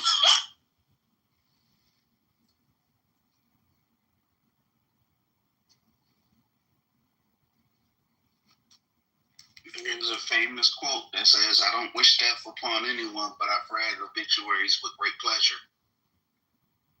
I've heard that quote. Is that Mark Twain? It's not Mark Twain, but they keep attributing it to him.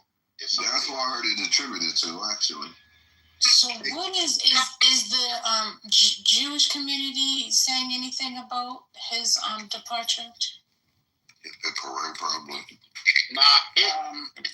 Can I speak as one? Yes, please. Thank you, Spirit. I'm not part of the other ones on there. Sure. No, he's a fucking neo-Nazi. What the fuck are we talking about? The Jews on this app, who are the fucking genocidal maniacs, may be saying something, but that's only because of his recent come around supporting the Israeli government because of their invasion of Gaza and the mass killings there, because the denominator there is that Charlie Kirk hates anybody not white. So if it's little Muslim children being killed, he doesn't give a fuck. If it's little Jewish children being killed, he doesn't give a fuck. He doesn't care if black children, whatever. It's about white supremacy. So as far as the Jews that I know are concerned, we're just preparing dinner right now. That's about. Oh, and for the record, it was Clarence Darrow, who was and not Mark Twain, who made that quote about not wishing death upon anyone, but reading obituaries with play. I'm trying to pull this, but I knew it wasn't Mark Twain. Good evening, everybody. Good evening. Sorrows, prayers. Thoughts and prayers. Mm-hmm. I have a question because, I'm just like scrolling through my Instagram and I see Dr. Heavenly from Married to Medicine speaking on this young man, everybody's saddened on this man dying. Even TLC, the Dorico family, Daddy put out a whole speech. Wow. I guess since he's a believer, they're going to stand by him. What do you guys think about that? What haven't they said? I got the Yankees actually had a moment for him at the Yankee Stadium. I'm gonna put. You want me to play Heavenly? Yeah. Well, let me hear what Heavenly got to say. Okay. This ought to be amazing. It's just a. It's Clarence Darrow. That's who's. Good evening. I'm Dr. Ebony Carnes, candidate for Georgia Congressional District 13. I am deeply saddened by the tragic death of Charlie Kirk at Utah Valley University. Regardless of political affiliation, no life should be lost to violence. Guns do not know parties, people do. We must come together as a nation to reject political violence in all its forms and push common sense gun safety laws to protect every single family. My prayers are with Mr. Kirk's loved ones, and my commitment remains with building a safer, more peaceful America. So everybody said it's basically the same statement. So I guess she's running, so that's why she spoke. But almost everybody said the same statement. If you read Obama's statement, he said the same thing. You can hear the glee in her heart. like she didn't even read that like she was sad. Yeah, but everybody has made the same statement, y'all. Like Obama said that. If you look up his statement, you look at Alexandria Ocasio, she said the same thing. All these Democrats have said the same thing. They're saying this is political violence. Like they said, they're praying for the family and they're praying for their kids. So I don't know. I'm not mad at politicians are doing it. I'm not mad at that. But the Yankees making a choice to do a moment of silence in a city filled with fucking immigrants and all sorts of minorities. How dare they do a moment of silence for a white fucking supremacist and a neo-Nazi? That's a choice they didn't have to make, because unless you're doing it for all the school shootings and all the other fuck shit that happens to Democrats, like the ones in Minnesota, forget it. Then you're inconsistent and you're making a choice to side with white supremacy. That's a. I actually don't fucking comment. Come on. Come back again. We didn't hear you. Can you hear me? Uh-huh. All right, give me two. Hold on. Can you hear me? Yeah. Yep. Okay, cool. I actually don't even like that Obama commented on this shit. This motherfucker is a neo-Nazi political pundit that runs a podcast. I don't understand when we started platforming people who run organizations that he, like the one that he runs, and holding them in some high regard on the left. Like, we can just act like he was what he was. Yeah, it was a shitty situation. It was terrible. We shouldn't do this and leave it at that. But it's weird that elected officials and presidents are commenting on this guy. Is it not weird to anybody else? Am I tripping? Am I seeing this from a weird, fucked up lens? I feel where you're coming from, but here's the thing: if they don't do it, that other side is looking for any little excuse for them to be like, you see what happens? Oh, they're not really, because they're already, throwing temper tantrums about the young lady that was killed, the Ukrainian lady that was killed in North Carolina. Like, hey, it took the left so long to cover this story. Find it, y'all are barely covering the story, so on and so forth. And at the end of the day, too, you also got to think about it like this. You don't want, because it's at the same token that there are people like Charlie Kirk out here who, is a white supremacist. You don't want somebody sitting at home saying, you know what, we're going to take a shot at somebody on the left.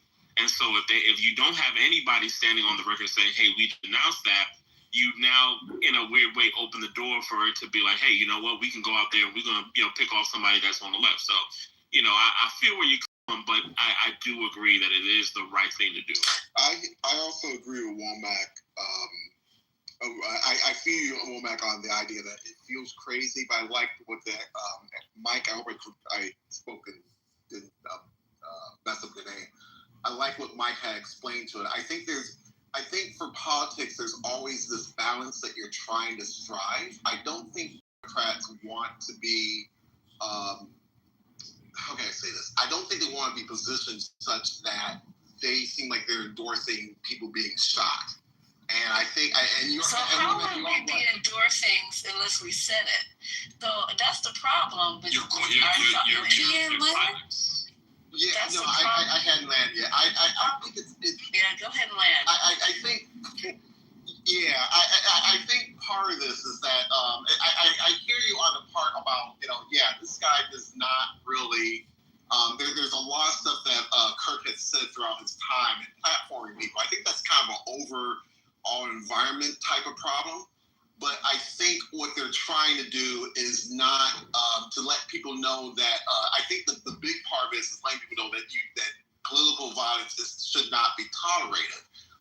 Even when Obama had that message, Joe Biden came out saying there's no place in our country for this kind of violence as much. And now, I think that part is what they're trying to address. And I don't think that you're crazy for calling it out. I think it just reflects what's going on in the environment. We're trying to kind of figure out how to respond to things when so many people have a platform that has access to certain things, and how do you respond to it such that you don't want people being shot, but you also don't want to acknowledge or elevate a platform where there's a lot of questionable behind it. So I'll land there. Yeah, it is a thin line. It's pretty much what you're saying. It's a thin line. Okay. Malak, is that you? Yes, I'll jump in for a second. Can I just jump in for a second, y'all? If you don't mind. Am I allowed to? Yeah, Lisa, and then we'll go to Malak after you. Hey, okay. I don't see how, in any possible way, Dems have to capitulate you don't have to say nothing. This was I didn't know anything about this guy, and just a little bit that I'm reading, he was a white supremacist. He didn't want nothing for you. He cared nothing about you. He talked about George Floyd. He talked about black women. He called you monkeys. And I know we always want to be, and I'm the first person to want to be the better person, but this is a bridge too fucking far. And we sitting up here trying to tie ourselves up in knots. Because when I first came in, I said, "Oh, we celebrating death." And I didn't know who this guy was. So just reading at the stoplight, this guy, okay, silence is golden. A small hymnal, and ask God to rest his soul. But us coming out in groves, talking about, this and that and the third, one person say something and the rest of us go on silent. I don't understand why we're trying to do this. And this is exactly why we have problems. You cannot, anyway, I'm going to leave it right there until I calm down a little bit. Go ahead, Malak. Yes, sir. Yes, sir. Yes, sir. I actually agree with Pierre and Lisa, because I definitely think that I understand that political violence needs to be condemned, point blank, period, no matter who does it or who it's directed at. I believe that. But I think what also needs to be said is that political violence didn't start today. And political violence, the long spectrum, the beginning of political violence doesn't start with people getting shot. It starts with this kind of rhetoric that we've been seeing. It started years ago. It starts with all this fascist talk, all this talk of dehumanizing people. And when you start speaking the language of political violence and think that you're going to be able to wield that and to direct that, and that's never going to affect you, that's a complete fallacy. So if you want to condemn political violence, that's fine, but I think they need to condemn the entire thing and start to understand what is really the roots of this. And frankly, I've never seen, you could post it in the chat if I'm missing something, I haven't seen anyone on the left or Democrats advocating for this kind of violence and dehumanization of other people the way the right does so routinely. So this is what y'all have unleashed, and this is the world that we live in now. That's what needs to be condemned, just as strong. Hold up, because we got a lot of people trying to speak here. Okay. No worries. 1 second. because there's a lot of new speakers here. I just want to make sure that you guys understand it. You can jump in the conversation anytime. It's popcorn style. We don't have to start a queue if, in fact, everybody can be adults. And I think that's best. One thing, I do have a question. How do we know that it's political violence? I mean, I understand it makes sense to say it's political violence, but we don't know who the killer is, and we don't know why. His motive. Do we know his motive? Like, I mean, it could have been racial. It didn't necessarily have to be political. I mean, this person has said a lot of racial things. So we're pinning it on political and we're making it political, but I don't know that it really is. We're not sure because the person who they did say they brought in for interrogation and a person of interest was released because the old white man who they had at first said who did it didn't. So the person is still at large. But I think just the fact is because of how his rhetoric has been and because, again, like you said, they don't know the exact cause of why this happened, that they're automatically going to pin it and say it's political violence. But I can say this. I totally agree with some of the speakers basically saying that they're trying to make him a martyr at this point. They really are. And I feel like they need to speak up. Yes, you can condemn him being shot because regardless of somebody's rhetoric, we do still have the freedom of speech here. However, it comes with consequences. And the things he have said, he should not be lifted up as no hero, as no God, and that he was doing this and that he just went down with the blaze of glory. No. He was a bigot. He spoke on every racial matter, every religious matter, and he said every fiery thing you could possibly say to harm people, and that does need to be spoken out against. And the one thing about the Democrats, even when it comes to different Republicans that have been shot over the years, or any different people, they've always spoken out. However, they need to speak truth to power in order to try to get an upper hand on what's going on, because now you have Nancy May saying that dependence on the Democrats. You don't know if the shooter was Democratic, Republican, who they were. But now this is being used. I feel like they need to use the Republican game plan on what they do any other time a school shooting happened, which there was a school shooting today in Colorado. Wow. They need to start figuring out how to not only say, no, this isn't right to do any political shooting if this is what this is. However, you need to dispel the things he said.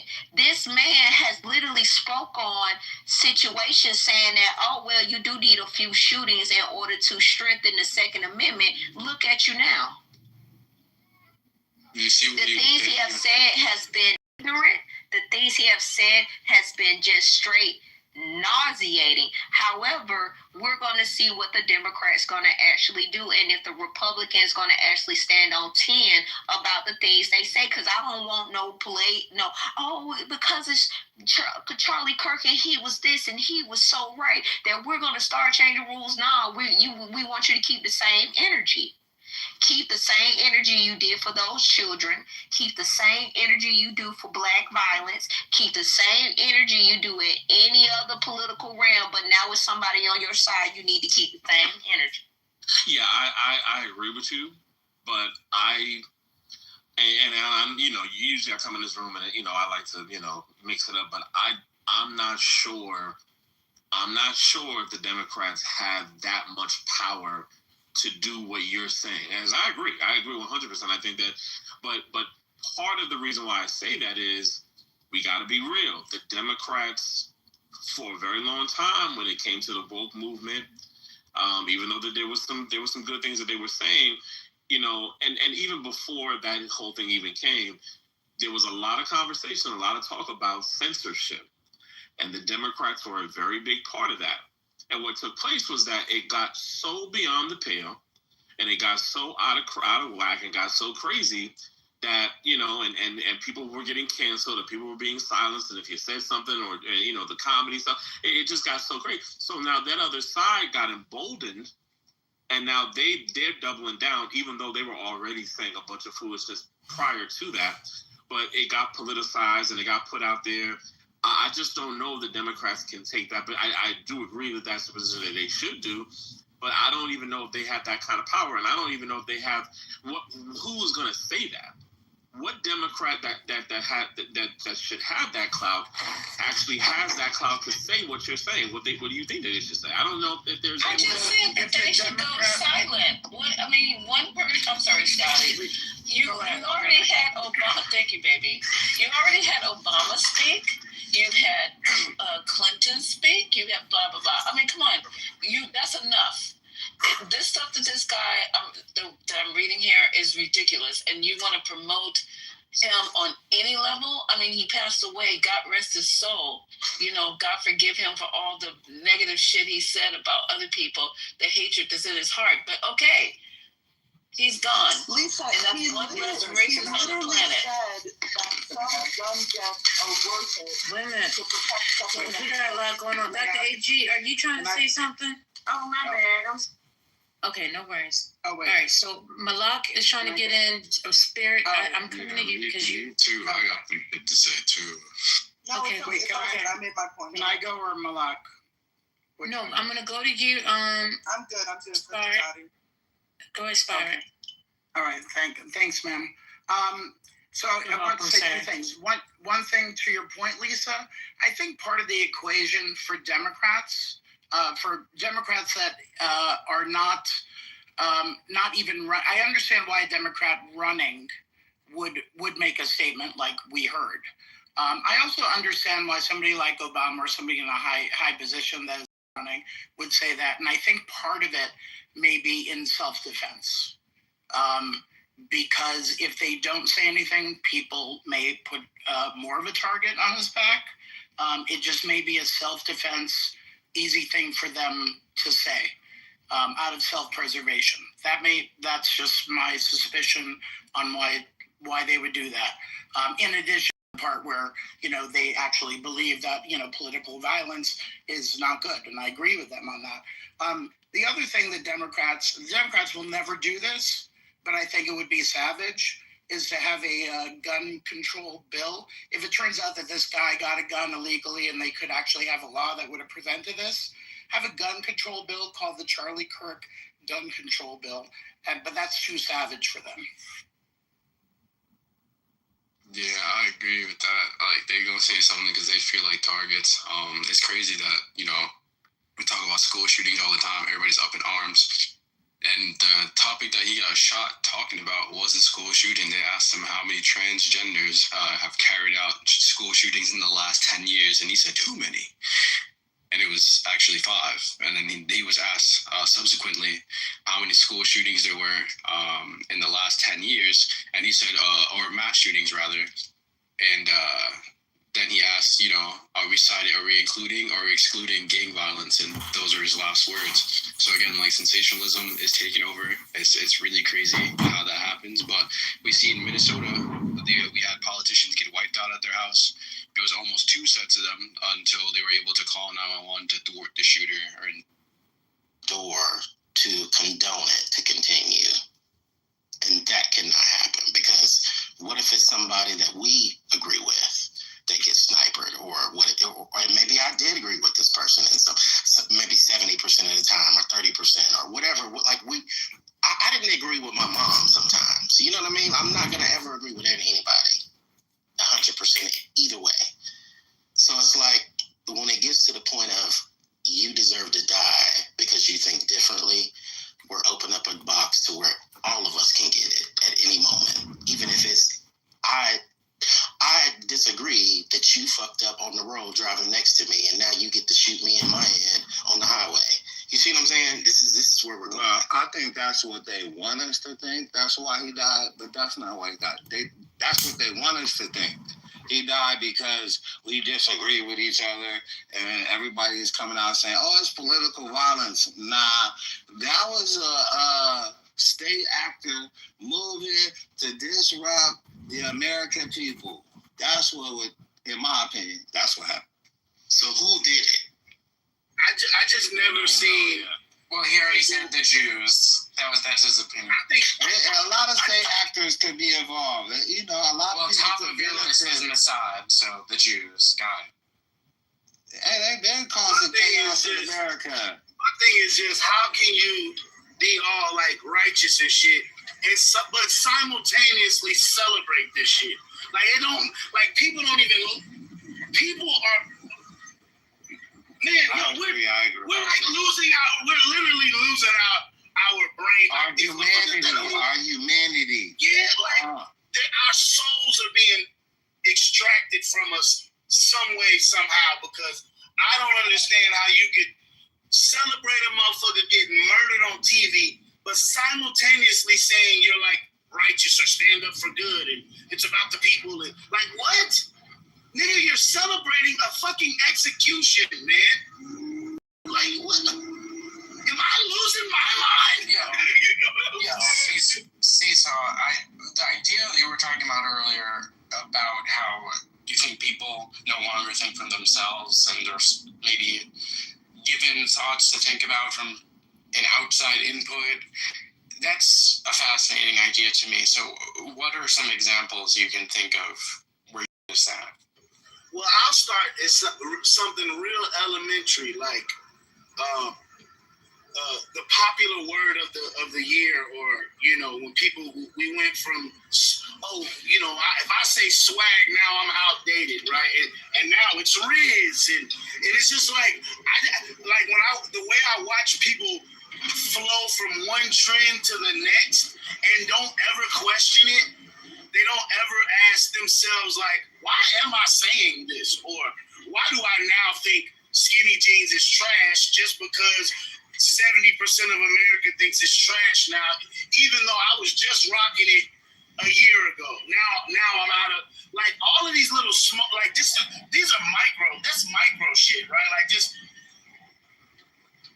watching, watching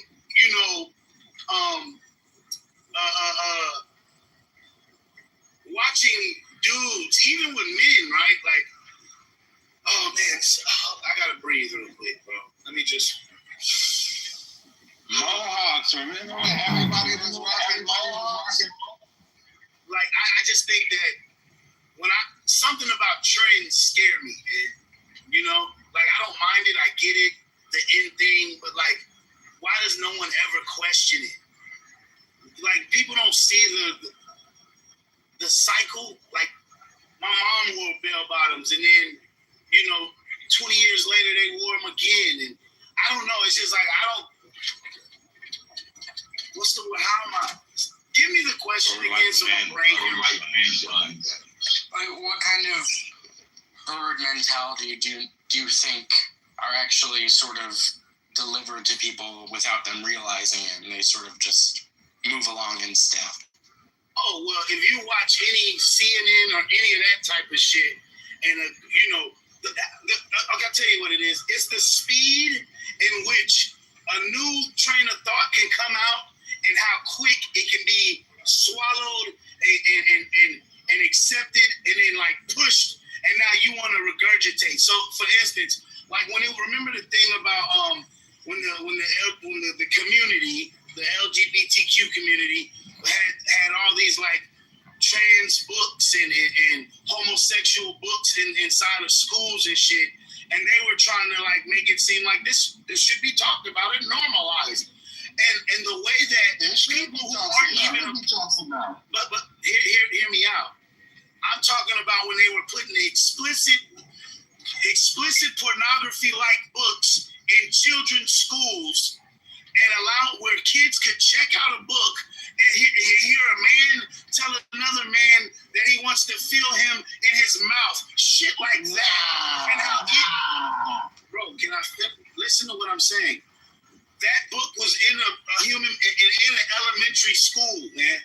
And people were willing to go and stand behind that without questioning it. They're not like, they didn't even think like, yeah, that's inappropriate for a 7-year-old.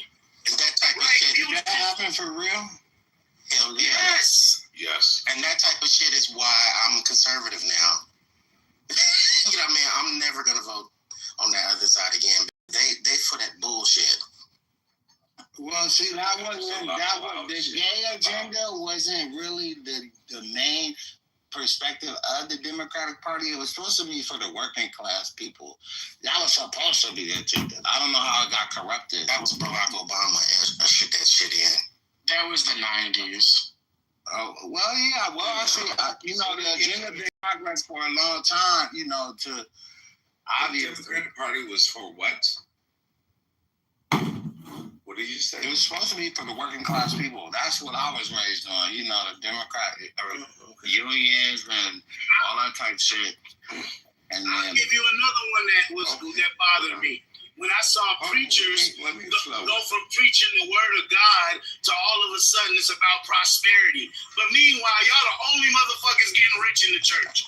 Y'all the only ones with jets and Bentleys. Everybody else in the congregation fucked up. Fucked up. Okay. I'm from the Bible Belt, bro. You know what I'm saying? Okay. So like I've seen that shit. South, hold on, brother. The South was heavily Democratic. Oh yeah, but then the parties flipped. Yeah, back in the day, when and where? The Democratic Party was all about segregation, but then the parties flipped. And how? They brought in the black people for some reason. How they manipulated our vote over civil rights? Maybe it was civil rights. Boom, they got us on their side. No. You only had 3 people. You had Strom Thurmond, and you had 2 other senators and governor. Senator and governor that flipped. That was it. Well, I think black people as a whole called out his own father and said, "We Iranians, we go hand in hand with Jewish people. The parties we go never very long back in time, and we this is why you not in reality. At what point did they become wolf in sheep's clothing? Towards that's what happened to me. The Democratic Party always supported slavery. The Republican Party always said, we don't want this shit. We went to a whole damn war. Split the country apart of the bullshit, but slavery was part of it. To say no. So don't believe that bullshit you've been taught, brother. It's always look it up. It's always been that way, but there was a black leader that went to the White House, made an agreement, and ushered that in among black people to become Democrat at some point in time. I don't know if it was like the very early 60s, late 50s. Democrat in the South. If you know something, you were forced.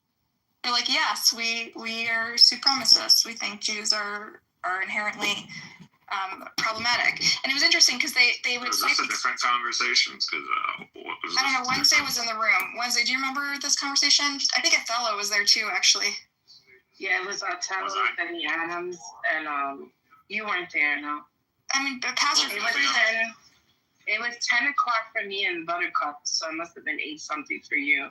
So I'm assuming you thought you were asleep. Last night? It was this morning, yesterday morning, yeah. Oh, then maybe it wasn't me. I'll remember. You weren't there. No, Nicole, we did have an interesting conversation with the 3 of you before, and that was actually a great conversation. So we picked it up another time. Wednesday was there. Othello was there. Yeah, it had nothing to do with you. Actually, the conversation I had with you was actually pretty interesting because we got to hear from, we were comparing and contrasting religions and atheism, right? But I think afterwards it was just me and Pastor and Benny Adam, and they said things that I found, listen, they're really civil people. They engaged respectfully, and I appreciate that. But I also felt pretty shaken by the conversation. I felt it was chilling. The things they believe about Jesus. Somebody speaking your people. I'm glad that you keep the mod by yourself. That's a lot of money. Buttercup, what is a kahanis? So a kahanis, let me explain again. A kahanis in Israel refers to followers of a man named Meir Kahana, and he sort of spawned the Jewish equivalent of Hamas. So they're the ones who do Jewish terrorism.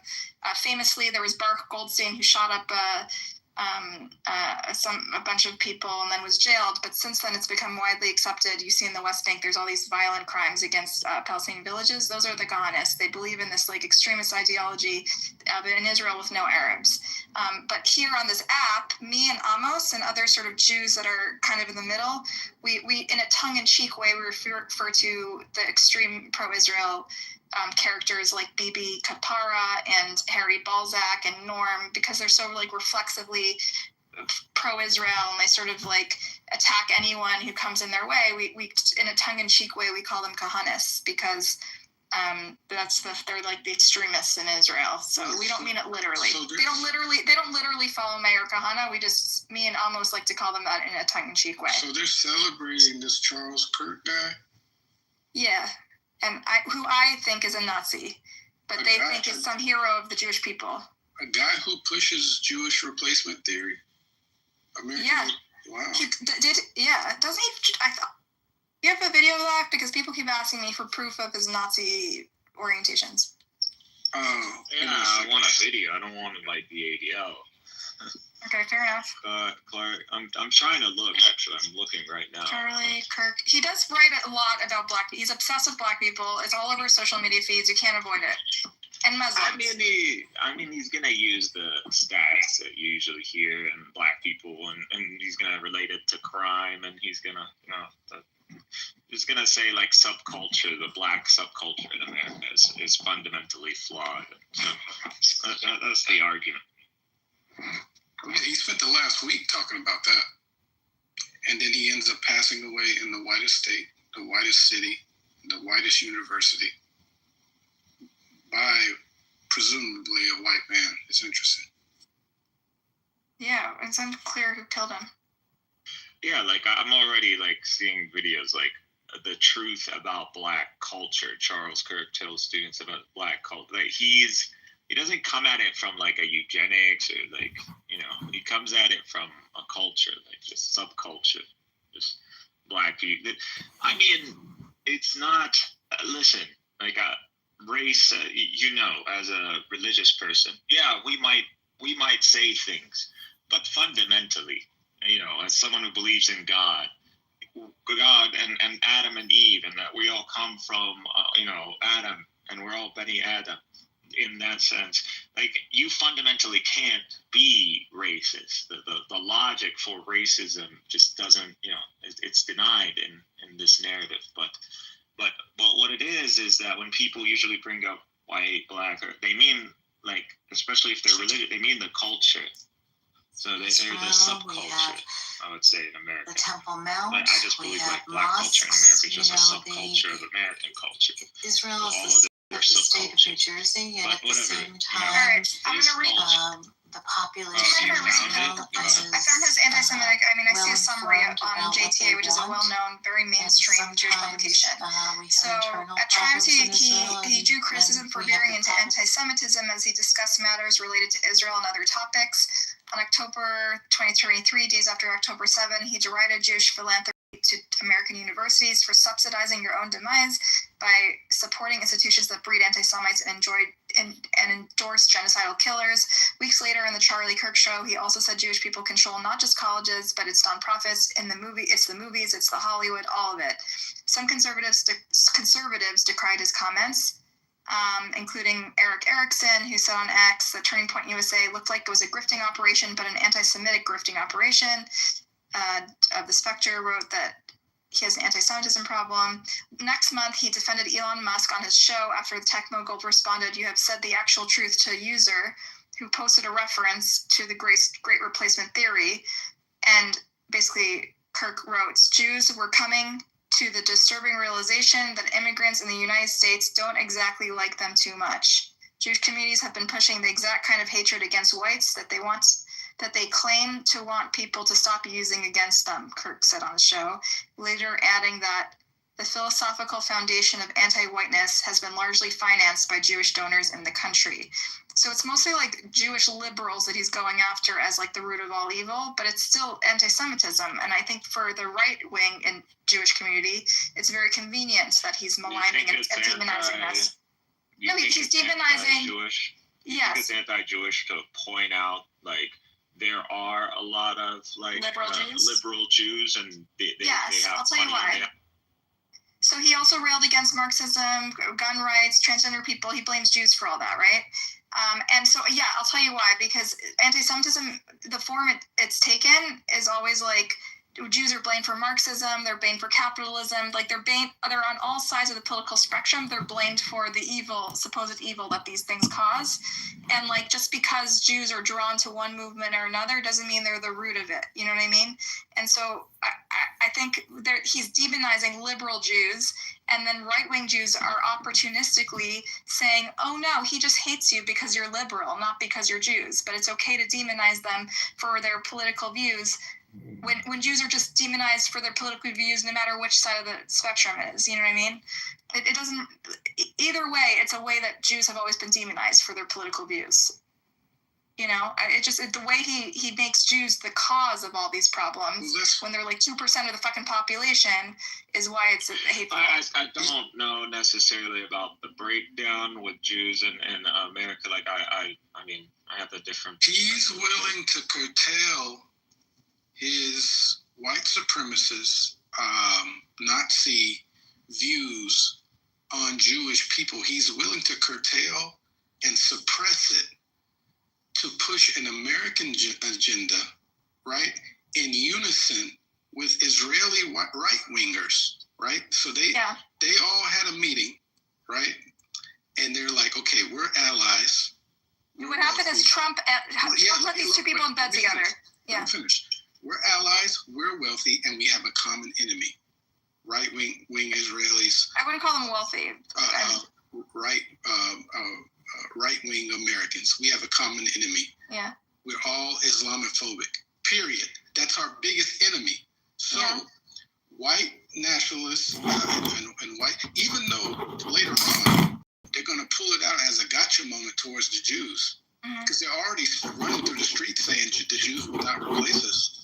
So they're saying we're going to suppress that for now, and we're going to handle these Muslims. And what else do we agree upon? We're both anti-black. That is why people like Pepe can be in rooms with the Harrys, the BBs, and whatnot, saying right now we have a common agenda. We're both anti-black and we're both Islamophobic. And you know what I'm saying? That's